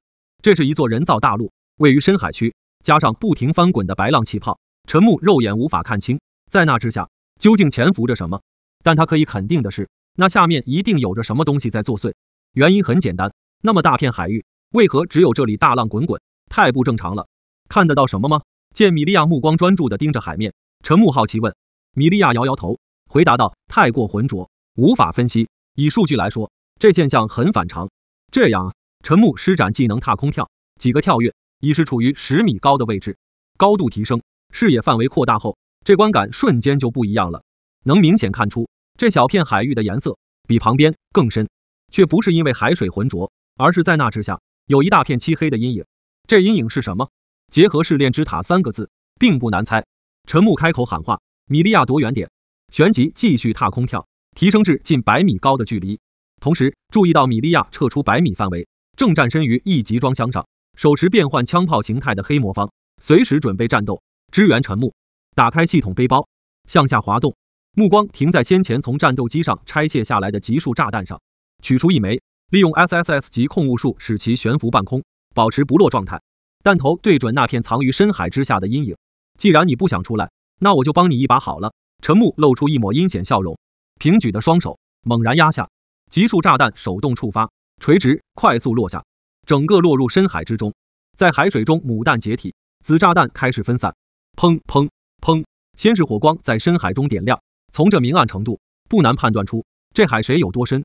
轰轰轰，一声声闷响随后传出，接着水柱接二连三的冲起，爆炸，黑烟从中滚滚冒出。集束炸弹爆炸的火光正好将陈木一眼所见的阴影范围全部覆盖。还不出来吗？正当陈木准备继续使用第2颗集束炸弹时，系统背包才刚打开呢，还未找到集束炸弹的身影，脑海中已是抢先一步，有了危机提醒。砰！接着，一根巨大的柱状物从深海之下破出水面，伸了出来，掀起惊涛骇浪。细看会发现，这东西并不陌生，那一个个吸盘，再加上这形状，分明是触手。只不过，比起陈木印象中对于章鱼触手的印象，这玩意大得离谱。要知道，陈木现在可是在100米高空，但那触手却清晰立于他身前。一个吸盘对比陈木，已是如同天门大开之势。原本还不够塞牙缝的章鱼族，现在估计够上百万人分食。和一般章鱼族的不同，除去大以外，还有足尖竟是长矛设计，似乎是为了增加攻击性。这一根长枪刺来，威力可不是开玩笑的。主人见那章鱼族朝向陈木拍击下来，米利亚眼中杀意凛然，在集装箱之上快速移动。轰！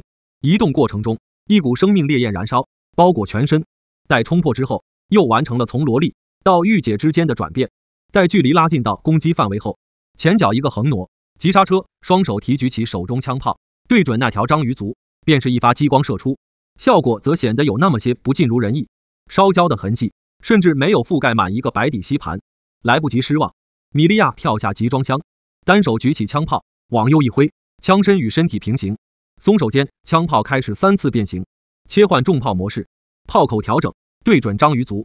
米利亚说什么都不会让那条怪东西伤害到陈木。重炮充能完毕，蓄势待发。结果下一秒，就见陈木手臂一挥，空中波纹抖动，好似一弯月，急速穿透章鱼族。章鱼族停止挥动之后，在1/3位置错位滑落，断口工整。看到这一幕，惊讶之余，米利亚取消了重炮发射。主人好强，在他眼中，陈木只是随便挥了一挥手而已。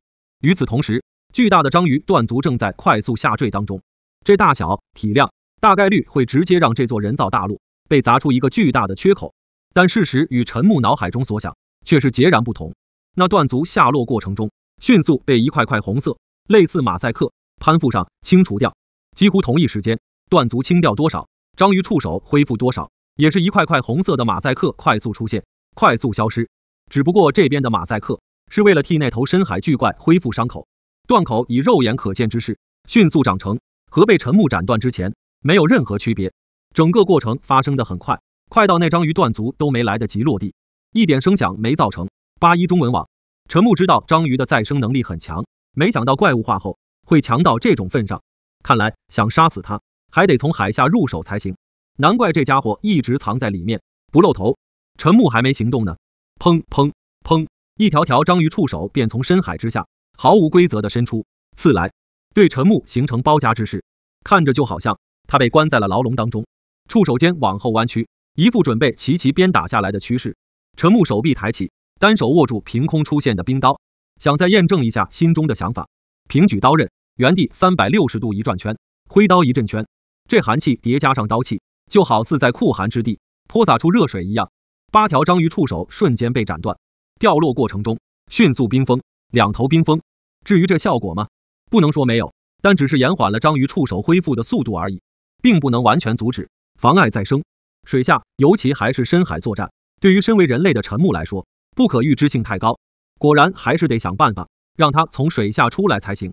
旋即所有还未使用过的属性一股脑添加，力量属性加13451，速度属性加8900，防御属性加5786。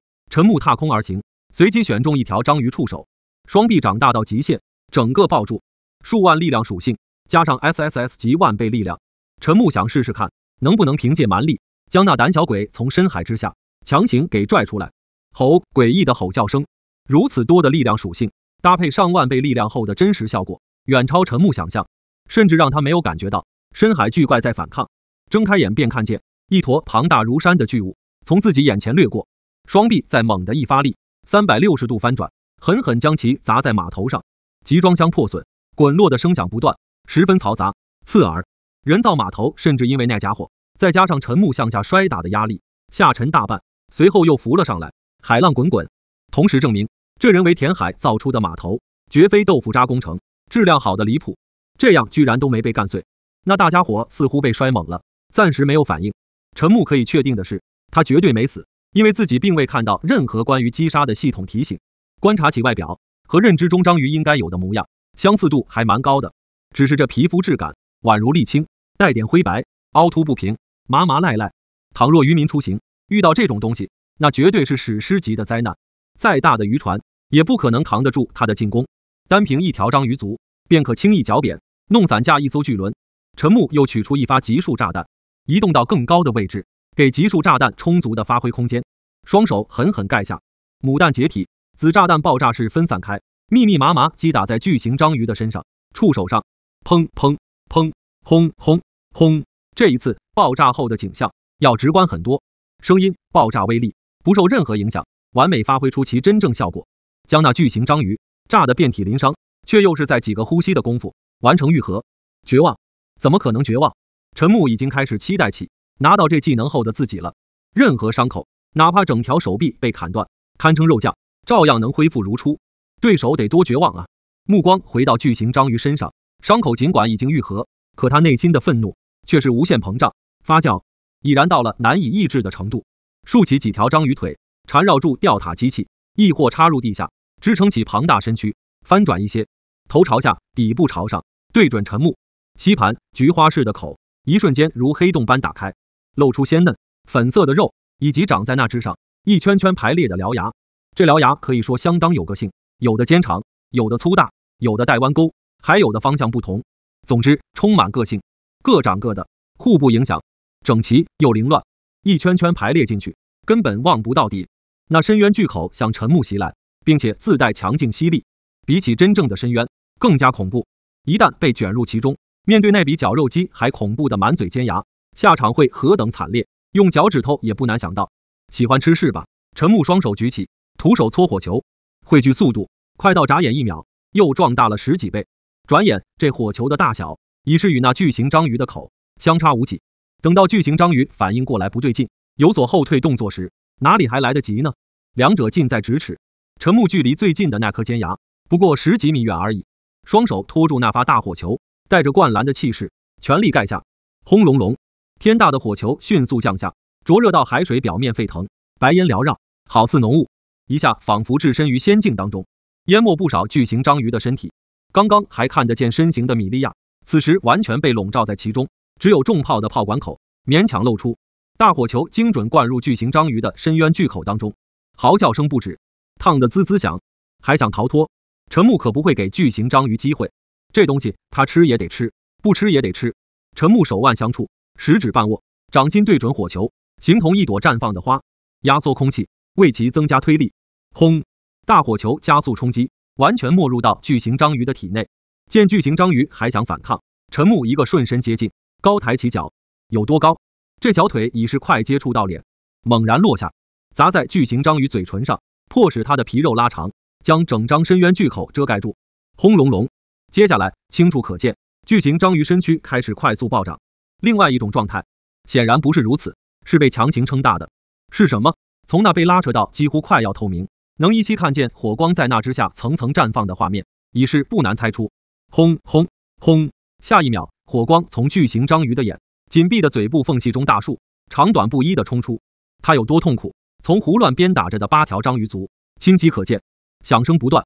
厚实的集装箱大片被瞬间拍扁成一块薄铁皮。砰！轰！啪嗒啪嗒啪嗒，没撑住几秒，章鱼脑袋便因为扛不住压力，整个爆炸开，碎肉浓墨飞溅，好似瓢泼大雨，让人无处可躲。8条触手同样被崩断成长短不一的块，飞落各处。只不过这一次没有再像之前那样进行愈合，彻底死了，死透了。陈木为何如此肯定？因为眼前已经弹出系统提示，击杀深海巨型章鱼成功，恭喜宿主获得通关礼包，杀戮点加1000。果然又故意上调了难度吗？陈木甚至怀疑这里根本不是什么试炼之塔，而是利用试炼之塔的通道，把自己传送到了其他地方，只为借那些怪物之手除掉自己。殊不知这么做只会让自己越变越强，没有例外。正在提取中，提取成功，恭喜宿主获得技能触手鞭打，力量属性加200，防御属性加150，速度属性加20。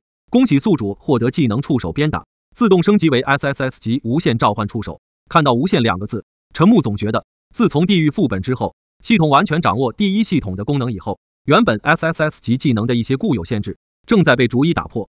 比如剑阵最高只能有100把剑，鬼遮眼技能的1分钟持续时长之类。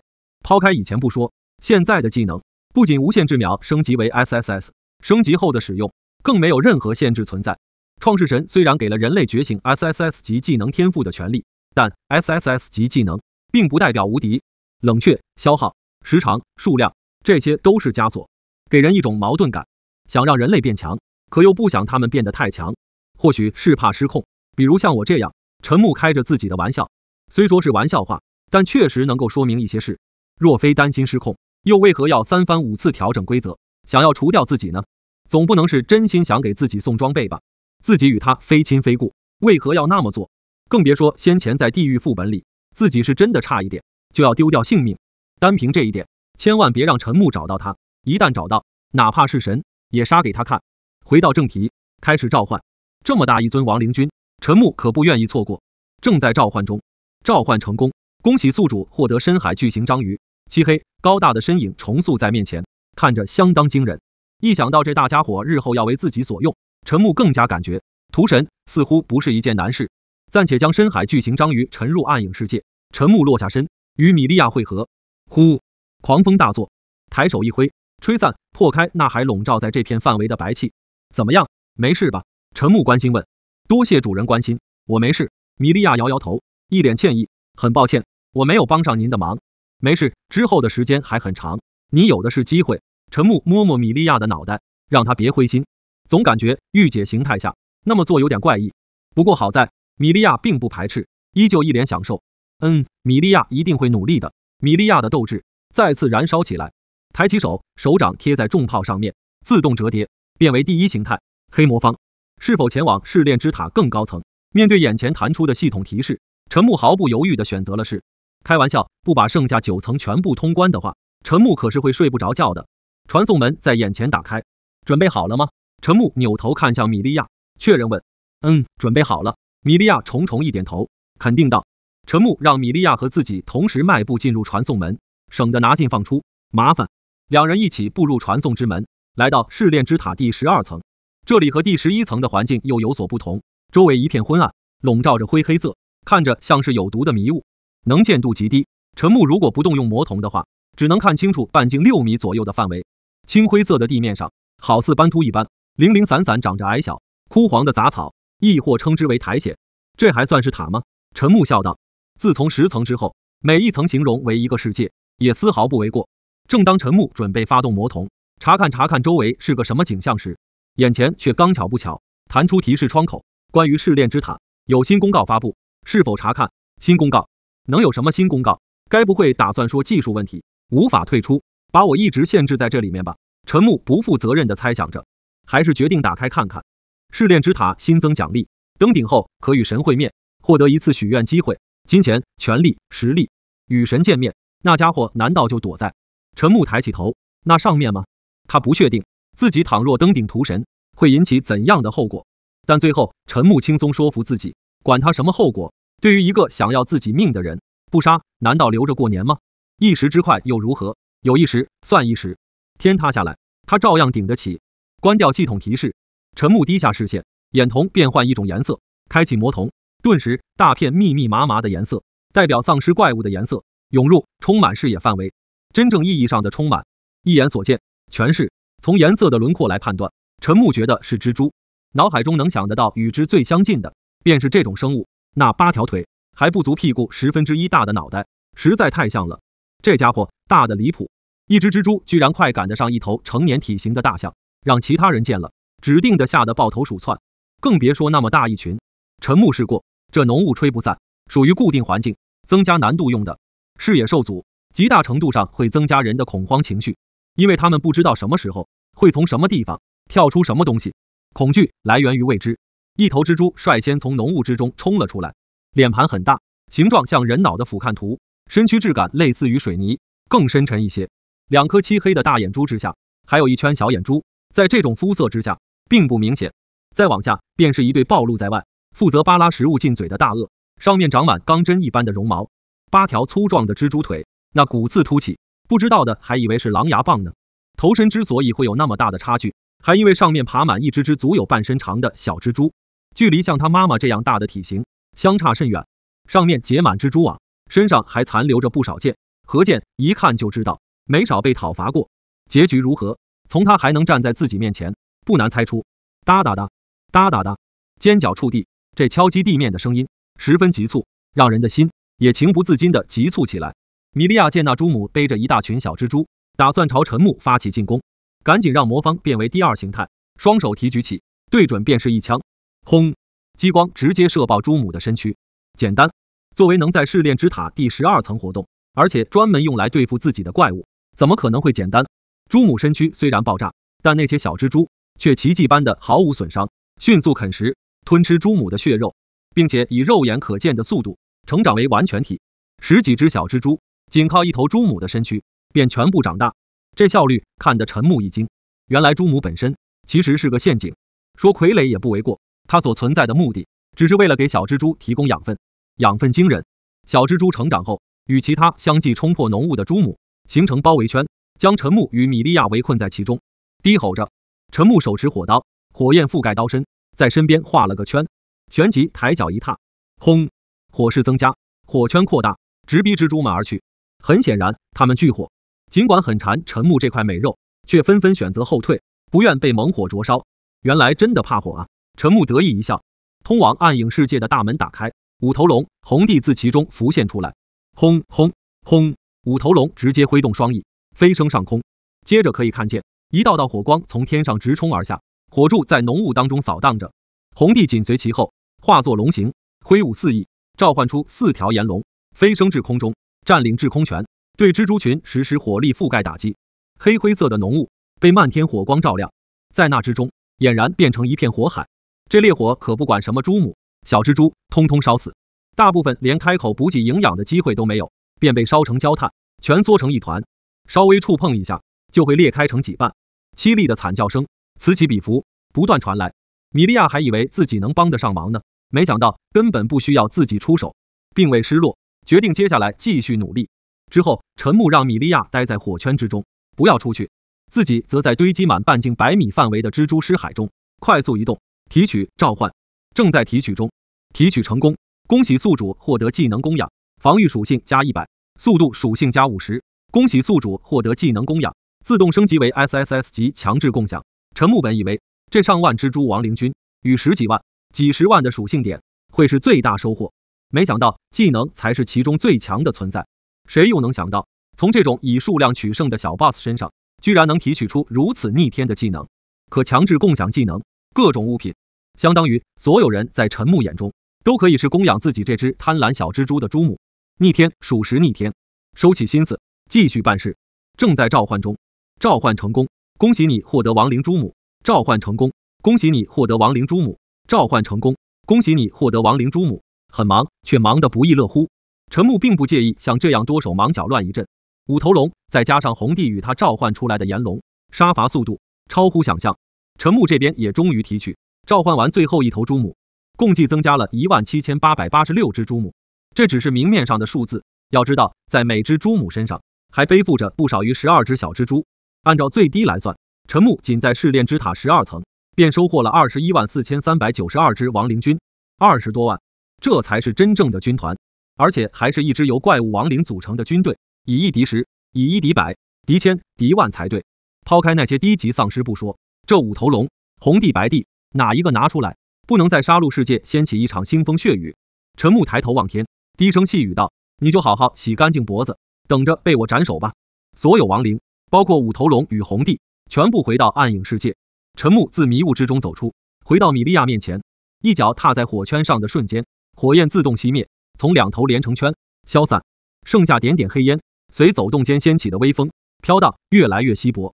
好了，没事了，都解决了。陈木习惯性的说道，这便是米利亚不以亡灵形态存在的最大理由。陈木不需要他有多强，只需要替自己排遣寂寞即可。长时间自我封闭，陈木担心某天会把自己逼成个疯子。作为机械生命体来说，陈木与其交谈很顺畅，而且更加舒心。恭喜主人，御姐形态下，米利亚微微一笑，很倾城。行了，我们继续前往下一层吧。陈木开口道。好，米利亚答应一声，二人肩并肩，待通往13层的传送门打开后，步调一致，走了进去。来到第13层，这里的画风又猛地发生了变化，与第11层、12层截然不同，是一座西方教堂，十分高大，雄伟椅子上空无一人，数百个位子全部空着，并且没有沾染丁点灰尘，干净圣洁。一根根紧紧排列的条纹柱，再加上几十米高的天花板上龙鳞纹一样的设计，极富层次感，同时又让人看久了会觉得有那么点点眼花缭乱。背后大门紧闭，两侧没有窗户，3扇巨大的窗户位于圣台之后，几乎要贯穿整个弧形的墙壁。从窗外照射进来的光亮十分刺眼，刺眼到无法看清楚窗外是一副怎样的景象，而整个教堂也全靠那3扇窗户透进来的阳光照亮，尽显神圣感。这要是让那些信徒见了，估计得破口大骂，神的领地居然变成了丧尸怪物的栖身之所。要说不同，也有。圣台之后没有十字架，更没有耶稣，有的只是一尊天使像，长发微微朝两边飘起，手中似乎捧着什么，双翼向前闭合，将其完全包裹在其中，看起来像个心形。陈木表现得轻松淡定，只想看看这次创世神又变着花的想给自己送上什么装备。主人，那3扇窗户里不太对劲。米利亚注意到反常后，立马开口提醒。陈木扭头看去，只见一尊尊骑士打扮的家伙从中走出，但和陈木所拥有的骑士不同，这些家伙貌似是由圣光组成，并不具备实体，而且还长着翅膀。陈木呵呵一笑，守护天使的骑士吗？天使骑士越来越多的从那3扇已经不知道该用门还是窗户来定义的通道中走出，有人手持枪矛，有人手持大剑，有人手持巨盾，有人手持双手剑。陈木本想以骑士战斗骑士，不过仔细想想，他们大概率派不上什么用场。作罢想法，省得白费力气，决定给米利亚充分的表现机会。授意道：“你先替我试试水。”是，主人。米利亚等这句话很久了，从刚才开始就一直是副蠢蠢欲动的表现。黑魔方转换第2形态，提举起枪炮，瞄准站在最前面的那尊天使骑士，扣下扳机。砰轰，一发激光射出，盾旗立刻闪身冲上来，以手中巨盾抵挡、吸收，或者称之为净化，净化掉了米利亚的攻击。砰砰砰，轰轰轰，米利亚继续不停地扣动扳机，连续射击，结果均被那天使盾旗化解掉攻势，没受半点损伤。对此，米利亚并未失落，松开手，单手举枪，手臂一摆，切换重炮模式。轰隆隆，重炮显现出来，直接压碎不少椅子，将炮口对准那天使盾旗。米利亚咧嘴一笑，这笑容完美诠释一个字：疯。他倒要看看这次那天使盾旗到底还能不能挡得住。他拿什么来挡？蓄力完成，一发光束炮急速射出。见此情景，无数隐藏于人群之中的天使盾旗纷纷挥舞翅膀，以手中金光巨盾相互重叠，组成一面类似蜂巢切面的墙壁，工工整整。比起当下米利亚攻击本身，陈木更愿意相信他们那么做其实是为了保护背后的那尊天使石像。以陈木的经验来说，他有100%的把握可以肯定，那天使石像才是首关 BOSS。 这些天使骑士不过是他手下的走狗罢了。不值一提，走狗护主，这不是很正常的事情吗？黑红的光束炮击打在由数十名天使盾旗组成的巨盾上，不出陈木所料，与之前没有任何区别，被迅速净化。这能力有点意思啊。陈木表示想要，就是不知道这天使骑士能不能提取召唤。如果不能，属于天使 BOSS 的召唤物，那骑士也挺不错的。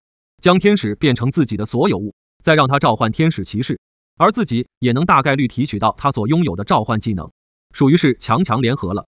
主人，非常抱歉，米利亚没用，辜负了您的期待。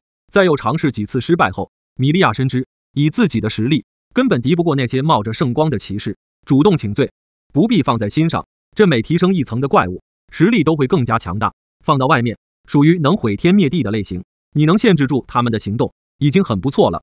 陈木安慰道，让米利亚无需为这种小事自责。主人还真是温柔。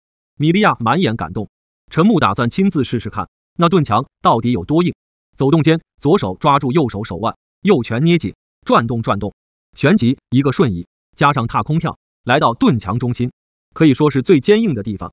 一拳携带上万力量属性，再叠加上 SSS 级万倍力量提升，轰，直接掀起音爆，灌响整个教堂。砰，净化，根本没那机会。圣光盾在一瞬间被陈木击碎，如玻璃一般碎块飞射，几十名天使盾旗的羽翼被折断，倒飞出去，撞在墙上、地上，化作一抹圣光，与一堆向上飘起的耀眼星辰，比想象中要更弱一些。心里想着，看样子得找时间给米利亚提升一下实力才行，万一把孩子整自卑就不好了。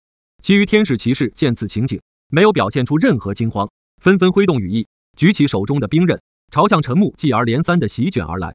这画面再加上教堂作为背景，别说还真有几分神圣感。可惜不能拍照留念，那自然也没必要留这些家伙活着。陈木连接空气线的食指，如同一名弹至乐曲高潮的钢琴手，疯狂舞动起来。砰砰砰，声音清脆，不大也不吵闹。不仔细听的话，甚至会直接忽略掉。天使骑士眼看着距离陈木只有咫尺距离，却一片接着一片被无形的线锯破碎成闪亮的星辰，飘向空中。解决掉这些天使走狗之后，陈木猛地一甩手臂，5根线锯绷紧，斩向天使石像。砰轰！不曾想，原本那些飘升上空，代表数百名天使骑士的星辰一挥，竟然在陈木手中的线锯处碰到天使石像之前，汇聚成一尊巨大的天使盾旗，以手中巨盾试图挡下陈木手指上缠绕的线锯，结果却是再次灰飞烟灭。不仅没挡住线锯，反而把自己给搞没了。线锯丝毫不像是被阻挡过，继续鞭打向天使石像。就在这时，差之毫厘时，石像脸上剥落一块，刺眼的圣光从中如柱一般射出，接着裂纹遍布天使全身，大块大块剥落。一瞬间的光亮，哪怕陈木也无法看清楚任何东西，但他可以明显感觉得到自己的线锯挥空了。天使不在原地，眸色发生变化，开启魔瞳，抬眸看去，金发天使6翼展开，无数泛着金灰的羽毛从空中缓缓飘落下来，穿着倒三角泳衣式的长裙，下身则是透明薄纱，可见白皙双腿，纤细浑圆饱满，堪称黄金比例。欲望天使吗？陈木调侃道。在身材方面，完全不输给此时正身为御姐形态的米莉亚。她紧闭着双目，双手捧着圣徽，那圣徽纵使拥有魔瞳，也无法窥探其中奥秘。但在其背后3扇窗门当中，越来越多的天使骑士挥舞背后双翼，从中飞跃出身，直逼陈木而来，仿若洪流，试图将陈木淹没。不敢自己动手，只会召唤小弟吗？陈木一度怀疑，这天使本身会不会除了美貌与召唤外一无是处？毕竟仅凭这2个优点，就足以让他横行杀戮世界。最终还是否定了这一想法。原因很简单，女天使能成为第13层的 BOSS， 肯定有她的特别之处。仅凭这2点，完全没有说服力。想让陈木相信创世神真心为自己开后门送装备，这种说法很难，甚至完全不可能。他绝对不可能会对那家伙抱有一丝一毫的好感。目光回到那骑士洪流上，陈木唇角一提，正好试试看刚刚获得的新技能 SSS 级强制共享。技能触发成功，请选择您需要共享的选项。技能1，召唤守护骑士；技能2，神之瞳；技能3，治愈之光。共享技能触发的前提是对手得活着，当共享对象死后，技能连接也将失效。系统，我可以全部选择吗？陈木确认问。可以，真不愧是你啊！陈木真是越来越爱这系统了，这才叫开挂啊！你的技能我全要了。强制共享，陈木兴奋道。强制共享成功，恭喜宿主获得技能召唤守护骑士。强制共享成功，恭喜宿主获得技能神之瞳。强制共享成功，恭喜宿主获得治愈之光。此获得技能和以往的获得技能还是有区别的，因为是临时技能，所以不在 SSS 几秒升级的触发条件中。陈木并未抱怨，觉得这已经足够了。走对手的路，让对手无路可走，永远五五开。只要自己愿意，众生平等。这还是陈木只用对方的技能为前提，要知道他还有其他上百个 SSS 级技能呢。玩，呵呵，陈木倒要看看这之后女天使如何跟自己玩。身后打开一扇巨大的黑色传送之门，其中还冒着红色的闪电，或许是为了方便识别，与天使骑士的神圣风格截然不同。陈木召唤出的天使骑士一个个黑不溜秋，像极暗影亡灵，头盔窗口下还闪烁着恐怖的红眼，如火苗绸缎飘荡出来。接下来是上千名天使骑士互相对冲，兵刃撞击的声音十分悦耳。陈木在下，女天使在上，似乎是察觉到这样做奈何不了陈木。女天使紧闭的眼眸开始有所动作，缓缓睁开，美眸，真正意义上的美眸，其中金光异彩，足有万道，称之为艺术品，一点不为过。金色的眼睫毛，再加上这神眼，简直绝了。难怪技能名字会称之为神之瞳。陈木也选择闭上眼睛，触发技能神之瞳。神圣光辉与地狱死光相撞击。论技能本身，双方势均力敌，但陈木可不满足于和女天使打成平手。触发连击，恭喜宿主触发神之瞳连击 X100， 一两次连击的威力，女天使还能勉强抵挡。这次数一多，优劣势一眼见分晓。陈木的地狱死光直直射进女天使的双瞳，将其石化，变成灰色，失去光彩。女天使双手捂住眼睛，发出人类所无法发出的悲鸣，十分凄厉，刺痛心扉。天花板与地面都在跟着震颤。米利亚摇摇晃晃，用手支撑在重炮上，才避免摔倒。看血条，陈木没记错，原来是1088层血，现在还剩下545层，距离斩杀线只多一层。女天使失去了往日的光辉。羽圣杰一手捂住血流不止的双眼，一手在空中胡乱挥舞着。轰轰轰！双翼突然自燃起来，停止挥动，从空中快速坠落下去。正准备继续出手，让天使血量掉到544层斩杀线的陈木，看到这一幕，心里多少有点懵，手上动作停住，目光向下看去，只见女天使已是摔落在地上，双翼的火烧到了翅根，但那火焰却并未将双翼烧毁，反倒让白色的羽翼换了一种颜色，变为纯黑色，原本金色的长发变成银白色，腿上半透明的白纱变为黑纱，甚至还涂了烟熏妆。这在陈木看来，已经不能叫天使，而是小太妹才对。堕天使吗？陈木不确定，但清楚记得强制共享目录里只有3个技能，看来这第4个黑化技能只有达到固定的条件才会显现。这种设定在游戏当中屡见不鲜。黑天使忽然抬起头，龇牙咧嘴，表情凶恶地瞪着陈木，双瞳变为血红色，与之前判若两人，形容为堕天使确实不为过。挥动6翼，再次飞升上空，依旧不减高傲，凌驾于陈木之上。轰！6翼往后移动至极限，旋即猛地对准陈木一挥，咻咻咻咻咻咻咻咻！下一秒，无数黑羽如同一支支箭，宛如箭雨一般，笔直齐齐，快速地朝向陈木飞射下来。一时间铺天盖地，面对这密集到连只苍蝇都无法轻易穿过的黑羽箭雨，陈木却无所畏惧，一脸平静，踏空而行，如同一步步登上台阶，朝向堕天使走去。那些箭雨就仿佛长了眼睛，自动绕开陈木，没有在他身上留下半点伤口。咻咻咻，砰砰砰，全部落在地上，砸出一个深坑，烟尘不断飘起，如同爆炸后产生的蘑菇云，越来越壮大，越来越壮大。看到这一幕，陈木能明显感觉得到，堕天使的战意敌意远不如先前浓烈。随着自己离他越来越近，他开始左顾右盼起来，似乎想要找到逃离教堂的方法。身为天使，面对敌人，怎么能想着逃离教堂呢？等反应过来，陈木已是来到他面前。此刻的堕天使显得是那么无辜，陈木可不管那么多，抬起的手臂在堕天使把脸转过来面向自己的瞬间，猛然轰出上万力量属性，再触发 SSS 级万倍力量。砰！81中文网，爆炸声，啪嗒啪嗒，鲜血大量溅射在陈木的脸上。失去脑袋的堕天使直直下坠，落到地上，一身黑色褪去，变回白色与金色，然后化作耀眼的星辰。击杀6翼天使成功，恭喜宿主获得通关宝箱，杀戮点加1500，一次送那么多杀戮点，搞得陈木都不知道该怎么用了。趁着那些星辰飘散到自己面前，还未彻底消失，立马进行提取召唤，正在提取中。提取成功，恭喜宿主获得技能召唤守护骑士、治愈之光，法术强度加250，速度加100，法术防御加100。居然提取到2个技能吗？这倒是让陈木有些意外，没想到无尽提取这个技能还真是给力啊！恭喜宿主获得技能召唤守护骑士，自动升级为 SSS 级召唤守护骑士。原本被玩家获得后存在的那些限制通通被打破，无限制、无消耗、无召唤数量限制，想召唤多少召唤多少。这个技能和 SSS 级骑士召唤骑士并不冲突。守护骑士指的是先前那些天使骑士，拥有飞行能力，而且具有很强大的法术攻击效果，相当于陈木同时掌握了地面骑士与空中骑士，现在只差海上骑士就能凑齐海陆空了。恭喜宿主获得技能治愈之光，自动升级为 SSS 级自动治愈，主动技能变成被动技能，不需要施法，自己愈合。接下来才是重头戏，正在召唤中，召唤成功，恭喜宿主获得6翼天使。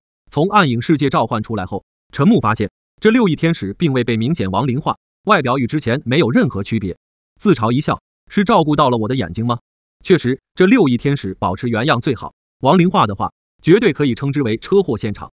喜欢黑化，他还有堕天使形态呢，如此贴心的系统，陈木怎能不爱？没有过多去欣赏，等解决完剩下几层试炼之塔后，有的是时间。陈木马不停蹄，决定前往第14层。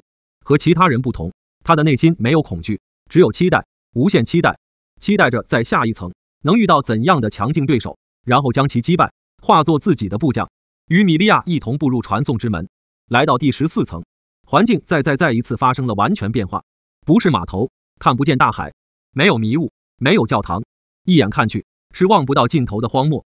风沙卷动，在耳边沙沙作响，面前数百米的沙尘当中，隐约可以瞧见一身影正缓缓从中走出，走近，个头与之前的那些怪物 BOSS 比起来，要更接近人类的体型，大概1.9米的样子。不过从头部的线条轮廓来看，绝对不会是人。人怎么可能长着一对向内弯曲的脚呢？那是只有恶魔才会长的东西。在电视剧里，妖怪强大与否，取决于它是否能修成人形。陈木觉得怪物应该也是如此。这拥有人形的怪物，实力应当会更加强劲一些，与那6亿天使差不多。咚，鼓声。陈木正纳闷呢，危机感应触发，一把推开米利亚，自己挪动一步，侧着身子，看得很清楚，一杆金雷长枪从面前几乎快要贴着双眼飞了过去，噼噼啪啪，闪烁着细小的电纹，一瞬间就飞出上百米远，速度很快。怎么样，没事吧？陈木问着米利亚的情况。没事，多谢主人关心。米利亚从地上站起身，双手拍拍屁股上沾染到的黄沙，摇摇头，确认米利亚没事后，陈木目光回到那恶魔身上。原来挂在腰上的那2个圆形状的东西是大鼓吗？按照这条线继续往下联想，陈木没猜错的话，他手里握着的那2根粗大，一拳刚好握住的棒子，8成是鼓棒。砰砰砰砰，恶魔再有所动作，这一次敲响10几道鼓声，那长枪数量刚好，10几柄齐齐射出，射来。有了上一次的教训，这次米利亚反应得很快，自己用枪炮挡下那发金雷长枪，其余10几柄则是朝向陈木去的。很显然，恶魔也知道2人中陈木的实力更强，值得优先对待。面对眼前的惊雷长枪，陈木缓缓抬起手臂，掌心对准，以看不见的一张大网将所有长枪牢牢束缚其中，五指半握瞬间收紧，雷电失去枪的形状，融为一体，被逐渐压缩，变成一发雷电光球。陈木五指再一打开，推出去，轰！那雷电光球如炮弹般，不应该说比炮弹更快，轰射向那躲藏在沙尘之中不愿意冒头的恶魔。砰砰！恶魔双手举起，砸下鼓棒，同时敲响腰间挂着的2个大鼓。下一秒能感觉得到脚下黄沙在移动，接着一面10几米高的沙墙毫无征兆凭空拔地而起，替恶魔挡下那一发雷电光球。砰轰！雷电光球带起的风浪散开，冲散了将恶魔笼罩住的沙尘，从而暴露出其本尊。看过后，陈木更加坚信这家伙不是人，妥妥的恶魔。腰间挂着的确实是2面大鼓没错，头上长着的也的确是角，手上握着的黑金色长棍正是鼓棒。这鼓棒设计的还挺花里胡哨，两端金纹缠绕，又似神鸟，鸟眼位置一道金色电纹落下，一手缠绕绷带，一手戴着黑金色的护腕，与鼓棒颜色相对应，双脚赤露，却穿着裤子与蓝黑色的长裙，裙摆破烂，腰间系有一根红绸，在中心交叉，两头垂下，上身赤露，体脂率低到恐怖，肌肉看着硬得跟石头一样，粗大的双臂上纹着彩色图案，看脑袋貌似是条东方龙，红色为主，脖子上戴着一圈黄色的大颗念珠。要说全身最不像人的地方，那绝对是脸无疑，与上身皮肤截然相反，偏朱砂色，红的不可思议，眼眸大片黑色，眼珠红包白再包黑，很小一颗，加上不大的眼睛，看着很有攻击性，眉毛龙飞凤舞，像皱纹，白色的，雨落腮胡，飘荡在脑后的中长发一个颜色，因为往外突出的獠牙，所以无法闭上嘴巴，上獠牙向下，直抵下巴，下獠牙向上，靠近外眼角，紫色的舌头一直耷拉在外面，嘲讽拉满，红色的耳朵后竟然还画蛇添足的长着一对形似羊耳的黑色耳朵，外缘为金色，比羊耳更尖锐，更翘一些，一只耳朵比脸还长，头顶长2倍的恶魔角，同样主色调为黑，以金色作为搭配，而它作为武器的鼓面由3个太极黑羽图案组成，底色为羊皮色。目前陈木已知他所掌握的技能有御雷为枪，御杀为强，全靠敲响大鼓来触发。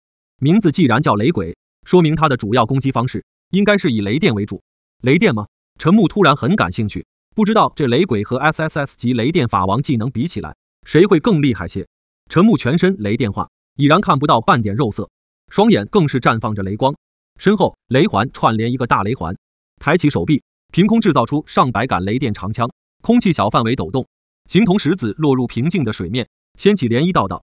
雷鬼依旧耷拉着舌头，一副嘲讽表情，似乎根本没把陈木的攻击放在眼里，两脚打开，扎起马步，高举双手，五指握住鼓棒中心靠前的位置，砰砰砰，旋即疯狂摇头，疯狂高频率敲击起太极黑羽鼓，很快也幻化出上百杆金雷长枪，准备和陈木硬碰硬，看看谁的电力更强。砰，鼓棒同时落下，最后敲响一声，陈木则是手臂往前一推，双方雷枪几乎在同一时间如离弦之箭射了出去，雷电与雷电相撞，枪尖与枪尖决力，一寸寸被碾碎消失，最终竟打了个平手。雷鬼显然不想看到这种画面，勃然大怒，双手高举起，将鼓棒放到背后，接着大手落下，拍击在大鼓边缘，双手往外一分，二鼓化五鼓，两鼓位于雷鬼腰间，两鼓位于肋骨双肩之上，一鼓位于雷鬼头顶。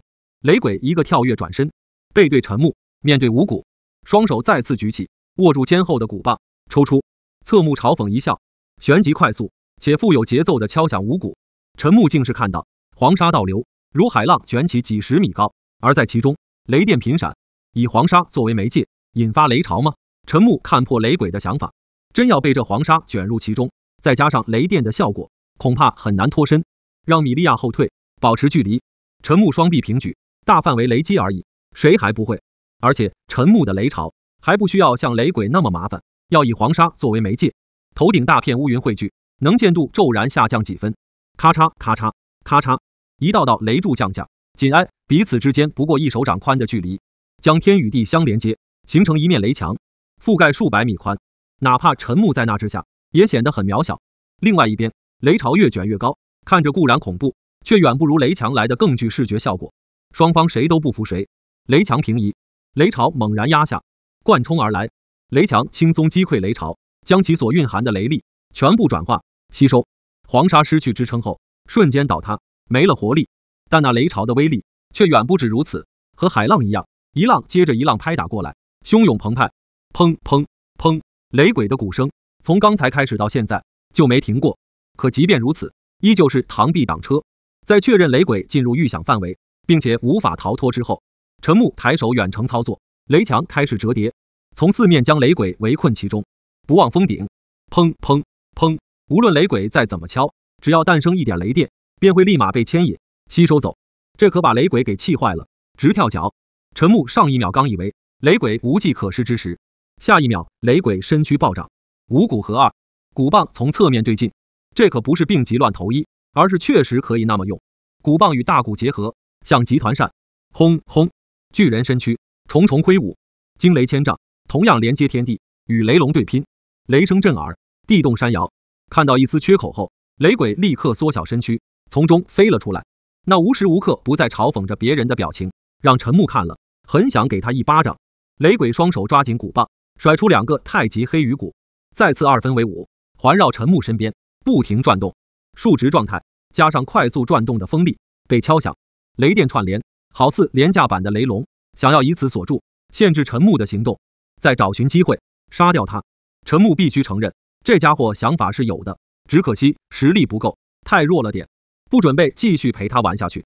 突然消失，吓了雷鬼一跳，再反应过来，才发现陈木化作万丈雷神，半身立于大片雷云之上，金光耀眼，敢与日月争辉，饶是乌云也不可避免的被那金雷照亮的失去了本来颜色。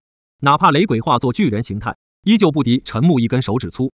陈木弯下腰，抬起手，拳头轻握，单独伸出一根食指，轰轰轰，那根手指好似从天外而来，划破空气，带着强烈火光与雷光朝雷鬼压下。面对此等攻势，雷鬼却不想束手就擒，决定殊死一搏，五鼓平铺开，环绕在腰间，噼噼啪啪，滋滋滋，双手持鼓棒，大鼓自动转圈，每一棒刚好敲响一次，速度越来越快，雷电越来越粗。片刻之后，画出一与雷鬼外形十分相似的金雷巨人，双手举起，想要接下陈木压下的破天巨指。说是巨人，可实际上还没有陈木此时的小手臂粗。轰，一指压下，仅接触瞬间，连1秒时间都没扛到，身躯被迅速破碎，从头到脚只在眨眼瞬息间，拔出手指，地上被摁出个窟窿，流沙不停汇聚。陈木再随手一挥，巨手抓握住雷鬼，雷鬼拼命反抗，还想挣扎。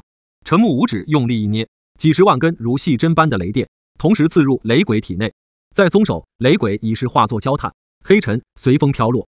击杀五股雷鬼成功，恭喜宿主获得通关宝箱，杀戮点加1500，正在提取中，提取成功，恭喜宿主获得技能雷骨，法术强度加200，法术防御加100，力量属性加100，恭喜宿主获得技能雷骨，自动升级为 SSS 级天雷骨，正在召唤中，召唤成功，恭喜宿主获得五股雷鬼。陈木个人觉得这五股雷鬼亡灵化后更有压迫力了，全身主色调变为黑白两色，红脸变成黑脸，更显满嘴獠牙的森白，并未过多停留。陈木打开通往第15层的传送门，想在困意来临之前解决掉剩下几层试炼之塔。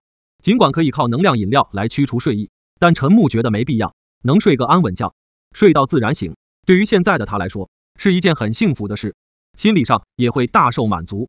得讲究劳逸结合，没必要把自己搞得好像一台杀戮机器，昼夜不停。和米利亚来到第15层，这里的风格古色古香，一眼望去全是低矮的木质黑瓦建筑，最高不超过2层。古代街道吗？去掉那些怪物不说，陈木总感觉自己像是在旅游。这一路走来，见识过不少景象，铠甲独有的碰撞，沉重脚步声从背后传来。陈木、米利亚同时转身看去，武士，而且还是樱花风格打扮的武士，佩戴着厚重，在陈木看来甚至有些花里胡哨的头甲。帽子正上方是一只金面黑角小鬼，爆炸式浓密的白发往后随风飘荡，看不清面容，佩戴着红色鬼面，这龇牙咧嘴的表情丝毫不输上一层的五股雷鬼。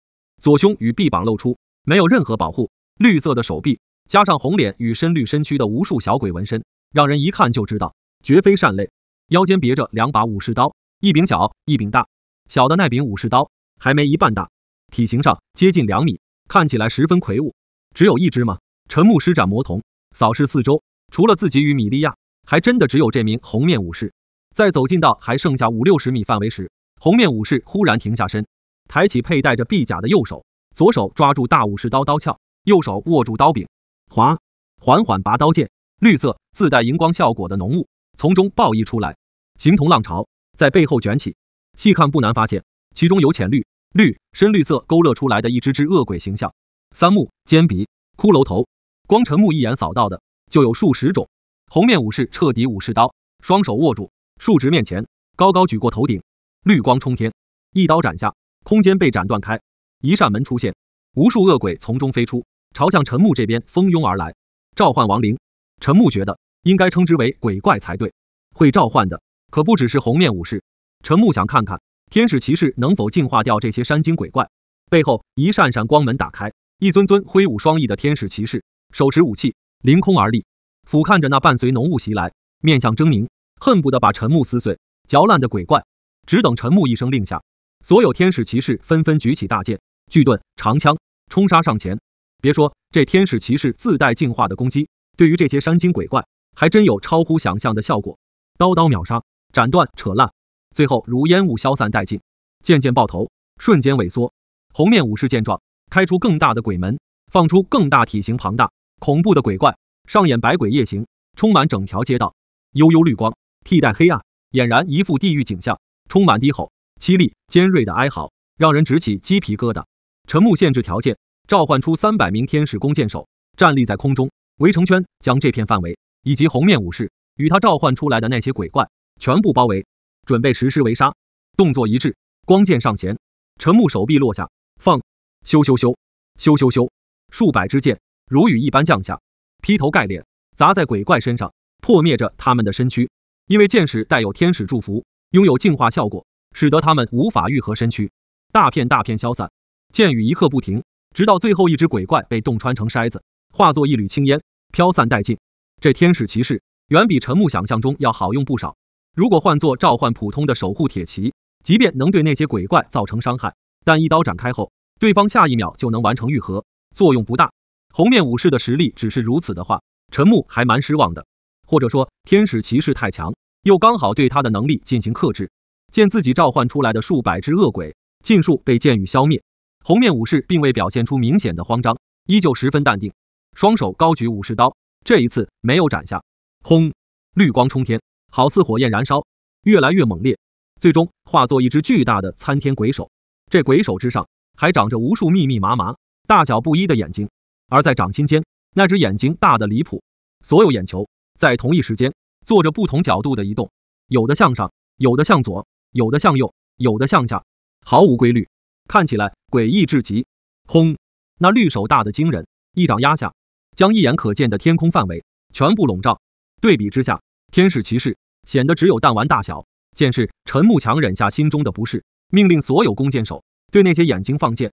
天使骑士照做，手指拉动空气，金光长箭自动形成，瞄准，锁定，松弦，一步到位，行云流水，咻咻咻咻咻咻，离弦之箭势如破竹，朝向那大手射去。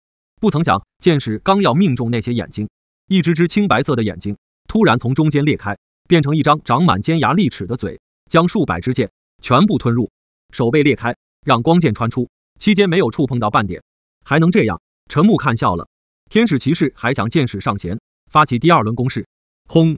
绿手加快压下的速度，一横扫连同房屋，把全部天使骑中抓握在手中，狠狠捏紧五指。掌心中那密密麻麻似眼非眼的深渊巨口开始啃食起天使骑士，最终身躯破碎，化作星辰从指缝间溢出。红面武士并不满足于此，手握连接绿手的武士刀，一刀斩下，握紧成拳的绿手同时猛地朝向陈木砸了下来。不难看出，红面武士是真心想让陈木去死，但想杀死陈木可没那么容易。圣光绽放，光芒照亮天地，绿手被圣光所笼罩，顷刻间直接净化掉。而挡在陈木面前释放着圣光的正是六翼天使。看到这一幕，陈木更加坚信创世神安排错了红面武士与六翼天使所在的层数，偏偏把克制红面武士技能的手段拱手送到自己面前。倘若红面武士出现在前，也不至于被压制得如此之惨，毫无还手之力。杀了他！陈木对六翼天使下令道。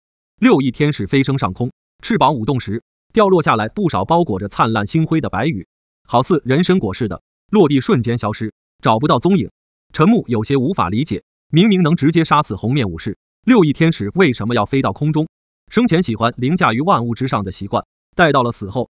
除此之外，似乎又没有其他更合理的解释。陈木并不介意六翼天使搞这些花里胡哨的，只要顺利完成自己交给他的任务就行。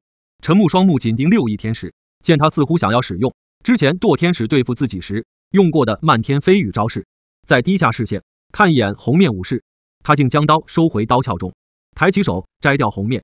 因为低着脑袋，再加上帽檐，陈木无法看清楚他究竟长成何种模样。旋即，如同解开封印一般，一尊三头六臂、通体幽绿的白米武士出现在陈木面前。他还为人时的那身武士盔甲以及双刀，如同失去气体支撑的气球，干瘪散落在地上。六臂六只手抓握住刀柄，拔出6把武士刀，鬼面狰狞。武士迈着大步向六翼天使发起无声冲杀。轰！六翼天使同时向前挥动六翼，咻咻咻咻咻咻，密集的金色羽毛好似倾盆大雨，斜击在武士身上。武士快速挥动6把武士刀，试图挡下羽箭，奈何数量实在太多，而且这羽箭的威力可比天使骑士要强不知道多少倍。即便武士勉强挡下来一些，再看武士刀，刀刃上早已布满无法愈合的缺口，武士依然处于被碾压的一方，局势毫无转变。照这样下去，武士迟早会被那羽箭活活射死。武士愿不愿意另说，六翼天使显然不满意像这样继续浪费时间，决定发动技能神之瞳，一次解决掉面前这大家伙。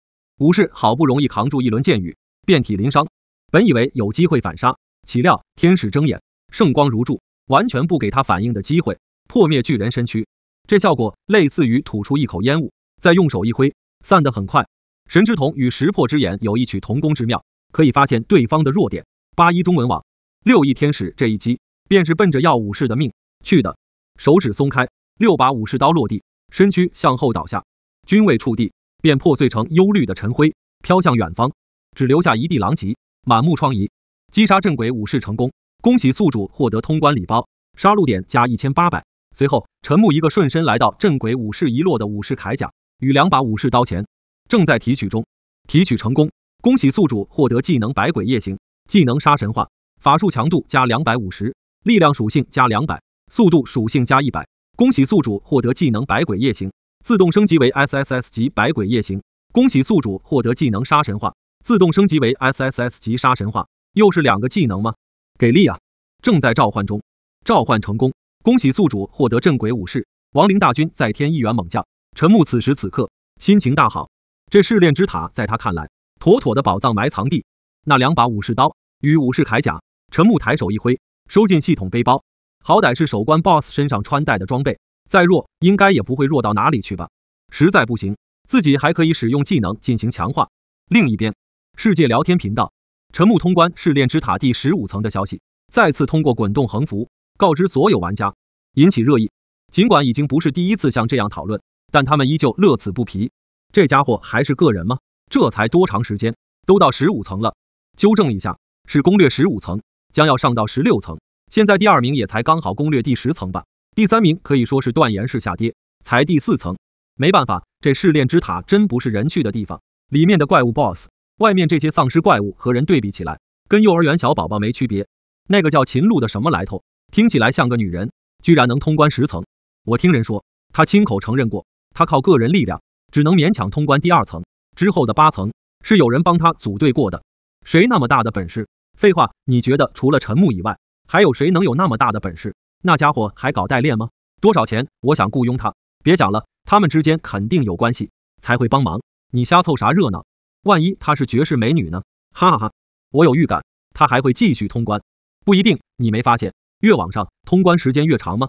说不定他就快到极限了。看到有人这么说，立马冒出反驳的声音。你这话说的，通关时间越长，是指在几分钟通关1层的基础上，多增加10几秒或者半分钟。哈哈，一看就没去过试炼之塔，不知道几分钟通关1层是什么概念，尤其还是10几层。妈的，说起来我就气，我们工会组队了300多人，打了1天，损失超过1/3，才终于拿下1层。这几分钟1层，确定没开挂。封测玩家实锤，那人被一群人用事实对得不敢说话，口嗨是要付出代价的。他这番话无疑不是刺痛了那些花费大代价突破关卡的人，觉得他这是在故意往自己伤口上撒盐。如果陈木几分钟通关1层试炼之塔算快到极限，那自己算什么？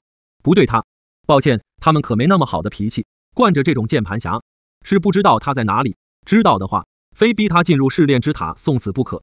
回到陈木这边，此时他已经来到试炼之塔第16层。米利亚觉得自己帮不上什么忙，不想拖累陈木的后腿，自觉被放入系统背包，以免碍手碍脚，延缓陈木攻略的速度，从而影响到睡眠。这份懂事在陈木心中加分不少，如他所愿，放进系统背包当中。环顾一圈，这里的环境绝对是自进入试炼之塔以来最好的，没有之一。没有，一眼望去，山峦翠绿，而陈木正立身在一座山巅，可以俯瞰山下美景。灰白的山壁结合茂密绿林，结合头顶的青天白日，让人心情大好。偶尔还能听见鹰叫声，抬头看去，几只苍鹰正在头顶数百米的高空盘旋着。不过陈木并不认为他们是这16层试炼之塔的 BOSS， 真要是的话，陈木大概一手就能轻松捏死。奇怪，怎么没看到守关 BOSS？ 山还没有高到被迷雾笼罩，一切都是肉眼可见的，但陈木就是没看到守关 BOSS 的身影。产生 bug 了吗？陈木淡淡一笑，突然地动山摇，陈木脚分开一些，稳住下盘，接着双眼看得很清楚，一座山平地而起，拔升着高度，一下就上升了数十米。大块大块的山石连同成片的树木从上面碎裂剥落下来，坠地，露出其本来面貌。一颗龙头，不对，没有长角，应该属于蛇，黑头白腹，或许是因为沉睡了太久，身上长满不少青苔。陈木大致数了一下，有7条蛇头，只有舌头与大半蛇身冒出，集结为一大束。至于还有多少埋藏在地下，那就不得而知了。光暴露在空气当中的身躯就有500-600米长，之前看着还很远的苍鹰，这一对比之下，顿时显得近了不少，只达到7头蛇的1半高。不过那7头蛇对那苍鹰并不感兴趣，或许是因为不够塞牙缝。其中一条蛇头俯下，缓缓落在陈木面前，近，很近，近到陈木可以清楚感觉得到那蛇的吐息扑打在自己全身。那一双红瞳仿佛镜面，模糊映照出陈木的身形。旋即二话不说，直接张开大嘴，深渊巨口照着自己便对了过来。光那张嘴感觉已经与山同高，这是要连同我和山一起吃掉吗？陈木自嘲道。陈木抬脚一踏，轰，风声爆响，一只巨大史诗级别的章鱼触手拔地而起，凭空显现出来，直接缠绕上舌头，勒紧，强行叫那巨蛇闭上嘴巴。与陈木还有咫尺距离时，猛然向后一拽，甩飞蛇头，砰轰，重重砸在相反方向的地上，毁坏大片森林。这章鱼触手还真适合用来对付这种巨型生物。陈木得意一笑，另外6条蛇头因此暴露，纷纷俯下身朝陈木这边袭来。好在陈木根本不差触手用，毕竟这个技能可是叫无限召唤触手，又凭空冒出6条触手，死死缠裹住蛇头。巨蛇见状，也利用起身躯强大的脚缠力，开始脚缠触手，看起来势均力敌，一副谁也奈何不了谁的态势。但陈木依旧占有绝对优势。无限2字是跟你开玩笑的，又是抬脚一踏，上百条触手破土而出，10几条触手同时缠绕蛇身，勒紧，往各自不同的方向撕扯。砰砰砰，扑哧扑哧扑哧，身躯被严重挤爆，蛇皮扛不住压力爆开，血肉从中喷吐出来。天空中下起血雨，更有蛇眼被硬生生挤出来，飞射滚落出几百米远。陈木觉得是时候解决这个大家伙了，他已经感受到一点点困意，召唤上千条章鱼触手，相互拧在一起，组成一只遮天巨触。那密密麻麻的章鱼吸盘，比起之前镇鬼武士所召唤出来的那只巨手上的眼睛，有过之而无不及。好在陈木不是强迫症，否则会自己给自己造成巨大的精神伤害。巨大触手圈住，将七头蛇的身躯缠绕成一股，勒紧，旋即猛地，瞬间发力，轰隆隆，轰隆隆，轰隆隆，大地比之前七头蛇出场时还要震动的厉害，地面清楚可见几十米宽的裂痕，如蛛网一般扩散开来。轰隆，接着旱地拔葱之势，硬生生将七头蛇埋藏在地下的那条肥硕如面包虫的蛇尾硬生生拔了出来。陈木抬起手，用空气线锯编织成一张大网，待编织完成后推出去，连同章鱼触手与那七头蛇切割成无数大小均匀的尸块。砰砰砰，伴随一声声巨响，砸在地上，掀起烟尘不断，硬生生被解体。击杀七头岩蛇成功，恭喜宿主获得通关礼包+1，杀戮点加1900。或许是因为获得了太多 BOSS 的技能，陈木真没感觉得出来，这七头岩蛇有符合1900点杀戮点的实力，在他眼里和大点的丧尸怪物没区别，稍微费点力气便可完成屠杀。正在提取中，提取成功，恭喜宿主获得技能石化，力量属性加300，防御属性加200。原来有技能的吗？陈木笑道。后知后觉，这技能都没用出来就死了，想想还真是悲哀。恭喜宿主获得技能石化，自动升级为 SSS 级木之石化。查看过这技能的详细介绍后，陈木脑海中不禁联想到西方一个名叫美杜莎的蛇发怪物，只要与其双眼对视，就会变成石头。木之石化也是如此，只要对视上，无视一切防御技能，无视等级，无视一切，直接将其变成石像。倘若打碎石像，生命也会彻底宣告终结。陈木愿意的话，只需要再对视，就可以选择解除石化状态。正在召唤中，召唤成功，恭喜宿主获得七头岩蛇。陈木的亡灵军团再添一员猛将，这尸块自然也没浪费，全部一件做成罐头，拿去卖给那些玩家，换些更有价值的装备，难道不好吗？当需要罐头的人越来越多，拥护自己的人也会越来越多。他不能死，他若死，会有更多人死去。另一边，关于陈木通关16层的消息再次轰动整个世界聊天频道。这家伙还真是个不折不扣的怪物，居然又通关了。刚才谁说他已经达到极限来着？没病出来走2步可好？几分钟通关一关，而且不受层数影响。我突然有点好奇，是不是越往上面的怪物其实越弱？参与过2层 BOSS 讨伐的我可以100%告诉你，绝对不可能。第2层的怪物可以吊打第1层，我们会长加上2名 S 级技能的副会长，一共3个 SSS 级，还加上200名工会成员，足足用了7个小时才通关第2层，死伤无数，其中1名副会长还因此丢掉一条胳膊。卧槽，第2层就那么恐怖的吗？那第16层？讨论间，陈木俨然已经成为众人心目当中最接近神的存在。话说回来，最近怎么那么多人组队想要刷试炼之塔啊？世界交易中心好多悬赏帖，你没看新说明吗？新说明？啥新说明？通关试炼之塔后可以见神，对神许下一个愿望，任何愿望只要不越界都可以实现。我靠，不早说，我马上去组队。007讨伐小队欢迎你，我们打算组建一支3000人的队伍，还差200个，无论等级。呵呵，等级低的绝对会被当成炮灰。我有预感，陈木绝对会成为第一个见到神的人。不止你一个，大家都那么想。有没有可能他已经见过一次？各种阴谋论四起。身为正主的陈木则是眼不见心不烦，花费一点时间将所有7头岩蛇的尸体制作成罐头，储存进系统背包。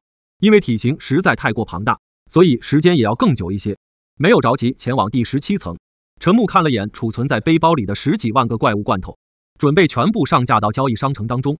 价值高于1枚子弹，可以换1个罐头，高于几倍，多几个罐头，以此类推。普通人单铁一次限制兑换10个罐头，若随后提供的交易物品价值高于1把手枪，兑换额度提升到20。标题写成试炼之塔高层 BOSS 肉，自带强力增益效果。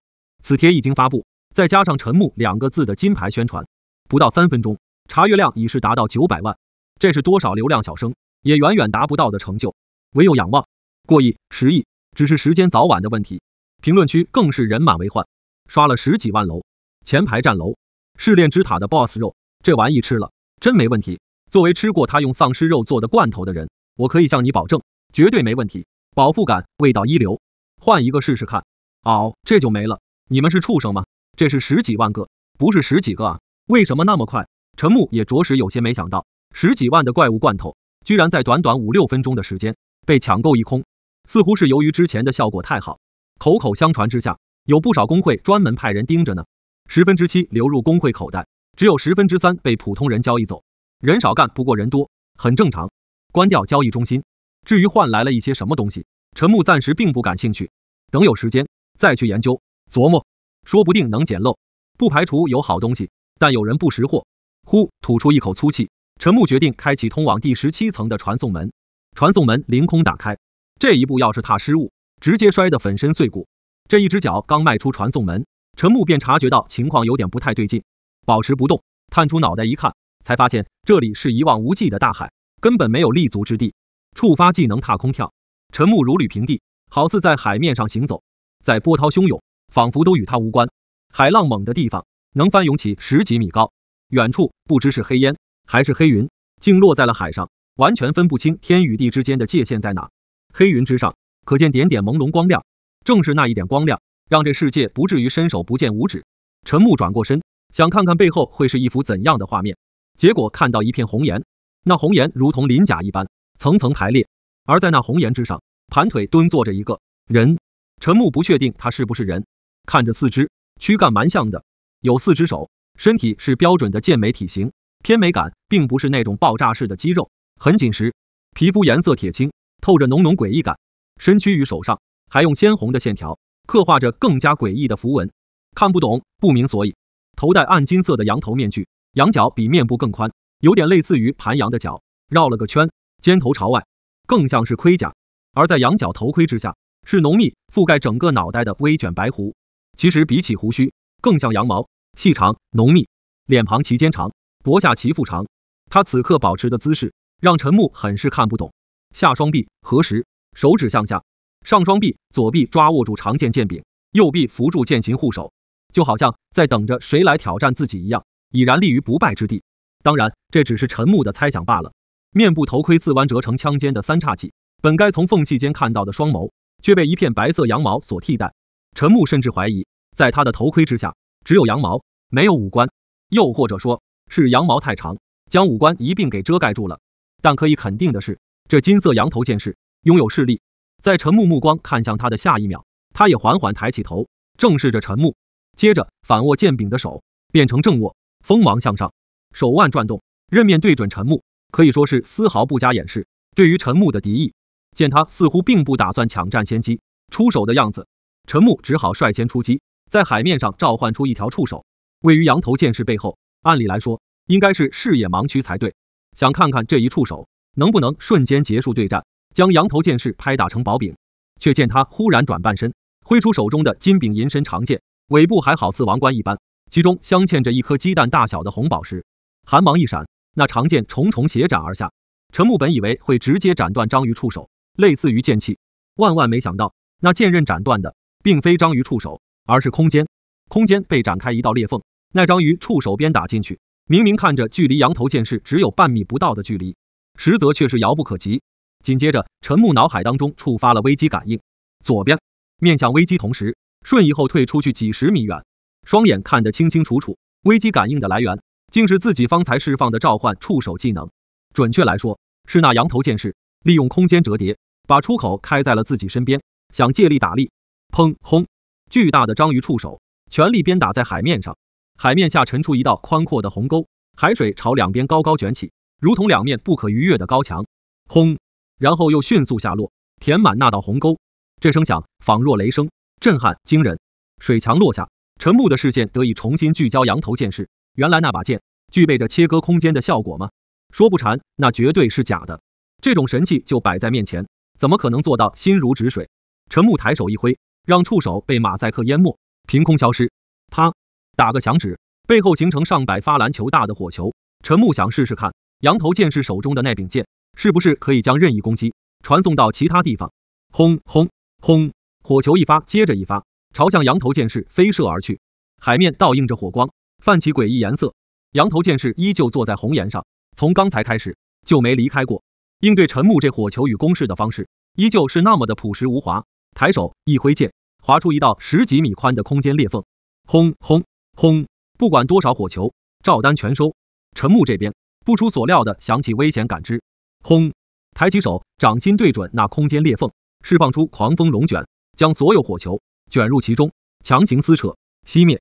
陈木取出火刀，五指握紧，双眼紧盯在羊头剑士身上，下一秒下定决心似的，眼神忽然变得坚定起来，直接瞬移过去，双手已是在这个过程当中，食指握紧，抓住刀柄，准备猛斩。轰，附着火焰的刀身形同刀刃，延长2-3米，除了刀把以外，只能看见浓烈闪耀的橙红火焰，一刀悍然斩下。只不过旋即才反应过来，这一刀不仅劈空，而且歪得离谱。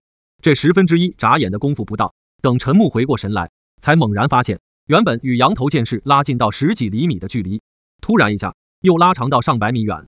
那家伙的剑原来有这么快的吗？不得不承认，这一点确实令陈木没想到。瞬移加上瞬间出刀，还能被其利用空间裂缝传送走。关键这期间，陈木完全没有发现任何异常，哪怕触发了慢视觉，他逐渐开始认为羊头剑士是一个难缠的对手。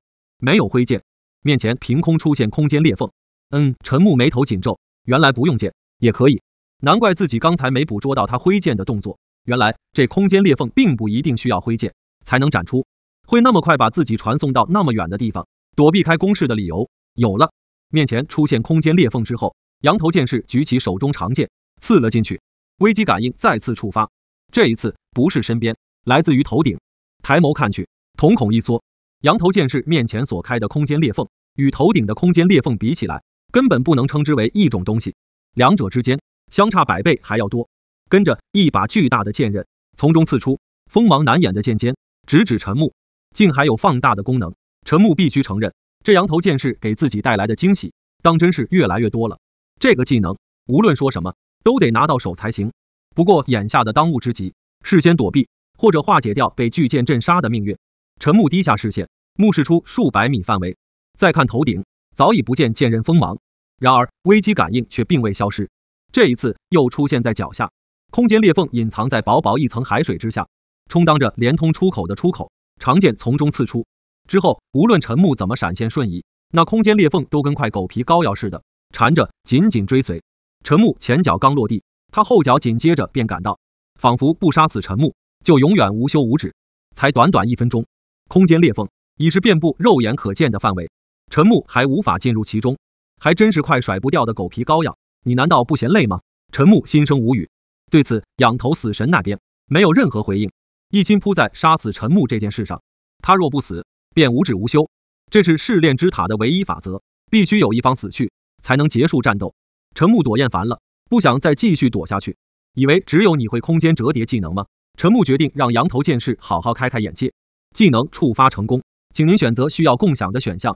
你的技能很好用，现在它归我了。找到与空间2字有关的技能，名为斩断空间，直接强制共享，哪怕强如羊头剑士同样无法拒绝。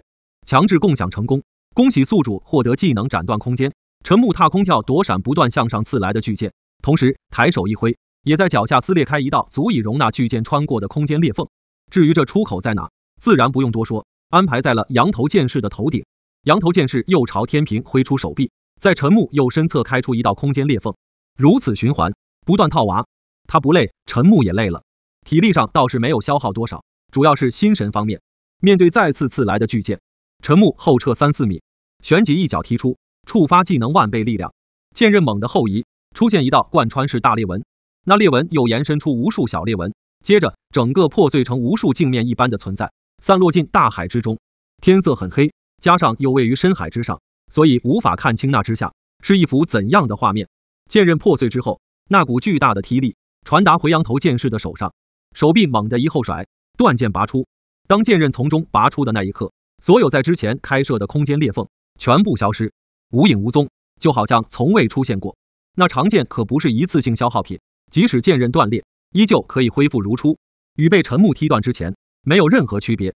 这一脚显然给羊头剑士带来了不小的心灵震撼，他终于不再是一副气定神闲的模样，坐在红岩上，站起身，对比常人，显得十分高大，双手握住剑柄，锋芒向天，平举于面前，身上那些诡异的红色图腾，类似眼睛的部分，竟真的睁开了。怪物都那么恶趣味的吗？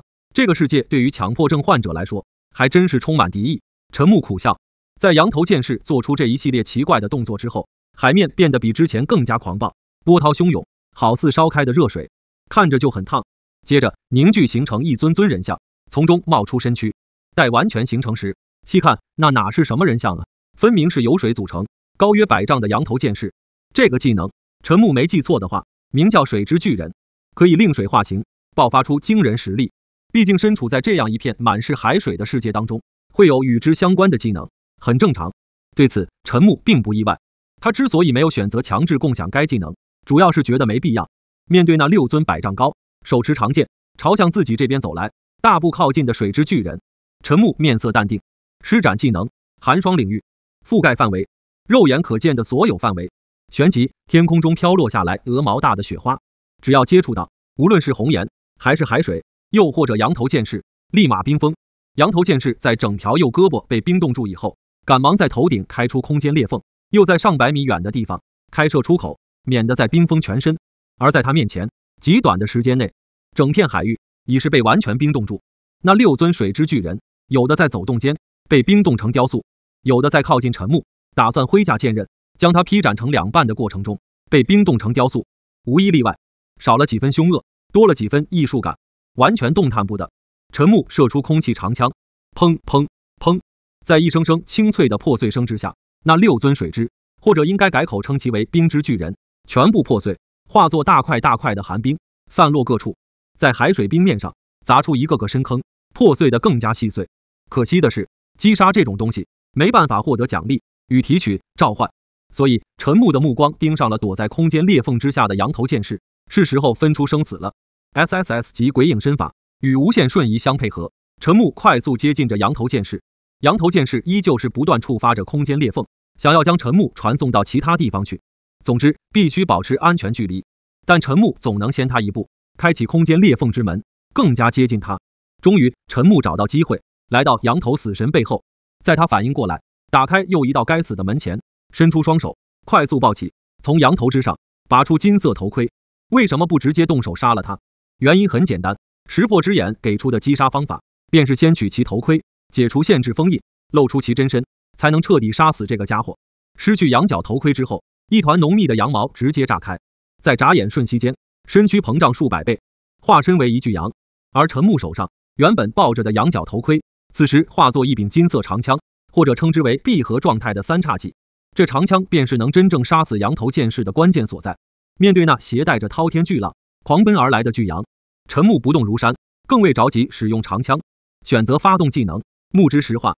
现在和之前不一样，巨羊露出了他的眼睛，可以充分对视。巨羊并未闪躲，根本不知道接下来迎接自己的将是什么，只想一头撞死陈木，又或携带巨浪将他拍大，卷入深海，活活淹死。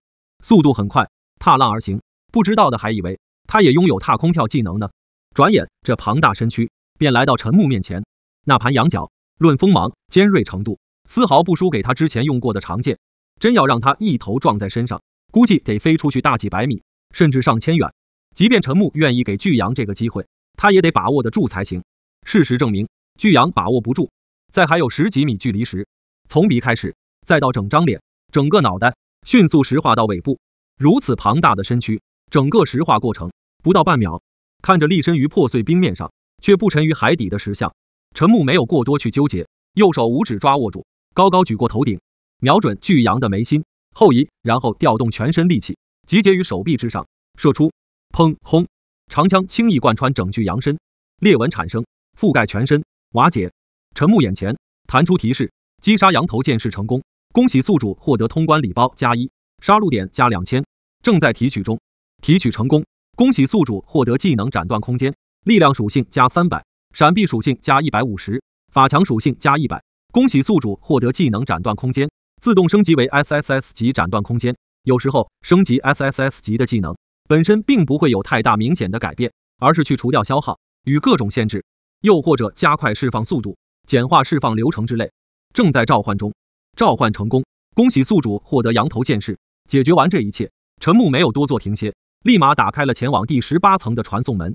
而在外界，尽管已经是深夜，但仍然有不少人停留在世界聊天频道当中，关心着陈木的一举一动。看到陈木通关17层的消息传出，不少人心里悬着的那块石头得以安稳落下。呼，太好了，那么长时间没消息，我还以为他凉了呢。放心，咱们全部凉掉，他都不一定会凉。居然能在他手上活过那么长时间，第17层的怪物得多恐怖，不知，但我很清楚，我估计这辈子都没什么机会可以见识到那么顶层的怪物。兄弟，你这句话也太真实了，真实到我想哭。你们那么关心他做什么？兄弟没加工会吧？现在他制作出来的那些罐头可是各大工会之间的硬通货，我们老大甚至说，只要能为工会抢到一个罐头，直接奖励100杀戮点。这个世界还真是可怕，丧尸怪物肉做的罐头居然有那么多人追捧。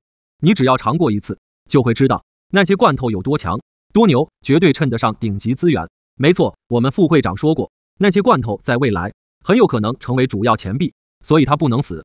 他如果死了，很有可能改变世界走向。一切正在稳定地朝向陈木所预料的方向发展，稳定到超乎想象。一种名为这个世界需要陈木的说法逐渐在世界聊天频道中传开，更有上亿人不睡觉盯着世界交易中心，想拼拼看运气能不能抢到一个罐头。一个罐头只需要1枚子弹，但在得到一个罐头后可以换到一把枪，外加几百发子弹，稳赚不赔。越强大的丧尸怪物罐头越抢手，比如试炼之塔里的首关 BOSS， 已经有人开出1万杀戮点的天价，但仍然是有市无价，十分抢手。更有工会大量悬赏，只为拿到更多罐头储备，增加攻略试炼之塔的可能性。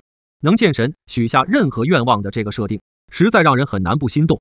只是这世界交易中心的页面都快刷烂了，也没刷出来，内心难免失望。关键失望也得继续刷，万一晚人一步，那损失无法估计。尤其是知道陈木此刻人还在试炼之塔当中，绝对会上架试炼之塔的 BOSS 肉罐头，1枚子弹就能换的有价无市的宝贝，谁会不想要呢？陈木这边在解除掉石化效果后，把巨羊破碎成块，漂浮在海面，与碎冰混杂在一起的血肉一键全选，制作成罐头。光这一个首关 BOSS 便制作出3万多个罐头，没有着急上架交易市场，想等通关接下来的3层试炼之塔后，数量多一些再去考虑。做完一切，人大步迈进传送门之中，来到第18层试炼之塔。一片森林，抬头看去，树身高大，林叶茂密，阳光几乎照射不进来多少，能见度低的让这附近的气氛多了几分压抑。陈木越来越觉得自己像是来旅游的。不等他去寻找此层的首关 BOSS， 背后传来危机感应。陈木横挪半步，侧身看得很清楚，一只锥状的黑色长矛从眼前飞射出去，砰轰，下一刻直接洞穿，撕碎一棵脸盆粗的大树，剩下那点树身根本不足以支撑，断裂轰然倒下。用不着躲闪，并没有往陈木这边倒，发动魔瞳，迅速追寻着长枪射来的方向。看去目光，陈木迅速捕捉到一个小家伙。对比之前遇到的那些怪物，他确实称不上有多庞大，顶多1.35米的样子，面容诡异，有点像马，但又长着一颗人头，尤其是鼻子的部分与马最为接近，还有那厚实的上嘴唇，整张嘴巴裂开，好似无法闭合，几乎快要占据整张脸的3/5，满口瓜子似的细小尖牙，令人望而生畏，似乎不久前才啃食过活物，一片血红，连同鼻子部分，面容前凸，双眼长在脸侧，除了血红，看不到其他任何细节，反倒是眉心上那红白色突出的黑白眼球更像眼睛，一共有3眼，脑袋光秃秃的，皮肤颜色白中带点银黑色，穿着厚皮衣，粗壮的膀子与大腿几乎完全露出，没有遮盖住多少。一双大腿除了颜色与常人区别不大，肌肉线条比较明显，只是这脚到脚腕位置属于机械的，宛如鹰爪般锋利，正因为如此才可以牢牢蹲站在树枝上。右手臂佩戴着机械爪，手指修长尖锐，那胳膊肌肉发达到比大腿还要粗，青筋暴涨。相较之下，另外一只手臂则显得相当瘦小，好似萎缩了一般。而在其背上背着个圆筒状的装置，上面插满熟悉的黑色尖枪，均匀排列在两侧，一边12根，好似带刺的刺猬。筒内也有更细、更尖锐的长枪头露出，整个形象给人的感觉就是十分违和不善。想想也是，出现在这种地方的人，怎么可能会是善类呢？见一枪落空，他又高举起麒麟右臂，从背上圆筒拔出一根黑色尖枪，握住尾部细如钢筋的部分，这么看起来有点像是缩小版骑士枪矛，上面竟还刻着放血槽，只为命中后能造成更多伤害。高高举起，额头上的第3只眼睛活动着，直视锁定住陈木，接着准备投掷出黑色尖枪。怎料下一秒，身躯忽然石化，从树身上落了下来，砰，摔在地上，刚好又是一块石面，粉碎成几大块与无数小块，这样就结束了。显然没有，危机感应又来。陈木自然也是知晓的，身为第18层的守关 BOSS， 再怎么样不可能会弱到这种份上。只是接下来的一幕让他有些始料未及，危机感应不止一方，更不是四面八方足以形容得了的。这种感觉应该怎么说明呢？就好像这一瞬间，陈木被一个团的兵力用枪口瞄准锁定了，一眼望去全是密密麻麻的红色感叹号，危机提醒。轰轰轰，破风声接踵而来，全部混在一起，好似狂风大作。陈木以神童环视一圈，同时用出刚刚才获得还很新鲜的 SSS 级技能斩断空间，宛如一个玻璃罩子将它罩在其中，同时在每一个隐藏蹲伏在周围的投掷杀手身边，脑袋旁打开出口，一枪这边射入空间裂缝的同时，下一秒便同步刺出，刺入穿透投掷杀手的脑子，定射在树干上，左右摇晃，死透的不能再死。这层试炼之塔与之前的朱姆有异曲同工之妙，但也有不同。不同的是，这些家伙每个的战斗力都十分恐怖；相同的是，他们不需要朱姆，数量极多，擅长暗中投掷出黑色尖枪进行暗杀。不过这些手段最终都会取走他们自己的性命。陈木只需站在原地，什么都不用做，待圆筒上背着的长矛全部拔干净，用完之后，干脆直接取下圆筒，扛在肩膀上。当正面对准陈木时，他这才看清，那应该是个发射器，而在其中，仿若蜂窝一样，被填满一根根极细的箭枪，一次就能射出上百发。这后果吗？陈木安然无恙。反观用出这个招式之前，还能勉强凭借反应力躲过死亡的极少数投掷杀手，面对如此密集又是如此近距离之下，被瞬间扎成筛子。这情况神仙来了，照样没救。大概3-4分钟后，数千名投掷杀手全部死于自己之手。击杀投掷杀手成功，恭喜宿主获得通关礼包+1，杀戮点+2000。又一个会让陈木觉得楼层顺序安排反了的关卡，正在提取中。提取成功，恭喜宿主获得技能万倍投掷力量，力量属性+300，速度属性+200。恭喜宿主获得技能万倍投掷力量，自动升级为 SSS 级万倍投掷力量。虽然投掷杀手不是一个单独的个体，但提取只需要随便选中一个就好。又一个万倍力量吗？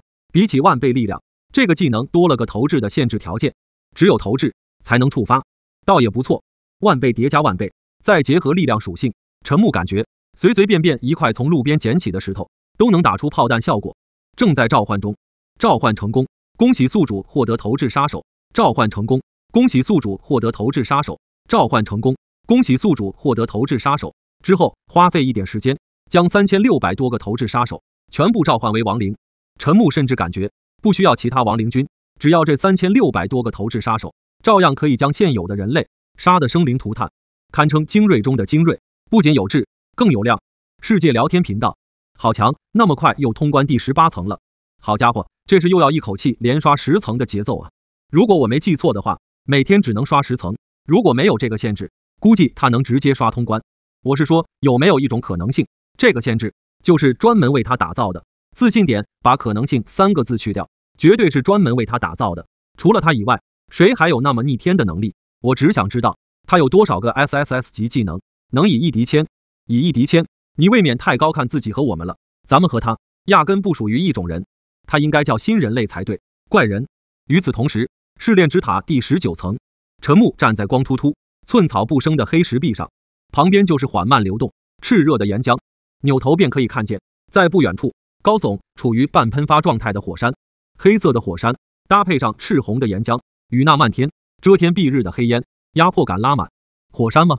居住在火山内的怪物 BOSS， 还是说这座火山本身就是怪物？陈木喃喃自语道，分析着眼前的状况。81GWM 目前他到第19层也有差不多半分钟，完全没有上一层的投掷杀手热情。除了火山外，连其他东西的影子都没看到，很难不去怀疑守关 BOSS 与火山有关。正当他筛选着技能，打算打草惊蛇，刺激一下那座火山时，轰隆隆，没想到火山反而先一步喷发了岩浆。陈木能看到的只有从山壁上流下，速度明显加快的岩浆。至于火山口，全是灰蒙蒙的浓烟，蘑菇云都没那么夸张，直接高耸入天，连接天与地，让这能见度再次骤降不少。浓烟的大小甚至远远超过火山本身。渐渐的，陈木发现不对劲，很不对劲，这绝非是简单的火山喷发那么简单。那些黑烟经过凝聚，变得更加紧实，这形状看起来越来越像是一头摆动双臂、张开血盆大口的怪物，嘴巴尖长，其中能看到浓郁的岩浆色彩。这样的岩浆色彩遍布全身，好似电纹，手臂上更是燃烧起了肉眼可见的火焰。待黑烟稍微消散一点，才猛然意识到他的身躯由类似岩浆岩的物质组成，黑的发亮，但这岩浆又未完全凝固，处于半凝固状态。嗷！咆哮声惊人，能传出几公里的级别，震天动地。不过比起咆哮本身，陈木更在意的还得是他咆哮时从嘴里喷吐出的大颗大颗岩浆。这已经不是雨水级别，而是陨石级别，以相当密集的状态正朝向陈木这边劈头盖脸的砸来。如此规模，破坏力可不是开玩笑的。陈木拔出火刀，右手握住，往左一动，刀刃背面快要贴着脖子，旋即一横挥手臂，超过180度，展出一道1000米长的空间裂缝。